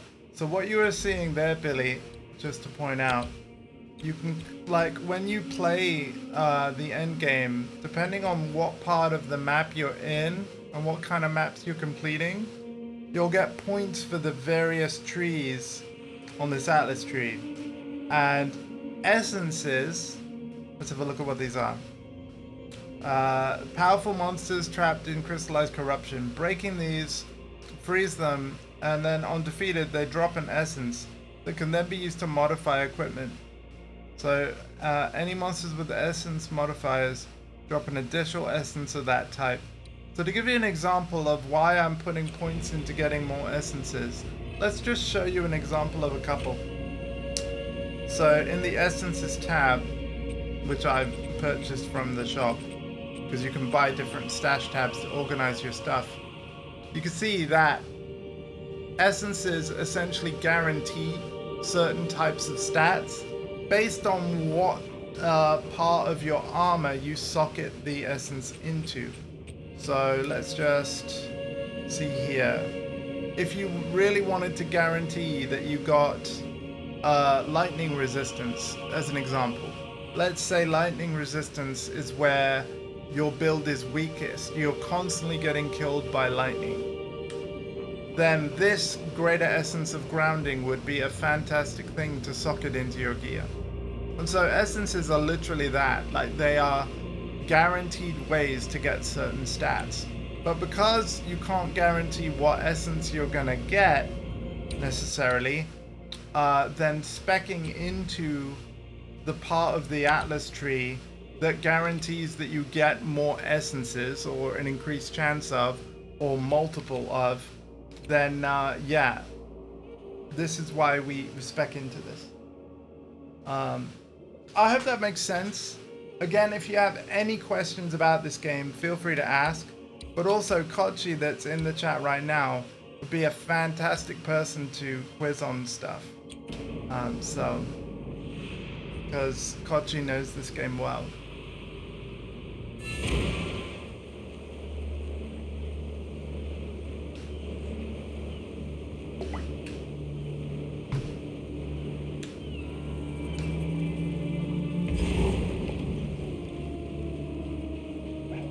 And again, finally, Billy, like, thank you so much for hanging out during the ads, because they genuinely support the channel as well. And thank you again for those bits. It really means a lot.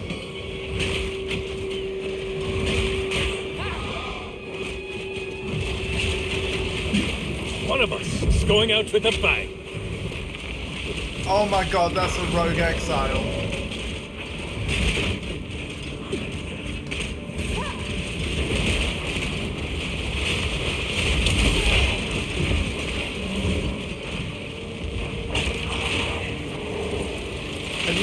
You see how it says has Iron Grasp equipped?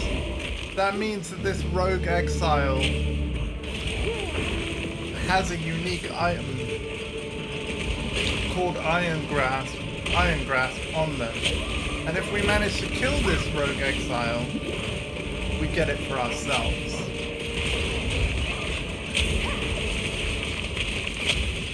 If we fail to kill him, however, then he will escape and get more powerful and hunt us down at a random point in time.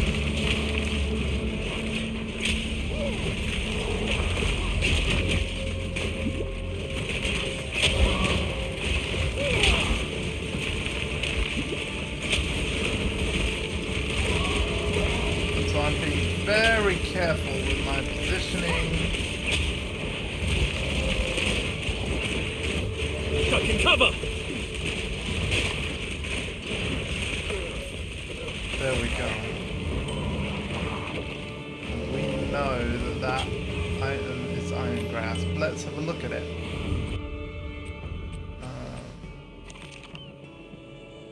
Increase armor and evasion, Iron Grip, and Iron Will. Let's have a look at what these are. Gain no inherent bonus from strength. Increase projectile damage. Okay, this is definitely not for me.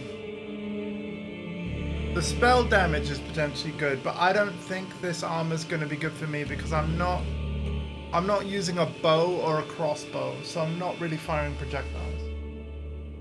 Let me know other turn-based games that are your favorite. I'm really thinking Persona next. Honestly, if you love turn-based, like Persona is great, and obviously, yeah, turn-based, but you're asking me for my favorites. So, I would say, without a doubt, XCOM 2. If you've never played XCOM 2, then you really should.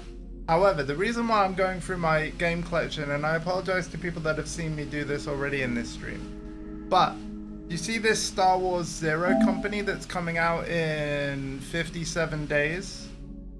This is basically an XCOM-like game set in the Star Wars universe that's coming out. I will be streaming this, along with many other things. But yeah, XCOM 2, if you've never played that, the Steam Summer Sale is currently going on. Although it is also on console as well. I have the PlayStation 4 version. In fact, let's look it up on the store. Right. XCOM.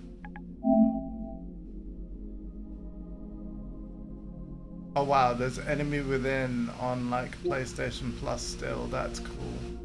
But yeah, like let's have a look. You will probably want, yeah, XCOM 2 Collection is the one to buy. Because that includes the War of the Chosen expansion. Which, expansions for XCOM are a bit more like Sims expansions in the sense that rather than being a sequel to the base game, War of the Chosen will modify the base game. So it's like a different version of XCOM 2 that basically adds more missions, adds more features, adds more enemies. So I actually have a playthrough on my YouTube channel from years ago of the PS4 version of XCOM 2 War of the Chosen, which of course you could go back on my YouTube, !YouTube, typed in my chat will link you to it. But yeah, you could watch my playthrough of XCOM 2 and see if it's your kind of thing. But yeah, I love this game, and it's a very long game as well. Like, I think my playthrough was like, oh god, was it like 60 hours or something? How much is that gonna be? Much excite. I don't think I can tell you because I've already pre-ordered it. I think it's just gonna say purchased for me. So yeah, Google will tell you though. I'm sorry. But yeah, I don't think I can tell you. Let me check. But I mean, I suppose I could Google it, but I think you would be faster than me. Where is the Star Wars thing? I have too many games. There it is. View products. Yeah, look. I cannot tell you. I cannot tell you because I've pre-ordered it already. See? There is no price, and yet it's not free. We'll set it to auto-download. But yeah, it looks great. You know what? Fluff it. Let's play the trailer. I know this isn't... Oh wait, Star Wars music. Let's not play the trailer. Let's play the trailer mute. There we go. Yeah, you're kind of seeing it there.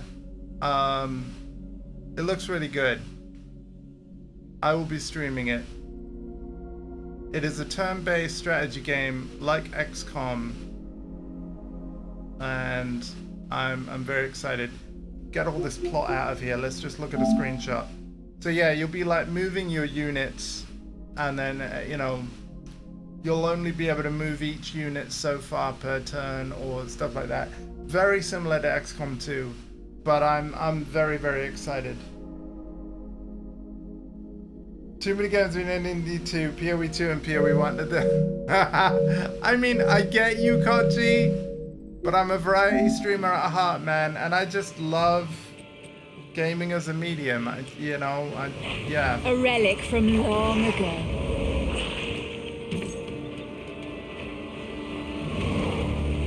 Emerge! You're not wrong, though, sir. You're not wrong.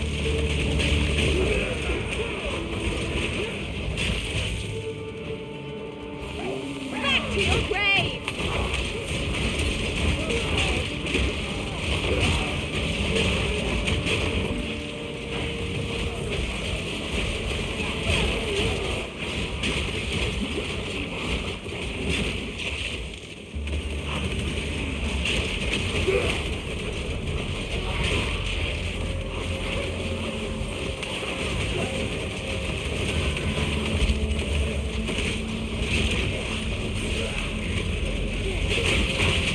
Oh, you're welcome, you're welcome. But yeah, like, I don't know whether you play on PC at all, but if you do, please search for XCOM 2, like, collection, like the full collection, and see what prices it is on Steam. Serve me. Like, if it's on a big discount, it's worth it. If it's not on a big discount, it's still worth it. It's that good. Like, if you love turn-based, if that literally is your thing, honestly, I've played a lot of games, right? Including a lot of turn-based ones. XCOM 2 is literally one of my favorite turn-based games of all time. And to be fair, XCOM 1 Enemy Unknown, XCOM Enemy Within is like the prequel to XCOM 2. That's still worth it as well. But I think XCOM 2 is a fantastic sequel. And the War of the Chosen version of that is just chef's kiss. I think you will love it.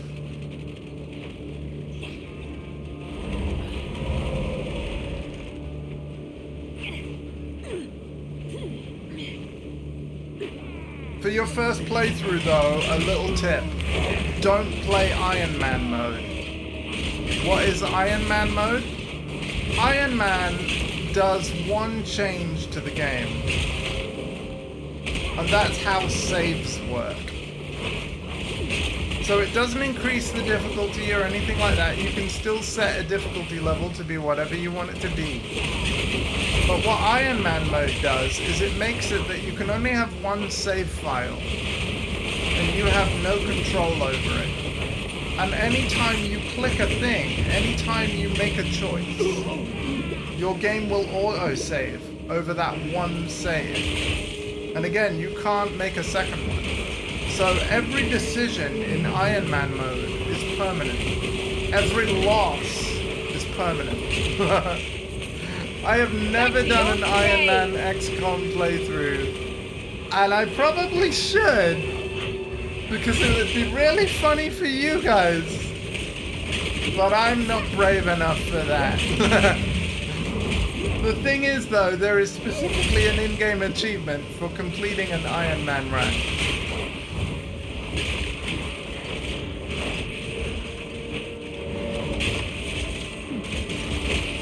I'm listening to 80% of all advice from brothers. Never ever times that I would trust it. Oh, thank you, Kochi. Again, I fully respect that, like, my taste, like, everybody has biases, right? It's like, I love Tekken, no matter, like, how the game actually plays. Like, Tekken was my first fighting game franchise, and obviously Tekken 8 is very different from the Tekken 2 that I initially fell in love with. But, yeah, I still love it. Having said that, though, I also would like to think that I'm open-minded enough to try new things. And actually, giving fighting games as an example, yes, I do love Tekken 8, but I'll be honest with everybody here, and this is consistent with things I've said in the past. Ever since I've started playing Virtua Fighter, I actually prefer how that plays, even more than Tekken 8. And so if somebody came to me wanting to get into, instead of like turn-based games, if Billy was instead asking me about like, oh, I want to play a 3D fighting game, which one should I play? I actually would be, well, to be honest, yeah, my first pick would be VF. The only problem with VF really is that the player base is a lot smaller, but there's a very helpful and passionate community in VF, and they just want more players playing their game. Also, Virtua Fighter is the cheaper game to get into, because Virtua Fighter 5 Revo is a lot cheaper than Tekken 8, even though Tekken 8 does seem to go on sale quite a lot. But I also think, and hear me out here, I actually think for a new player, Virtua Fighter is a simpler game than Tekken. A lot of Tekken has a lot of knowledge checks, right? There's a lot of things that are specific to a certain matchup of like one specific fighter versus another specific fighter. There's a lot of things that you have to just know. Whereas because Virtua Fighter in comparison works on what's called the triangle system, whereby strikes beat throws beat guard, and guard beats strikes. Yeah, I think I got that right. You know, but that's the thing. There is a consistent system where, depending on what attack your opponent is using against you, there is a direct answer to that applies to all characters and in almost all situations. And so I personally think that Virtual Fighter is easier to pick up and play and learn if you're new. It's also got a simpler control scheme. And I keep dying in these maps. I'm such a noob. But you know what? I'm glad you're seeing me die. You want to know why? Because I've got people in the audience that have kind of been overwhelmed by these games. And I want to show that even after, like... Hold on. Over 233 hours, you're still gonna die, but it's absolutely fine. You know? It's normal. Let's normalize dying in video games. Learning from each death. And doing better next time.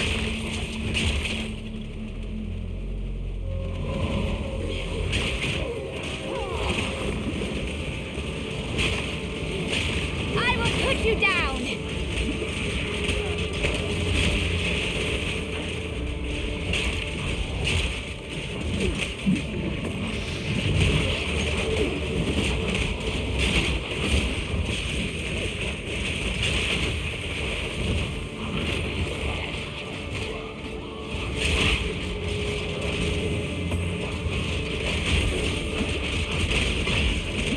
None can oppose me. Obey me! Now, Kochi, I'm assuming that reaping staff that I found, yeah, it has this reap skill that you're using. Ooh, okay. Yeah, okay. And then the culling strike is a thing where, like, when the enemy has a certain amount of life left, they're just dead. Yeah.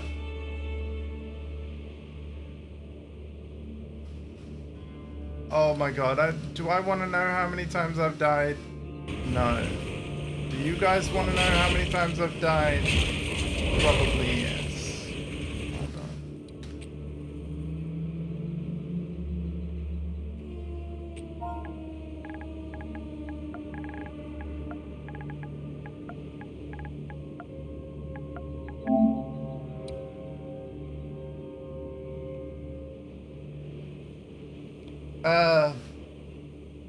Oh, deaths. Sorry.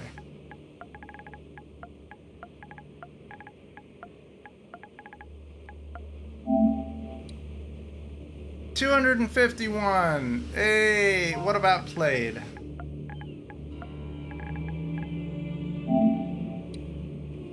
Two days, 0 hours, 12 minutes, and 51 seconds. Not all at once. But yeah, that's specifically this character. I've died a lot this stream.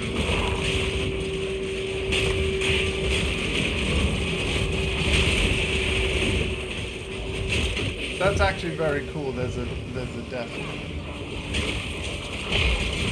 Oh, really? Yo. That's cool.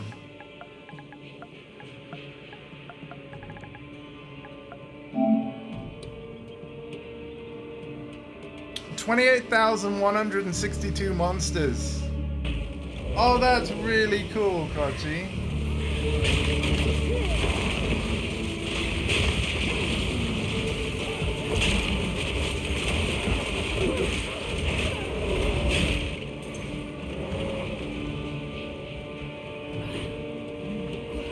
I kind of wish we could pin those stats and just watch them climb.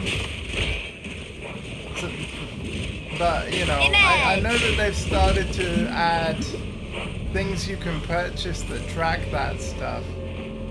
But I would like it like permanently on the side, like above the life and health thing. Like, I realize there's already a lot of things on screen, but it would be nice to have an on-screen tracker.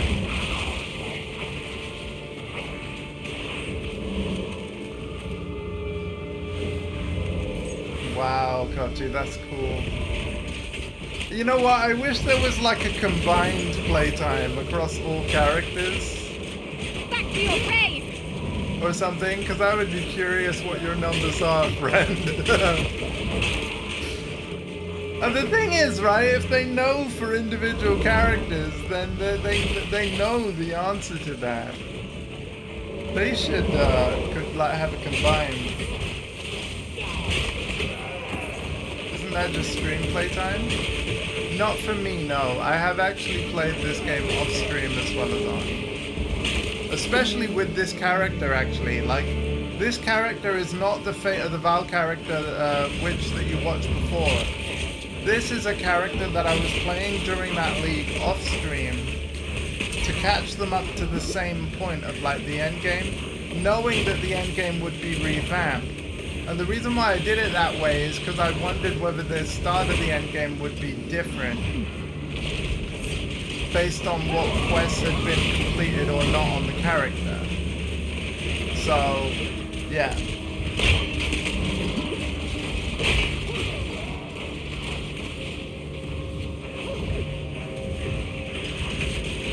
None can oppose me. Wow. Oh, that's awesome, Kochi.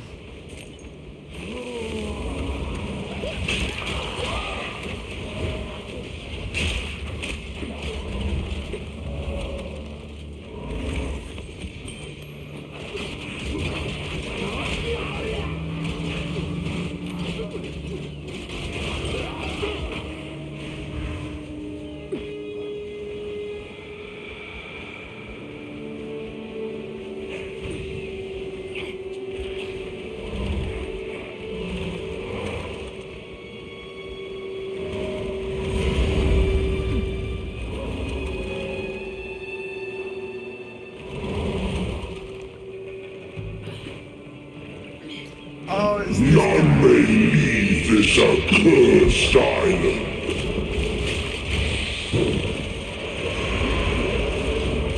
Impudent undead!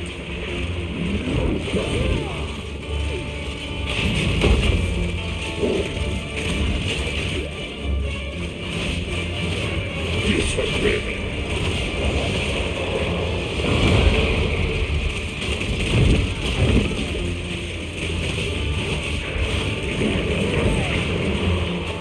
Yeah, even though I'm not doing an essence drain build or anything, like, you can't deny, it's a great skill as a boss melter, isn't it? Like, even if your whole build isn't focused on it.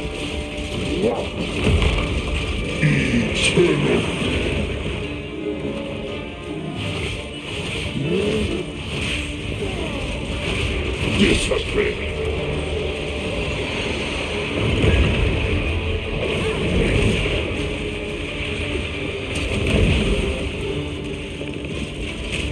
To your captain. And what I like about him summoning a bunch of enemies there is he's given me more minions. Because as I kill his helpers,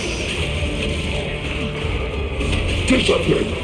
like, I can turn Do them into not believe his lies. Oh, that scepter might be good. So that precursor relay is what's giving me the extra Atlas points, right? Yes, it is. Cool.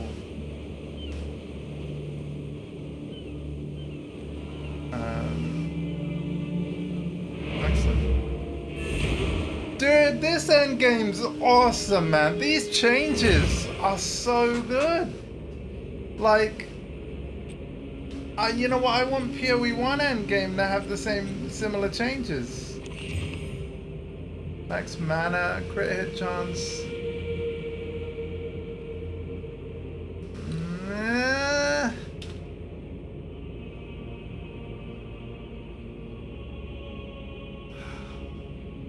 See, there isn't plus to skills. That's really what I need, isn't it? It's the plus to skills and spirit.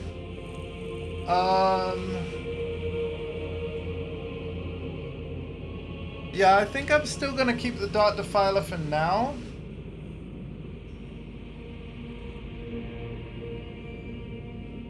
The crit chance is good though.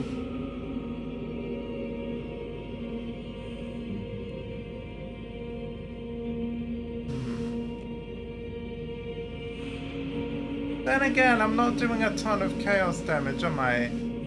Kochi, would you change Scepter or nah? Like, it does have a socket.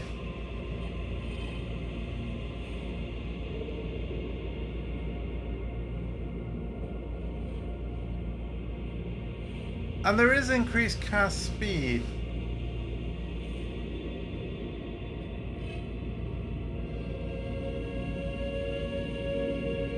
I'll sort through my items while you answer and stuff.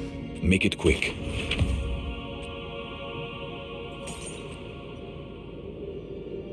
As expected.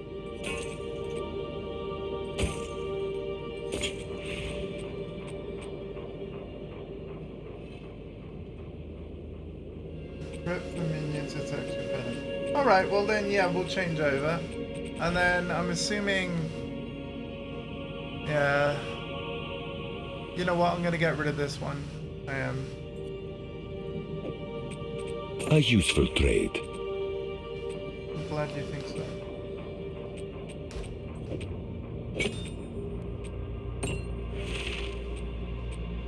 Alright.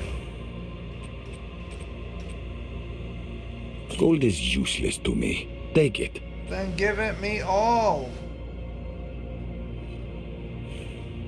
Oh, look at that. I had that belt on before.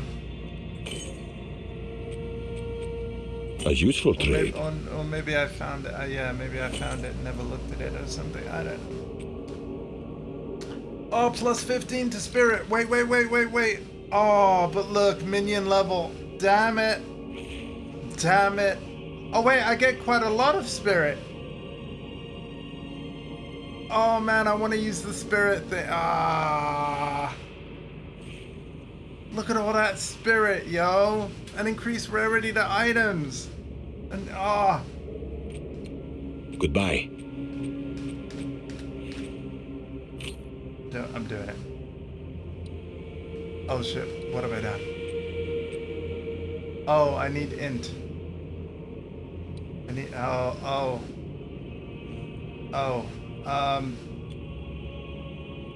I am listening. Refund passes. Another strategy. Give me int.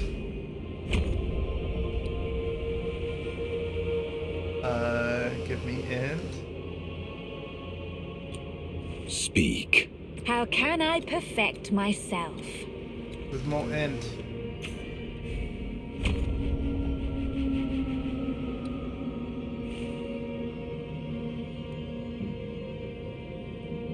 Jeez.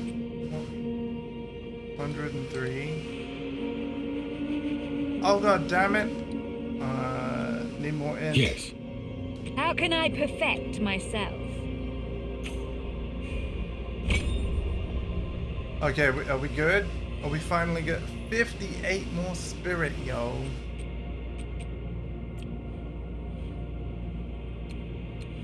That's another 2 Reavers, man.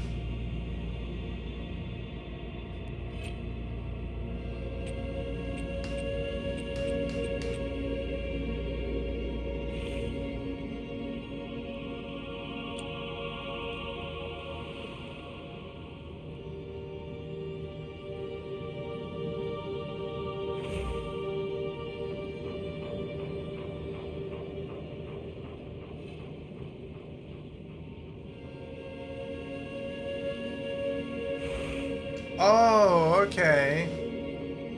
I mean, see, here's the thing about the trade. I'm not against ever trading. Like, I think eventually I would like to. I gotta get rich first, I suppose. Like, what I'm more curious about is learning the crafting to create stuff that's I will make desirable use of for this. players to buy. Like, I'm more interested in the selling than the buying because I really enjoy There's no time to waste. finding my items.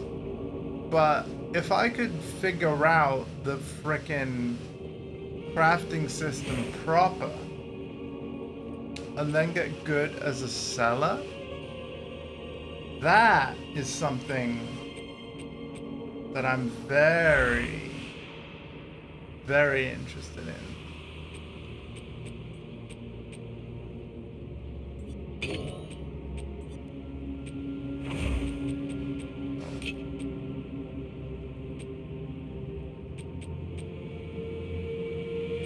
What we'll do is we'll keep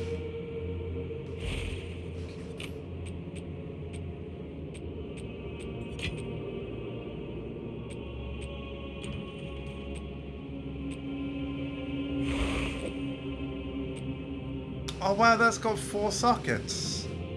Hey, that's got wow, okay.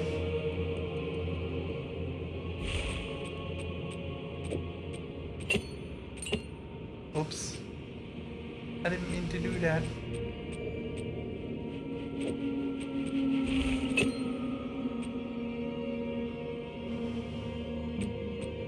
So, skills are modified by support gems. So in the case of what I've done to Skeletal Warrior, we got Feeding Frenzy 2 for 30% more damage. However, these Skeletal Warriors will now take 15% more damage than before. The Skeletal Warriors will break 20% armor of enemies well, they'll break the armor of the enemy based on 20% of the physical damage dealt. And then we've also got supported skills break 50% more armor. So instead of 20%, it's now going to be 30%, because that should stack. The order in which the support gems are socketed in should not matter, as far as I know. And yeah. I am listening. Quickly sell this. Gold is useless to me. Take it. You know what to do. Upgrade. Alright.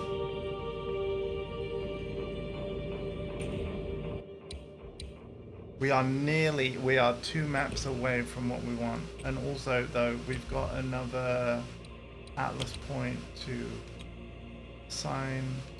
Increased chance.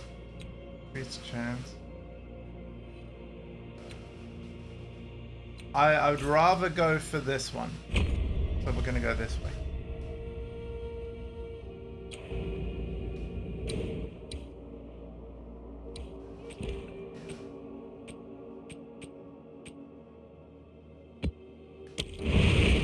Traverse.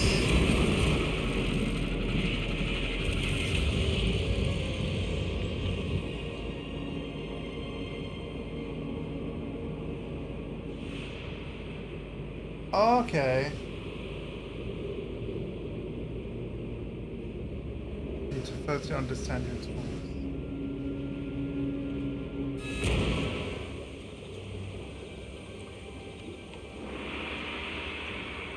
Right, okay, thank you for those tips.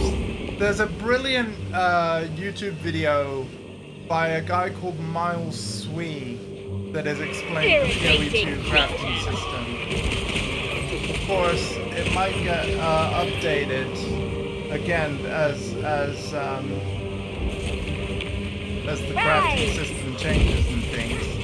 But yeah, it definitely went over the basics very well.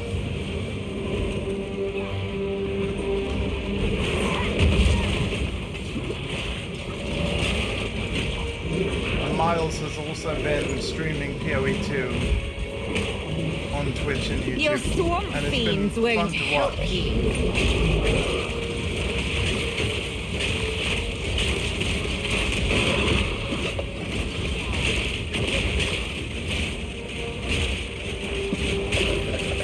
got more ritual here, which is fun, so we will probably do that. But yeah, through the tablet system, you know the tablets that I haven't been using? If I wanted to guarantee that I got a ritual zone in the map that I was about to run, I'm pretty sure that there's a tablet for that. And obviously you have to be lucky enough for the tablet to drop in the first place. But yeah, through tablets we can customize the map that we are about to travel to.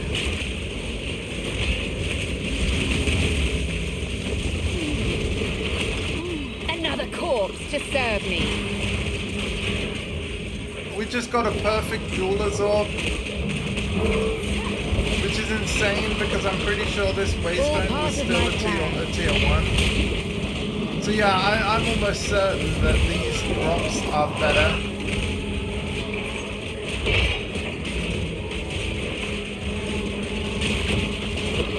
Than I remember them being. Like the loot system is just better. Wow, so if I was doing a chaos build, that one would be amazing.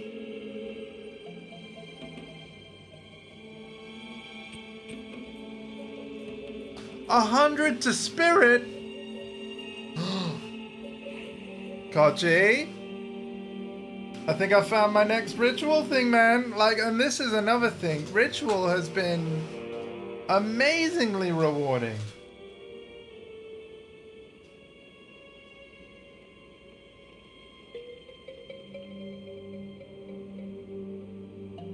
Yeah. Again, there's a brilliant Miles Sweet tutorial that you may want to check out because it is one of the more recent ones that have been made.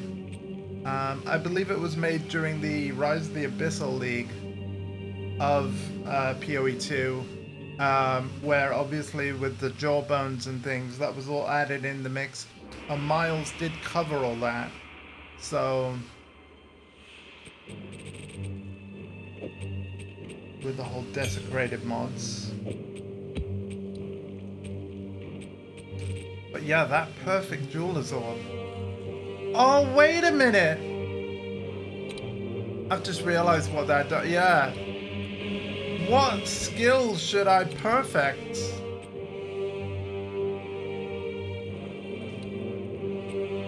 Oh my god, what should I...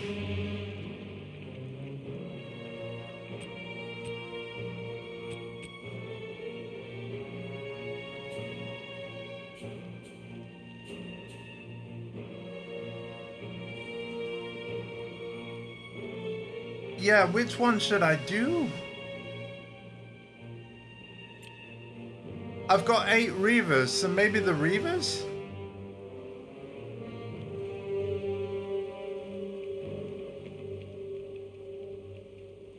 I'm thinking Reavers.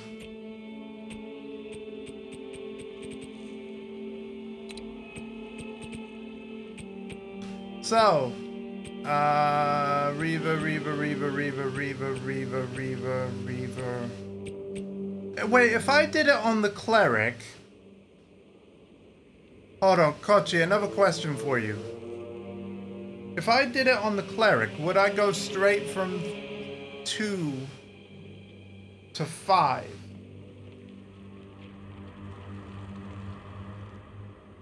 Yes? Should I do that, bearing in mind I've only got 2 clerics? Or should we go to my main damage dealers, the Reavers? I'm tempted Reaver, because there's the more of them.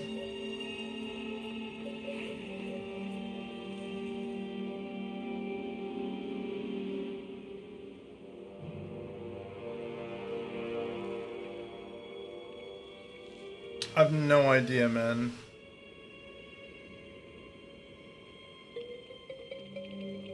Right, I'm going Reaver. Just based on what you just said. Oh my god, that gave me 2 more. Yeah, that was it. Yeah, there we go. There we go. It's done.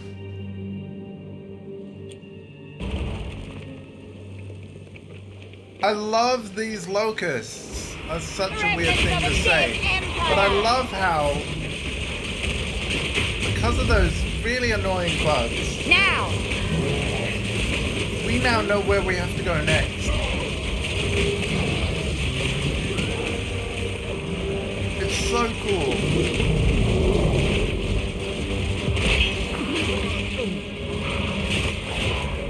And I believe it also applies to the campaign, right, Kochi? Like when you're doing the King of the Mist stuff for the first time in Freeform, they're also there. So like navigating that really annoying, like windy zone is a lot less annoying because now you know exactly, well, the general direction you need to go to progress that quest, which is really good.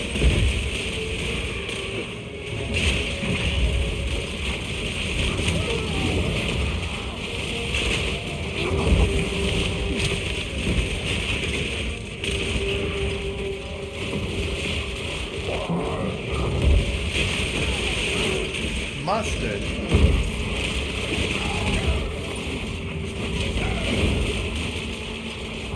Death is my power to wield. Mustard?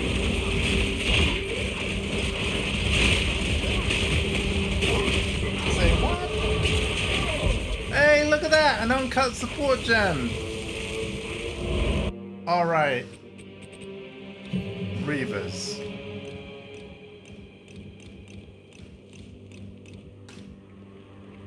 What are we doing?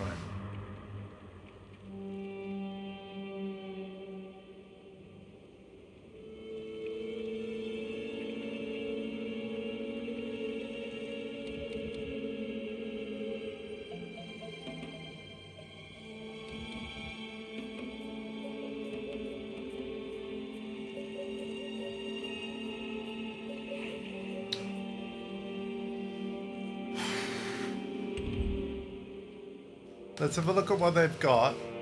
So at the minute, my Reavers have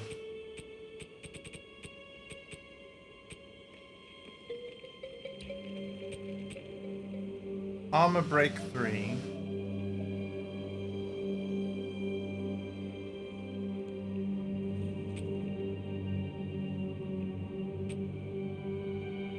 Increased attack speed, more damage. Oh no, my controller's dead. Oh, whatever am I gonna do? Oh no, I can't play anymore.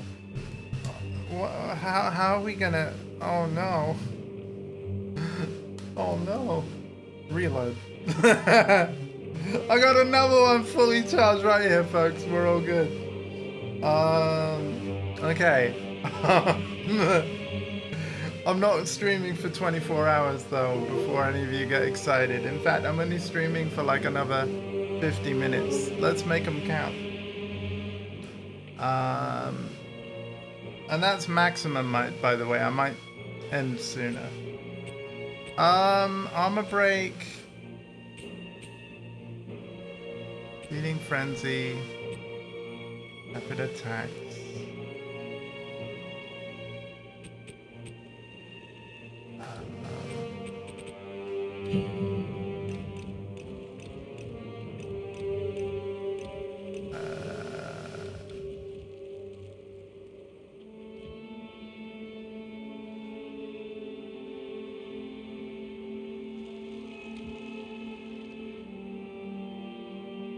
I don't know what to go with. Mustard. I'm gonna look for this mustard thing.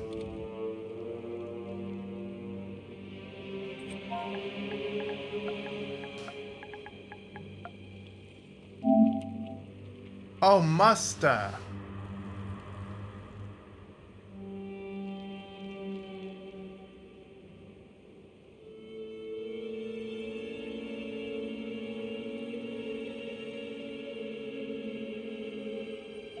Armored Demolisher. Well, let's look at this muster thing. Oh, wow. Yeah, no, I think, ooh.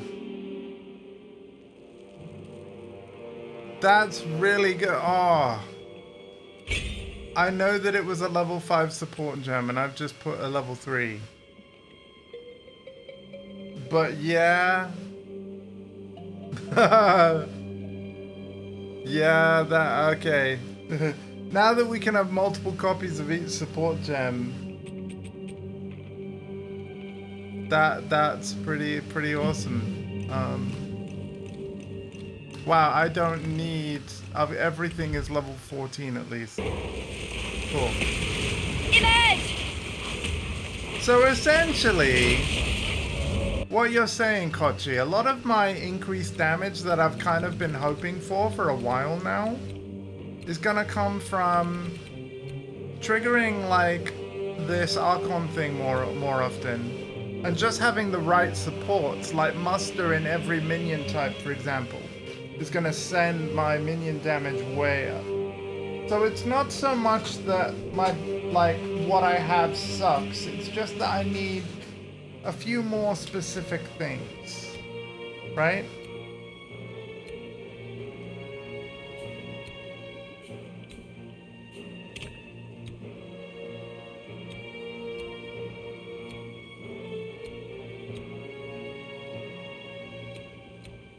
Oh wait, where's that puppet master stuff?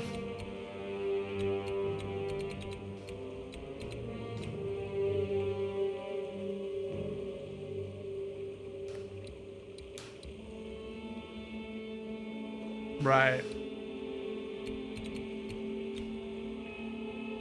I'll pump up to it. So there isn't actually a chance thing. I'm not seeing chance.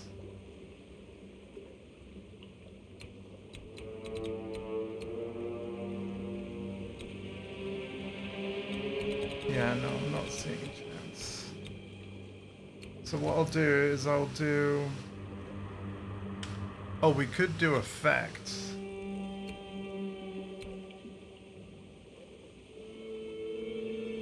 Well, we could make it happen more often like that, yeah.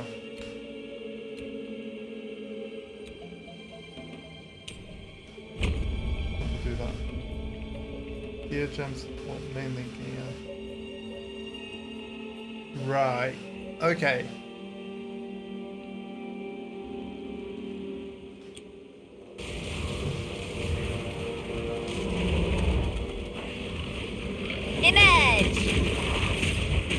What I find interesting is that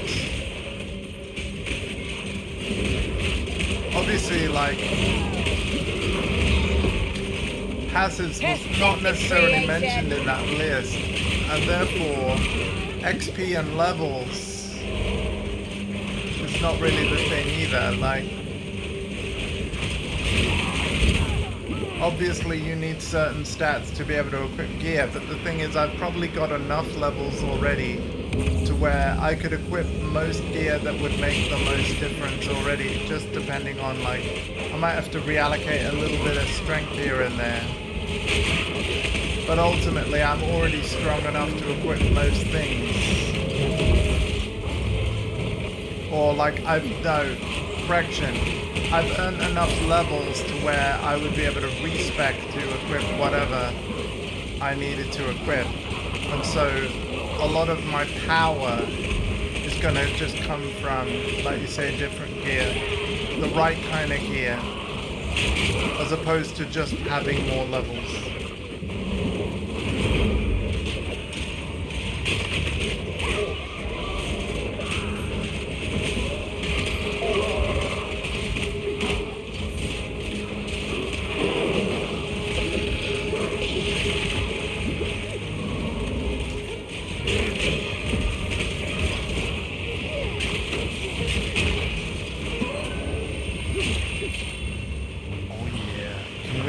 That thing yet? No.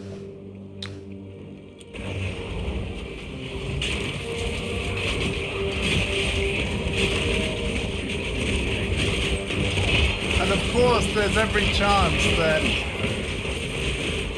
I might not be able to get enough tribute, and in that case, like, I have another question for you then, Kochi. If I don't spend my tribute in this map, I lose it, right?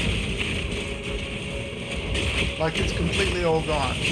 So you may as well, if you're not gonna buy anything, you may as well offer it to the king.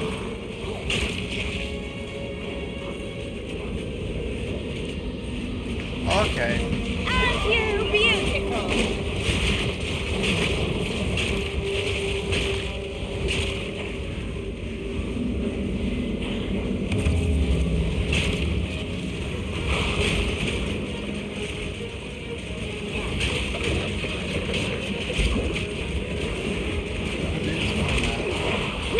Right. So if there's a really expensive item that even after doing all of the encounters is too expensive, then the play is you have to play ritual content to get points in that in the Atlas tree, and you'll specifically want to spec into nodes that offer more tribute per enemy slain. None can oppose me. I'm really enjoying how these systems work together, man.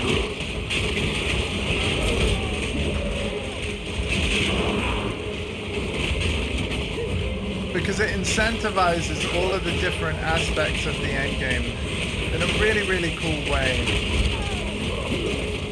This is really what the game needed, I think.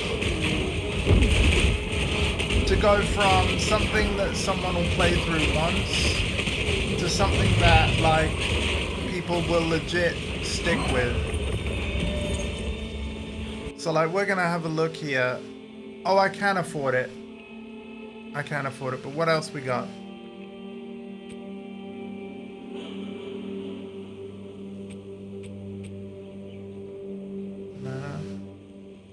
Oh, wow. Okay.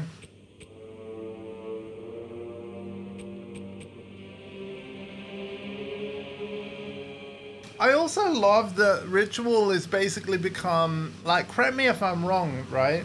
But if you literally just wanted to farm uniques, is ritual like just the way? Because I've noticed most of these items that are on offer, they're just unique now. They used to be all sorts. Well, for the most part, right? We got some, you know, it's just omens and uniques. Like, that's really cool. But yeah, I want this. Pleasure doing business. For the king!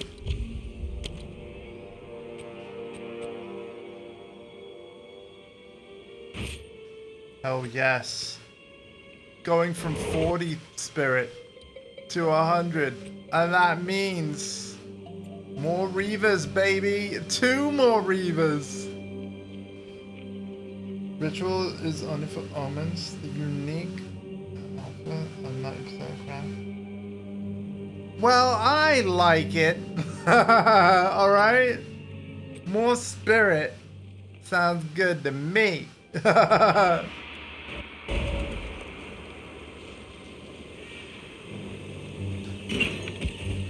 I'll learn. I'm sure I'll learn, Kochi. I'll learn the error of my ways. Eventually. I just haven't played enough, clearly. But I like the idea of more spirits. That literally means more minions, which means more damage, but yeah.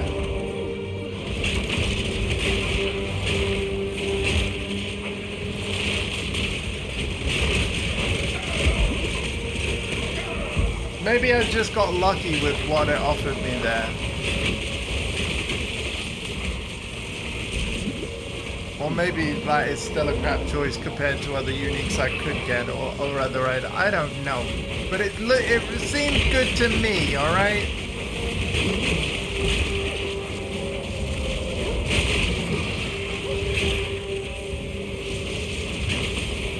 Death is my power to wield.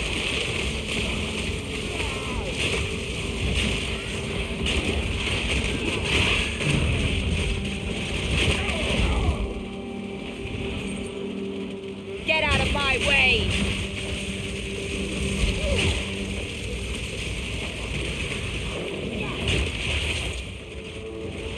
Probably already fought the Serpent Queen this stream. actually got a repeated boss in this stream. I mean, we have been going for over 5 hours, so I suppose that's not too bad.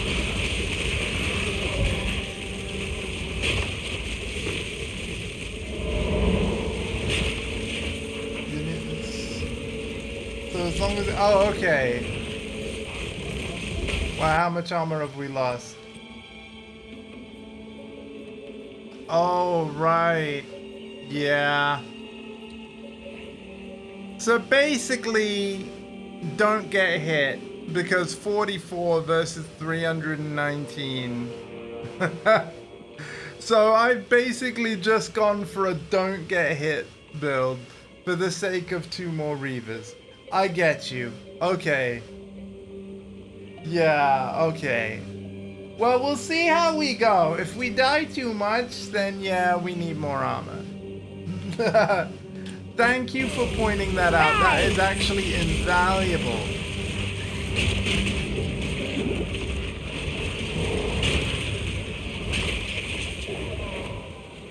Again, it seemed like a really good item to me, and it probably is.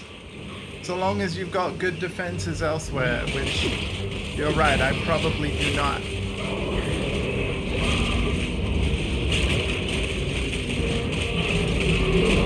So what you're saying is, if I was playing hardcore instead of standard, don't equip this. Right? Like, it would be super dumb. Like, it's already dumb, but it would be super dumb.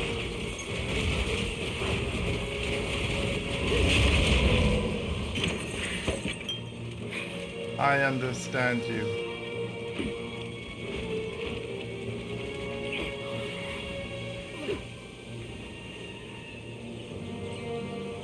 Just means it's popular. Ah! Interesting. That's very interesting. So the expensive stuff, what you're telling me here is like, the expensive stuff isn't necessarily like the best. It's just the most, like the highest demand for whatever reason. Like maybe there's a high portion of people that just want to copy a certain, like one of Ziz's builds, for example. Like, so whatever Ziz or Gazi roll with, I can imagine that stuff gets expensive real fast because everybody wants to play like Ziz or Gazi if they're fans of those people. So, so are you saying that certain influences make certain builds more expensive as well? Because whatever they decide is in the build, like, as soon as that's decided, like, the prices of that just go, yeah, supply and demand. Right, yeah.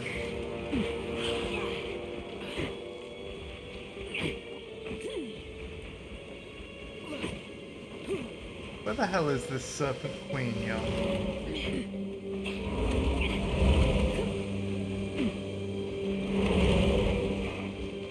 This is not a complaint, right? But some of these maps are really big. Thank goodness for sprint.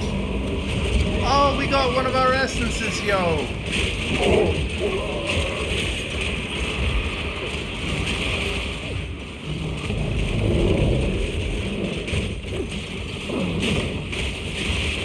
And we got another support gem.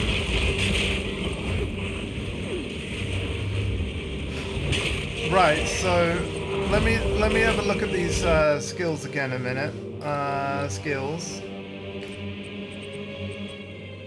So let me look at the Reavers again.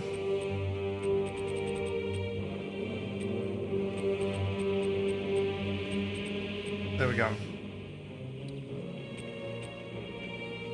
So we need Demolisher, right? Armor Demolisher.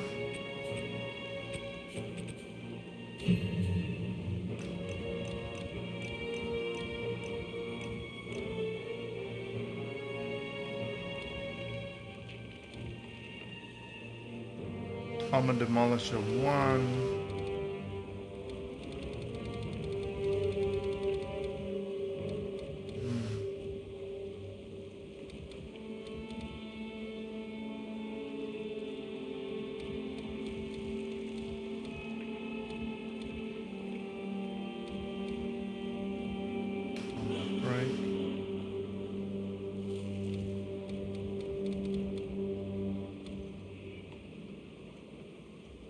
Oh, is there only an Armor Demolisher 2?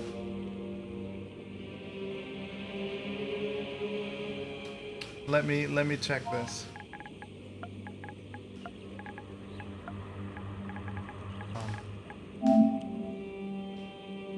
Oh.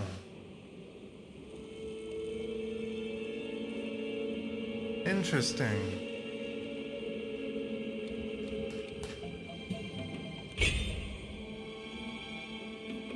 Huh. And what was interesting about Armor Demolisher 2 is it was a tier 3 thing. But yeah, the 2 doesn't mean like that's the tier. It means that that's just the upgraded version of that. Like it's the second version of that. Get now!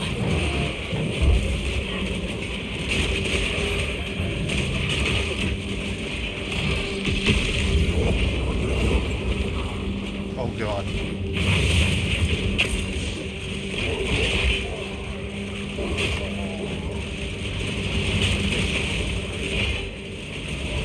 None can oppose me.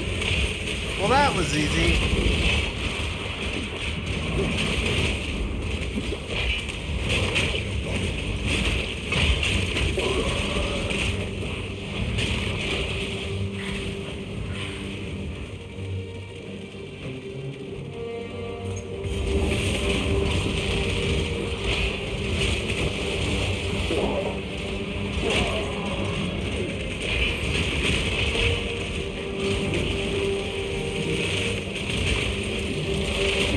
So Billy, I don't know if you're still here, but I hope you've been seeing certain things that, again, in my opinion, are designed to help.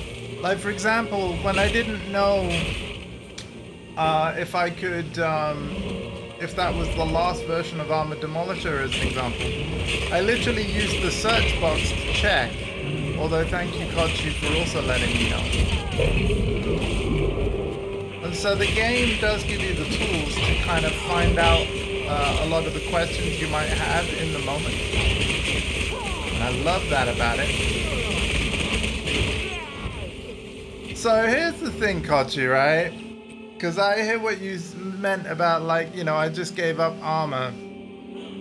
Right now, I'm loving that decision. Because I'm clearly, like, I do feel stronger. Like, you know, I'm melting enemies quicker. But go up a few map tiers, and I bet you I'll be regretting my choice. Which is why I'm going to keep hold of this piece of armor.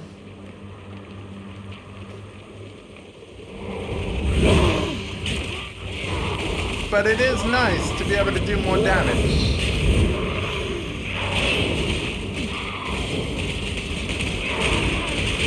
Like, look at this. Like, that is what I would call a boss melting. That's a melting right there. Consider boss melted.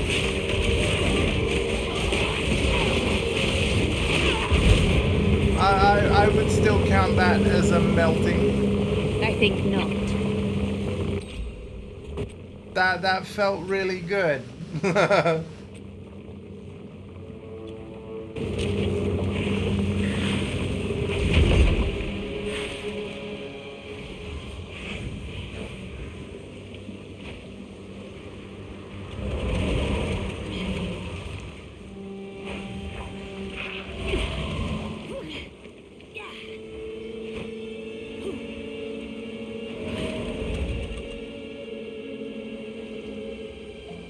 You know what?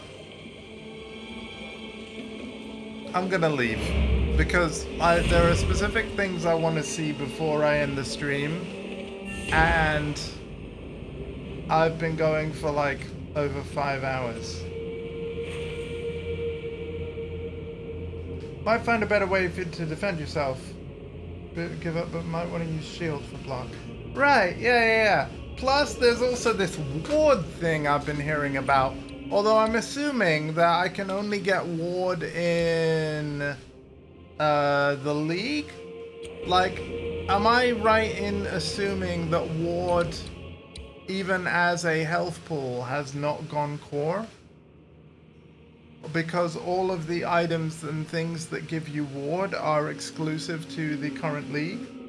And then as soon as the league goes core, then ward itself. You don't know, you always play league. That's fair.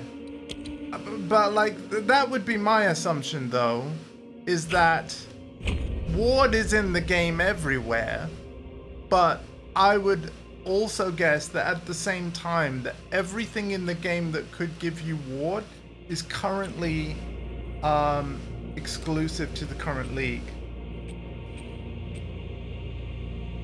And therefore none of my drops will offer ward in any way. In fact, you know what? Here's one way we could test that.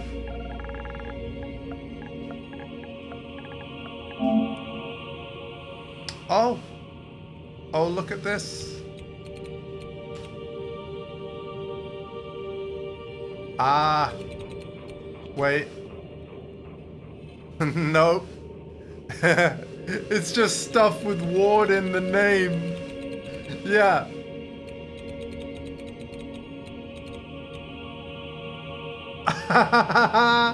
Oh, the game's trolling me. That's funny. That's funny. I'm curious whether the passive tree is the same on standard and league. That would be my next question. Is to like whether you guys on league have different nodes that include ward or something.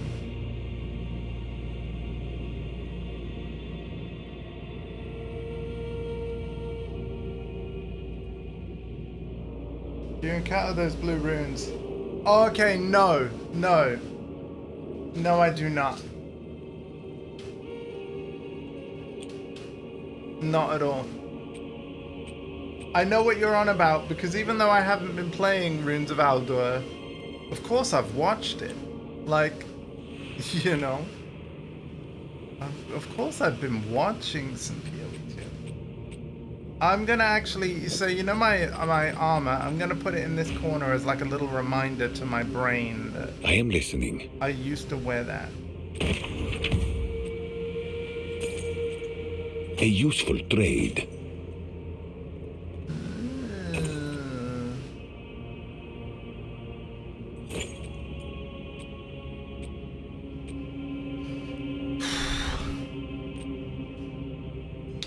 Wait, we leveled up again, right? Yes, we did. The right choice. Give me all that. Give it to me. Goodbye. Goodbye, man. Yes. Yes.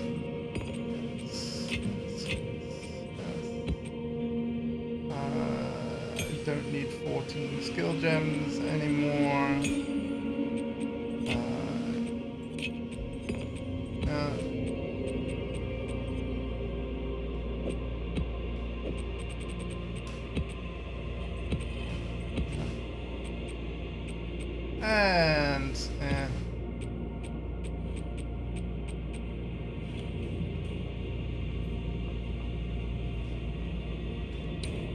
Let's reach that burning monolith.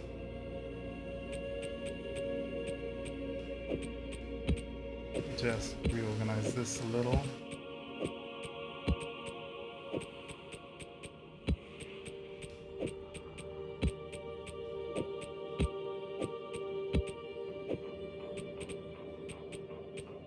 Oh wait, what? I don't have to...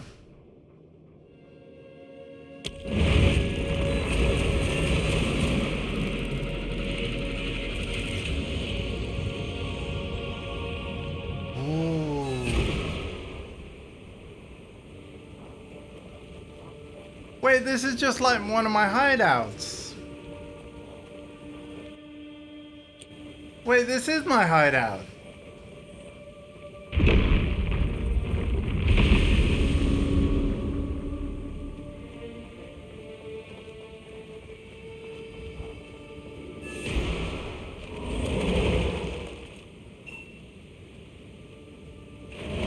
Silly me, expecting a door to actually open. Oh. But this one's blocked. This door, it requires 3 fragments. One is already present. Oh, okay, good. Something about it feels wrong, instinctively disturbing. Don't go soft on me now. I saw what you got up to in that lab of yours. Wait, I am detecting 2 similar resonant signatures much further into the fortress. I believe the other 2 fragments are beyond these gates. Oh my god. We need to get inside. Seek out the other 2 fragments. I will remain here. I must contemplate the nature of this thing. Wow. Oh my god. Dude, this game, it just keeps on. It just keeps on. Keeps on going. Oh my god. Well, you know what? This has been so good. I'm tempted to like do more. I really am. But quite clearly, right? It's gonna take a long time to get to either of the. Oh my god! Isn't it just? So like, if I go, hang on, what's the button I need to do to move around anywhere? Oh my god, what was the button? What was the... Is it select? Okay. So, we've got like...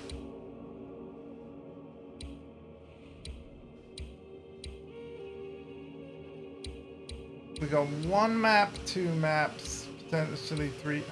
Yeah, I think... Realistically, folks, that might be where I leave it today.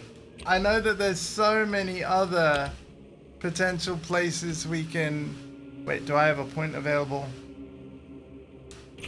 Oh my god, I do. You know what? I don't want to spend that yet. I don't. Yeah, no, I'm gonna leave that. Rather than think too much about that, and also rather than worry about more of my quests, I think this has given you a pretty good look at the revamped endgame, and certainly a good look at the start of one of the main quest lines. In fact, the main one that is that shares the largest part of the Atlas tree. Everything else is just other league mechanics with smaller stuff where you have to go to specific areas. And indeed, you know, someday we will, because here's the thing. I think I have seen enough of this now to know that when we get near the end of the year where this game launches proper, like fully free to play, all 6 acts of story complete, like this game is going to consume me when it fully releases. It really is. Like, this has been phenomenal, and I truly cannot wait. Now, when 1.0 releases, that's when you're going to see me start again from scratch. Yes, another witch character. Yes, probably a Lich ascendancy. Yes, same build as you've seen me do many times. I'm going all in on minions. But the next time we do it, it'll be for keeps. With a character that I'm probably gonna play, like... Honestly, I think even after the game launches and like the first launch league is over, the character that we end up playing next, like from scratch, will be a character that I keep returning to for the end of time. Like, it will be my standard character that I'll just keep, like, that'll be probably my first level 100 or something. I don't know. But I think even when, like, I will play future leagues in PoE 2 for sure, because I love this game. But I think with the leagues, I'll probably play up to a point and then be like, okay, cool. and then just keep going back to Portessa_standard, you know, whatever the name of my character from 1.0 is, and just keep playing that. You could do a different minion build eventually, man. Like, that's another thing. I think I'll only want to do the whole Lich thing one more time. Again, with like, it will be the 1.0 character. And then I agree with you, Kochi. I think a good perspective to go with would be each time there's a new league, potentially take that as an opportunity to try out a completely new build. And these characters might not be characters that I stick with, but a league is like 3 or 4 months typically anyway. But certainly for my first character, like 1.0, it's going to be exactly the same as what you've seen me stream of Path of Exile 2 so far, for sure.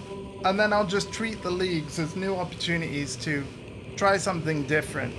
Unless, of course, a league comes along where the stonks are up on my minion build so much that it necessitates making another one. Like, we'll have to see. But with that, I'm actually going to leave it here and do a post-stream routine and stuff, and then have dinner and just chill for the rest of the evening. But clearly, by the fact that this has been a 5.5 hour stream, I have seen enough to know that I could easily stream this game every day and have a blast all the way up to the 1.0 launch. However, I am not going to do that. I am now going to let GGG cook, and I might enjoy this game privately off stream, but I honestly think, unless the urge takes me over to play more of this endgame, because it has been so fun today, I think I'm just going to wait for the 1.0 release and do it all then, because there is so many other games that I'd like to play through for you all, for all your amusement. There's quite a big gaming backlog of things that I do want to get through on stream. And not only that, I mean, you've seen like the games I've pre-ordered. There's also a lot of really cool stuff coming out soon that I'm excited for. And indeed, tomorrow afternoon or evening, depending on whatever works best for CP Skills, we're going to be streaming the pre-order beta for Avatar Legends, the fighting game.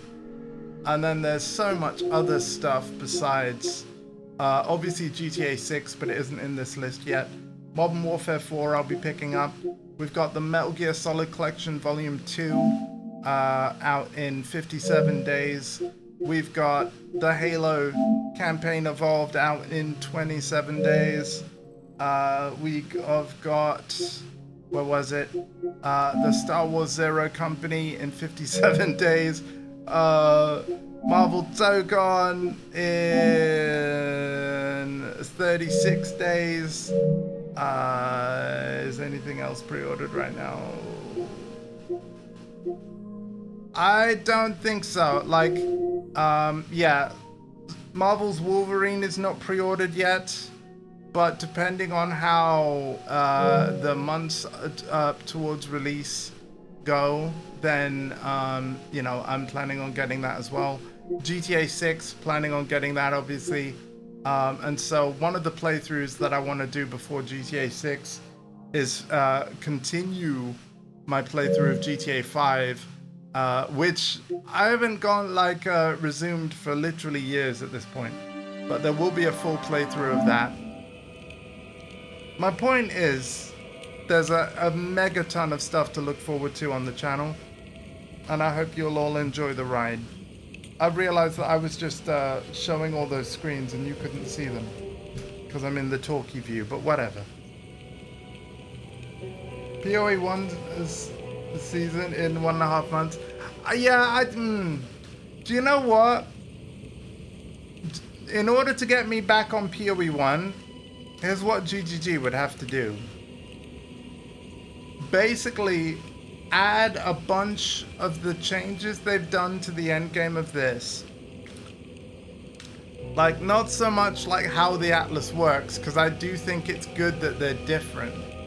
but like with the quest lines and the tutorialization and like, you know, the more dialogue from NPCs and the clearer goals, I really like that. And I think that if the end game of PoE 1 was a little bit more like what we've seen today of PoE 2, that's really, really good. And another thing would be, you know, their whole build thing in game where you follow a build guide and it lights up the tree and gives you notes and things that we've mostly been seeing on the PC version right now. If you tune into a PoE 2 streamer that's playing on PC, you might see that feature in action.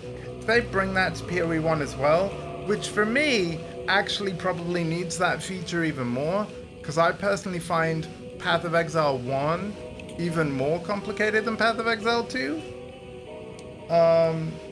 But yeah, and thank you for saying great stream. Yeah, I will Discord you in private. You haven't seen like the last of this game, but as I've made pretty clear right now, there's a lot of things coming up over the next weeks and months. And if there's a quiet afternoon where I'm, you know, I've completed like Ace Combat 7 and GTA 5, which are the two like high priority games that I want to get done before their sequels. If we've run out of stuff in the immediate to play through, but I don't want to start a long playthrough of, let's say, the Final Fantasy VII games yet, then yeah, there might be the odd Path of Exile 2 endgame stream in the not too distant future, because I mean 5 hours and 40 minutes, even though a lot of that is me yapping as well. This stream has been such a blast. I think that Path of Exile 2, ironically, is my most anticipated game of this year. I'm calling it. Even more than GTA 6. Like, the full version of this game, Path of Exile 2, is officially my most anticipated game of 2026. I cannot wait for this to release fully and freely for everyone. This stream has been awesome for improving the endgame. And I'm so glad that I actually got to the endgame in Fate of the Val to compare the old with the revamped. Like, it has been so good. And again, thank you, Kochi, for joining me in those endgame streams when you did. We will band up again, my brother, on future PoE 2 stuff, for sure. And to everyone that's been watching, lurking, again, Billy, thank you for the chair that you gave earlier. That gets us a little closer to a Marvel Wolverine playthrough in September, so thank you very much. Obviously, for a few more days, there's 35% off gift subs on the channel. It's going away very soon, I think in 2 days. But I'm bringing it back on the 6th of July because that's my affiliate anniversary. I already know what I'm going to stream that day. I'm not going to spoil the surprise. All I'm going to say is that you won't want to miss it, especially if you're a fan of ARPGs. That's the only clue you're going to get. But yeah, take care of yourselves and each other. As usual, you've got a really waffly Portessa outro. But yeah, have a great night, everybody. And thank you for joining me for what was an amazing stream. I've loved this. Bye-bye.